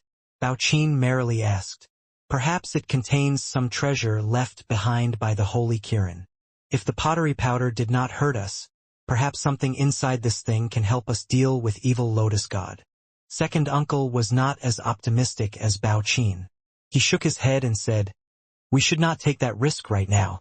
Bring the box, but do not open it. Londo carefully picked up the box. Nothing went awry. Second uncle felt relieved. Everyone went back to collect the pottery powder. They broke all the pottery statues inside the palace and collected the remains. But no other metal boxes were discovered. There was just that one metal box. Second uncle wanted to put the metal box inside a plastic bag that compressed things, but he noticed he was unable to put it in. He made Londo carry the box. When we exit, we need to use the pottery powder, second uncle reminded them. If Evil Lotus comes, everyone just start throwing the pottery powder. There is no need to use any other powers. Everyone now knew what to do, but their hearts were overwhelmed with worry. They did not know if the pottery powder would really rival Evil Lotus. Trying to get back to the Extreme King this way was a long shot. They had a long way to get back to the safety of the Extreme King. Even if the pottery powder repelled Evil Lotus, it might not have been enough to carry them all the way back to the Extreme King. Because there was no other way to go, they still had to try despite the danger. Mr. Holy Baby, please stay next to me, Bowing said as she looked at Han-sen. Han-sen nodded. He stayed next to Bowing, followed everyone, and went outside. After they exited the palace, They were surprised to no longer see evil Lotus God. They were not sure where he had gone off to. Where is evil Lotus? Fourth uncle frowned. There is no need to care about him. Let's just run, second uncle said. He hurried everyone out of the East Holy Garden. Han-san and the group carefully exited the East Holy Garden. On the way, they did not see evil Lotus. Evil Lotus must know we have the pottery powder to protect ourselves, Bao Qin said with a laugh. I think it is afraid of us and no longer dares to show up. Second uncle frowned and said, Run and stop talking crap. Everybody got ready to move. Suddenly, they felt the ground vibrate. It was like a scary beast was running across the ground. They quickly turned their heads to see where the noise had come from. They shockingly saw evil Lotus slowly approach. He was not walking fast, but one step was like crossing a mountain and going over water. Behind him was a scary xenogeniac. Upon seeing the xenogeniac, second uncle's face changed. Oh no! Evil Lotus is scared of the pottery powder, so he won't attack us. But he brought a xenogeniac to deal with us instead. Of course, after second uncle said that, evil Lotus flashed by their heads and landed on a mechanical ruin that was not far away. The xenogeniac was chasing evil Lotus God. When it saw second uncle and the others, it spat out some scary and pink beams of light. The xenogeniac looked extremely weird. Its body was semi-transparent and pink. It did not look like crystal. It looked more like semi-transparent metal. Its pink upper body was like a giant pink piranha, and its lower body was wriggling with tentacles like an octopus. It looked very strange. Seeing the piranha spew out pink beams of light from its flower, second uncle activated his time power. It made the pink beam of light slower. Now everyone had a chance to evade the attack. Seeing the pink beam of light land on the ground, it cut a deep trench through the hard soil. It was a clean, laser-like cut. Everybody was shocked. They knew how hard the soil there was. Yet the pink light beam had effortlessly cut a 9 to 12-foot deep trench right through it. Such power was certainly on par with second uncle, who was a butterfly. Second uncle opened his time area. He made the time around the xenogeniac slow down. He shouted at Meng Lai and the others, "We need to hurry over there." The xenogeniac speed was made a bit slower. Everyone wanted to get there, but they saw the xenogeniac's 9 semi-transparent metal tentacles waving. There was a circular thing similar to a sucker on each tentacle. They were lined up across the tentacles. In the next moment, they saw the suckers on the tentacles generate pink beams of light. Suddenly, lots of pink beams of light were fired out. It was like an entire net of lasers was going to come down and throttle Han Sen and the others. In the wide radius of those pink beams, even if they were slowed down, they could not be avoided. "Follow me and break the beams of light," second uncle shouted. The substance chains on his body gathered on a deified treasure longsword. It was wielded to go across the beams of light. Meng Lai, Bao Qin, Bao Ying, Londo, and the others all used their powers to fight alongside second uncle to break the net composed of beams of light. Boom! There was a scary explosion of power. The net of light beams was broken, but second uncle looked as if he had been hit in the process. The ground near his feet cracked. Meng Lai and the others were all coughing up blood. Their bodies sunk into the sand. The net formed from beams of light had been cracked. Unfortunately, they did not have the spare power necessary to run forward. Before they could crawl out of the soil, the xenogeniac was waving its tentacles. Many pink beams of light were coming at them again. Second uncle shouted, which shocked the sky. A sword broke through the sky. It was going for the xenogeniac. Out of all of them, only second uncle could deal with that xenogeniac. It was a shame that second uncle was only good with time power and not destructive power. Although he was able to use his time powers to control the xenogeniac and enable the xenogeniac to not attack him. When his longsword struck the xenogeniac's body, it only made a few light marks. It was unable to damage it properly. Everyone knew that if second uncle continued to fight and used all of his power, he could not use his time powers to keep on suppressing the xenogeniac.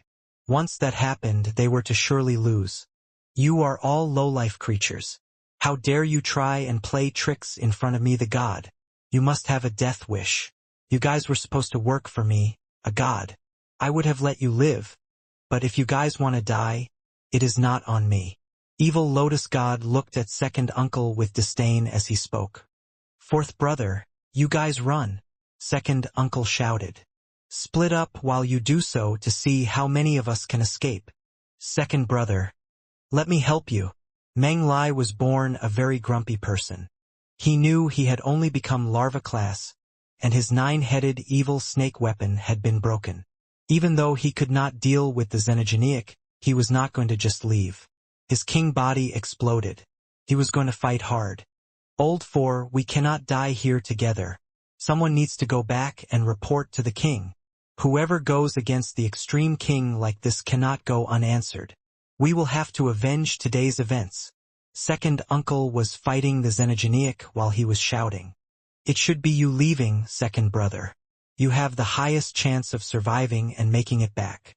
Meng Lai said that as he was already rushing out. He was using his xenogeneic spear. It was like an evil dragon going toward the enemy xenogeneic. Second brother, I've got this. You go. Go back and tell the king. You must avenge my death. You've got this? What have you got this with? Second uncle went next to Meng Lai. The time area landed on him at the same time. It made the xenogeneic coming for Meng Lai slow down. Second uncle grabbed Meng Lai and threw him to Bao Ying. He said, you guys take old 4 with you. Remember, before you go back to the extreme king, you must carry the pottery powder. Second brother. Meng Lai was struggling and trying to move. He discovered that his body was locked. He shouted, second brother, if you don't come with us, how do the few of us leave the big barren systems? We will die if we stay, and we will die if we leave. Why don't we fight them together? Second uncle wished to say something, but Evil Lotus laughed and said, you guys do not need to fight. You are all going to die. This place has more than one xenogeneic. Hearing Evil Lotus say that, second uncle's face changed. Evil Lotus God suddenly screamed at the sky. That scream was like a rumbling thunder that extended beyond hundreds of miles. It made the sounds echo and roll. Not long later, the xenogeneics from a few thousand miles will be drawn here.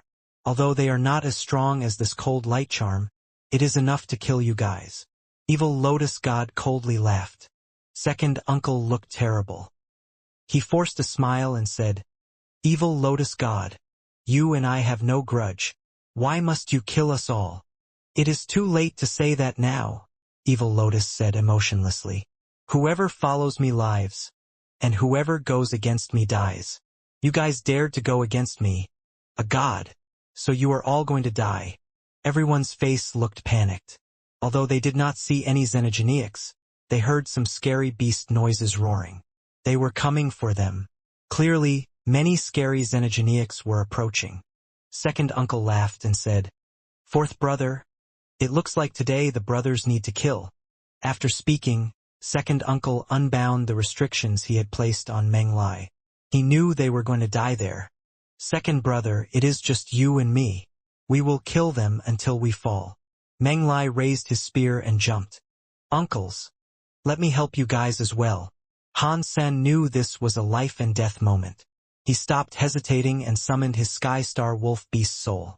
He was also holding his Ing Head Ghost Beast Soul, which was a skull.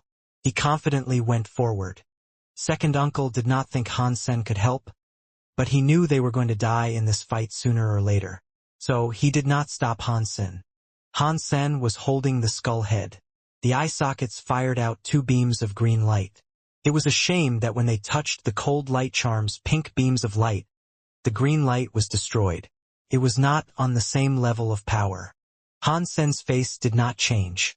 He expected that the Ing Head Ghost Beast Soul's power would be insufficient. Almost at the exact moment, the green light was destroyed. Han Sen activated his Sky Star Wolf Glyph's power. Seeing the pink beam of light, Han Sen took a deep breath and threw a punch toward it. Pang! The blue starlight and pink beam of light collided. The 2 powers exploded to become a red and blue firework in the air. How is that possible? Everyone was shocked. They all looked at Han Sen with absolute shock. No one expected Han Sen, who did not seem as if he could fight, could wield a power that great and fight back against the cold light charm. Even evil Lotus God looked at Han Sen with surprise. He really did not think Han Sen could explode with such a ferocious power. Second uncle, you and I will fight that xenogeniac together. You use the time area to assist my power, and I will kill it. Han Sen noticed that with one hit, the 4 Sky Star Wolf combination was still weaker than the cold light charm. The full power of his attacks could only tie with one of cold light charm's beams of light. Good. Second uncle felt alive. Although he did not know why Han Sen had such power, it gave him a glimmer of hope to hang on to.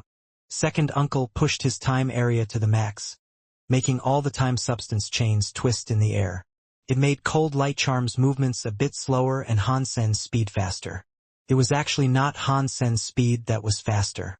When time went faster, it made it look like his speed was faster. With one positive and one negative, Han Sen's speed was faster than cold light charm. His body was shining with starlight. He was like a blue stream of stars shooting across the heavens. He soared through the pink beam of light cold light charm fired and went straight for the beast itself. What is the point of being faster than cold light charm? His power still cannot damage cold light charm, and he will still die. Evil Lotus looked at him with disdain as he spoke. He sensed that Han Sen's absolute showing of power was inferior to cold light charm, and it was not as good as second uncle Bye. With his power being what it was, even if he touched cold light charm, he could not damage cold light charm. Han Sen did not seem to understand that. He was still getting in close to cold light charm. With second uncle's time area control, it made him easily be able to dodge the pink beam of light. Boom! The blue starlight suddenly opened up between Han Sen's fist and cold light charm's tentacles. That starlight power did not break cold light charm's cold semi-transparent metal body. It was shaken and shattered. It didn't work. It is still not enough. Second uncle was a bit disappointed. Although he sort of expected that to happen, seeing it unfold the way he predicted was still a bit disappointing. Bao Qin and the others had just managed to cling onto a thread of hope, but it was severed by that punch. Anyone could tell that Han Sen's power was weaker than cold light charm by a lot. But Han Sen did not give up. His body was like lightning. It surrounded cold light charm and flashed fast. He kept on punching cold light charm's body to make the blue starlight keep breaking. The difference between our powers cannot be replaced by how many times you punch. Even if you generate power like under the sky knife, you cannot beat cold light charm. Evil Lotus God coldly laughed as he spoke. No matter what the others thought, Han Sen kept on punching cold light charm non-stop. As he punched more and more, his punching power did indeed increase. A gathering power Geno art that activates potential? Evil Lotus God looked a bit like he had underestimated him. Activating potential skills can increase one's battle power by a lot, but it needs potential to activate. For a larva-class xenogeniac, no matter how much potential is activated, it still cannot reach butterfly at max power as cold light charm can. Even if you squeeze out all the gene potential and use all your life power for a suicide attack, it still won't be enough to damage cold light charm. Second uncle and the others knew that Han Sen was forcing the activation of his potential. As Evil Lotus had said, he needed enough potential first. Otherwise, even if he exploded his body, he would still not gather enough power to hurt cold light charm. It was like a 1-liter bottle of gas. No matter how much you blew it up, you would not get the effect of a missile. Han Sen did not care. He kept activating his body's potential. Other people may not have known, but he did. His body was transmutation class, but he could not activate his body's power. To other people, this was activating his potential. To him, he was just trying to activate the ordinary power he had inside him. While Han Sen was being suppressed, the power hidden inside him kept being activated. The starlight of his punch got stronger. It started with starlight. In the end, it looked like a blue sun after every punch. Pang! Cold light charm's body had been punched by Han Sen, but it did not shrug it off like it used to. The transparent, metal tentacles had a punch mark in them. The pink dust was everywhere. Cold light charm squealed in pain. Is he still activating potential? How much potential does he have? There's no way he can kill cold light charm. Second uncle kept controlling his time area. He saw Hansen's starlight was bright like a sun and still expanding. He was as much shocked as he was delighted. Humph! With this kind of potential power exploding, you are going to die from exhaustion. How long do you think you can last? Evil Lotus God did not care for the spectacle. From what he saw, Hansen was exploding his potential too much, which was as good as a death wish. Pang! Pang! Hansen's small body, which looked like a god that was carrying starlight, needed the time area's control to evade the cold light beam attacks. Now he did not need it. Hansen swung his fist for a punch. It was like the stars in the sky falling. It suppressed cold light charm and broke cold light charm's pink light beam. It was so powerful and hard to believe. Baoqin was crazily happy.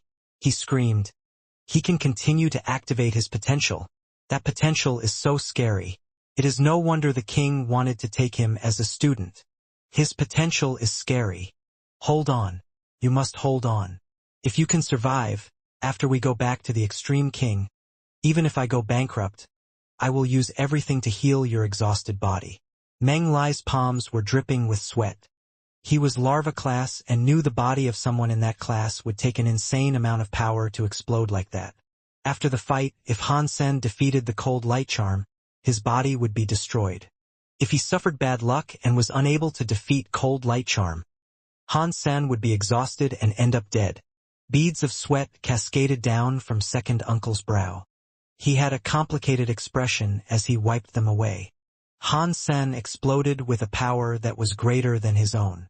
It was perhaps even better than cold light charm. For such power to be controlled by a small body like that was concerning. Second uncle feared Hansen's body might not be able to keep going. He worried his body might blow up at any moment. Second uncle was someone who had a lot of knowledge. He had seen many genius elites in his time, but never a small body like that blow up with so much potential. He had never seen another put on a show like this before. Hasn't he become exhausted and died yet? Does his body really contain the genes of a true god creature? Evil Lotus God's eyes were starting to flare with shock. Aside from the child of a true god creature, ordinary creatures were not able to display power this scary. Pang! Cold light charm's transparent metal body was blown up by Han's senator with one final punch. Its entire body was blown into fleshy chunks. Xenogeneic deified hunted. Cold light charm. Deified xenogeneic gene found. Obtained cold light charm beast soul. At the same time, the announcement played in Hansen's head. It is dead. Long live Mr. Holy Baby. Londo screamed with excitement. No one wanted to die. Hansen had managed to blow up the cold light charm and save their lives. That is why they were so happy. Not bad. That really wasn't bad. To be able to do something like that, you are impressive for the low-life creature that you are. Evil Lotus was not angry. He clapped and smiled at Hansen. Evil Lotus, you can leave now. I will spare your life. Hansen looked at Evil Lotus seriously as he spoke. Spare my life. Evil Lotus God looked at him like an idiot. Upon hearing Hansen say that, second uncle Meng Lai bowing, and the others felt weird. Although they had pottery powder to restrict the Evil Lotus God, making a god mad was never a wise thing to do. Evil Lotus God was not enraged. In fact, he did not even get the slightest bit mad. No one cared for the crazy words of a fool, so he was not going to be mad at a crazy guy. Evil Lotus God looked at Hansen as if he was in a high place and said, "If you can survive against the xenogeneic siege that is yet to come, I will kill you." The way he said his words were like it was Hansen's honor to die by his hands. Before Hansen said anything in return, Ger was already screaming and shouting, "Xenogeneics! It's all xenogeneics. They are all cold light charms." Hansen and the others looked back. In the distant sky, many pink things, which looked like gems in the ocean, were coming for them. All of them were cold light charms.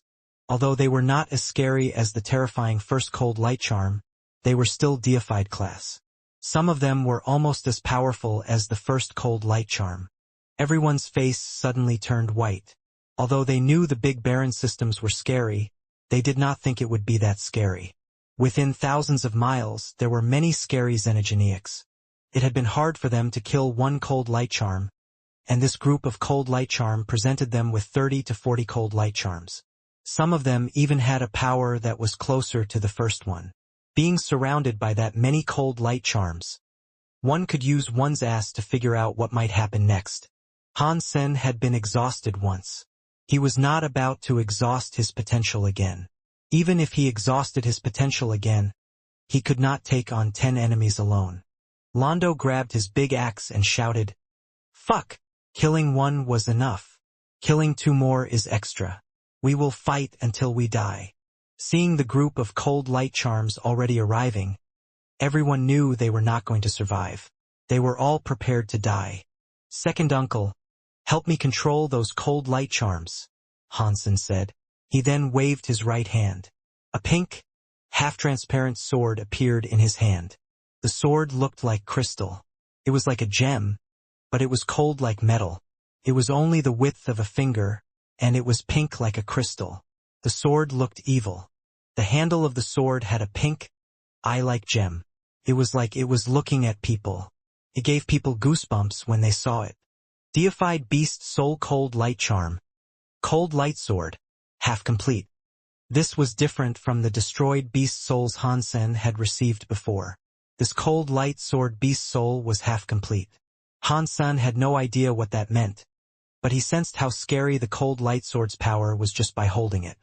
Second uncle had not time to react.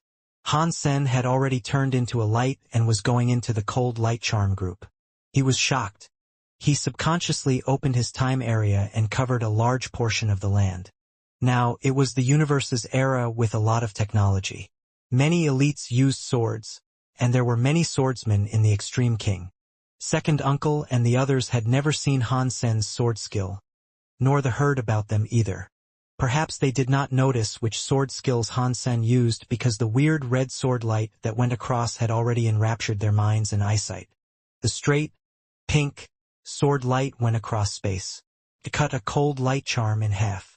Before anyone was able to react, Hansen had already rushed into the group of cold light charms. They saw the sword light go everywhere. It was like a deathly cutting laser that was going across hell.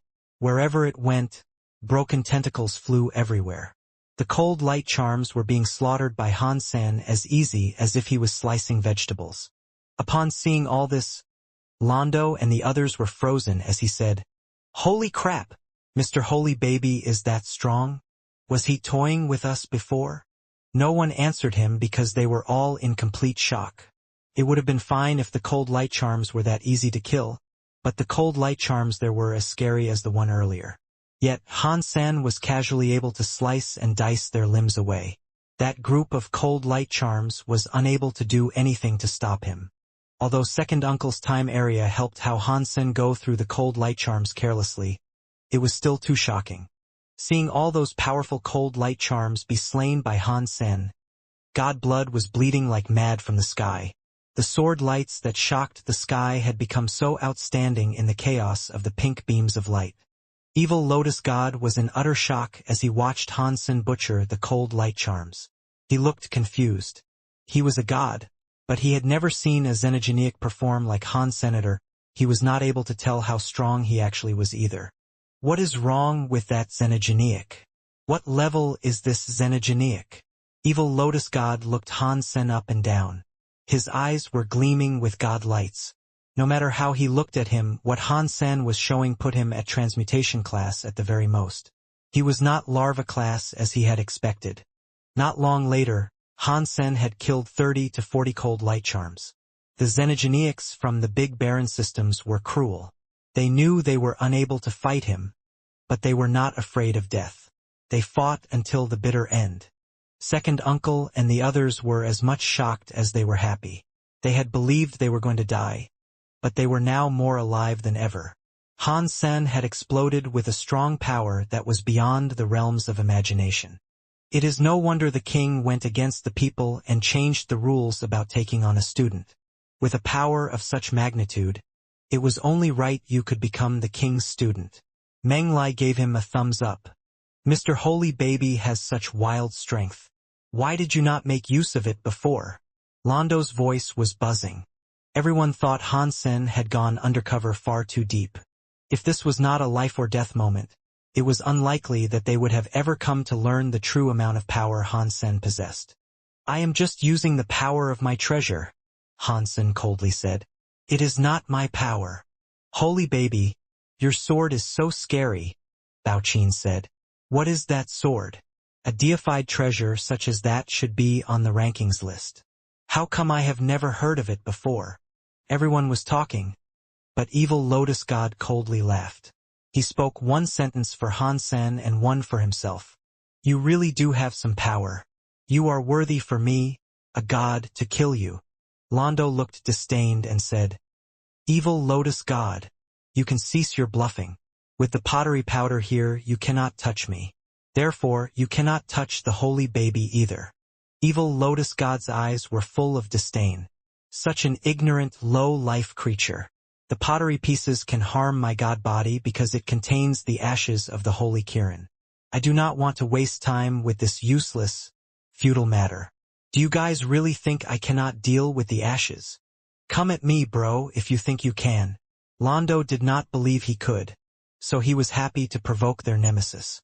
Everyone thought evil Lotus God was not able to circumvent the pottery powder. If he could, he would not have had to spend so much effort in attracting the ire of so many cold light charms to the area. What a stupid creature! Evil Lotus God did not bother explaining. His body suddenly had some purple and white fires claim him. His eyes crackled and fizzed with the charge of electricity. They shone with a green and white light. Second Uncle and the others were shocked. He felt as if evil Lotus God's body had a scary sense of suppression on it that could not be explained. It made shock them to their cores. They subconsciously fell back. They almost wanted to turn and run. Looking at the ghost god-looking evil Lotus God approach, Second Uncle shouted, Get the pottery powder ready. Everyone took out the pottery powder. They started throwing it toward evil Lotus God. Suddenly, the whole sky was covered with gray pottery powder. At this time, the pottery flame touched the purple and white flame. It looked like an ordinary gust of sand. It was unable to douse evil Lotus God's godlight. Everyone was shocked. The pottery powder was useless against evil Lotus God, which was what they were depending on for their escape. Evil Lotus God walked up to Han San and coldly asked, Is your name Holy Baby? Correct? Your name will be remembered by me, a god. You had worth in this life.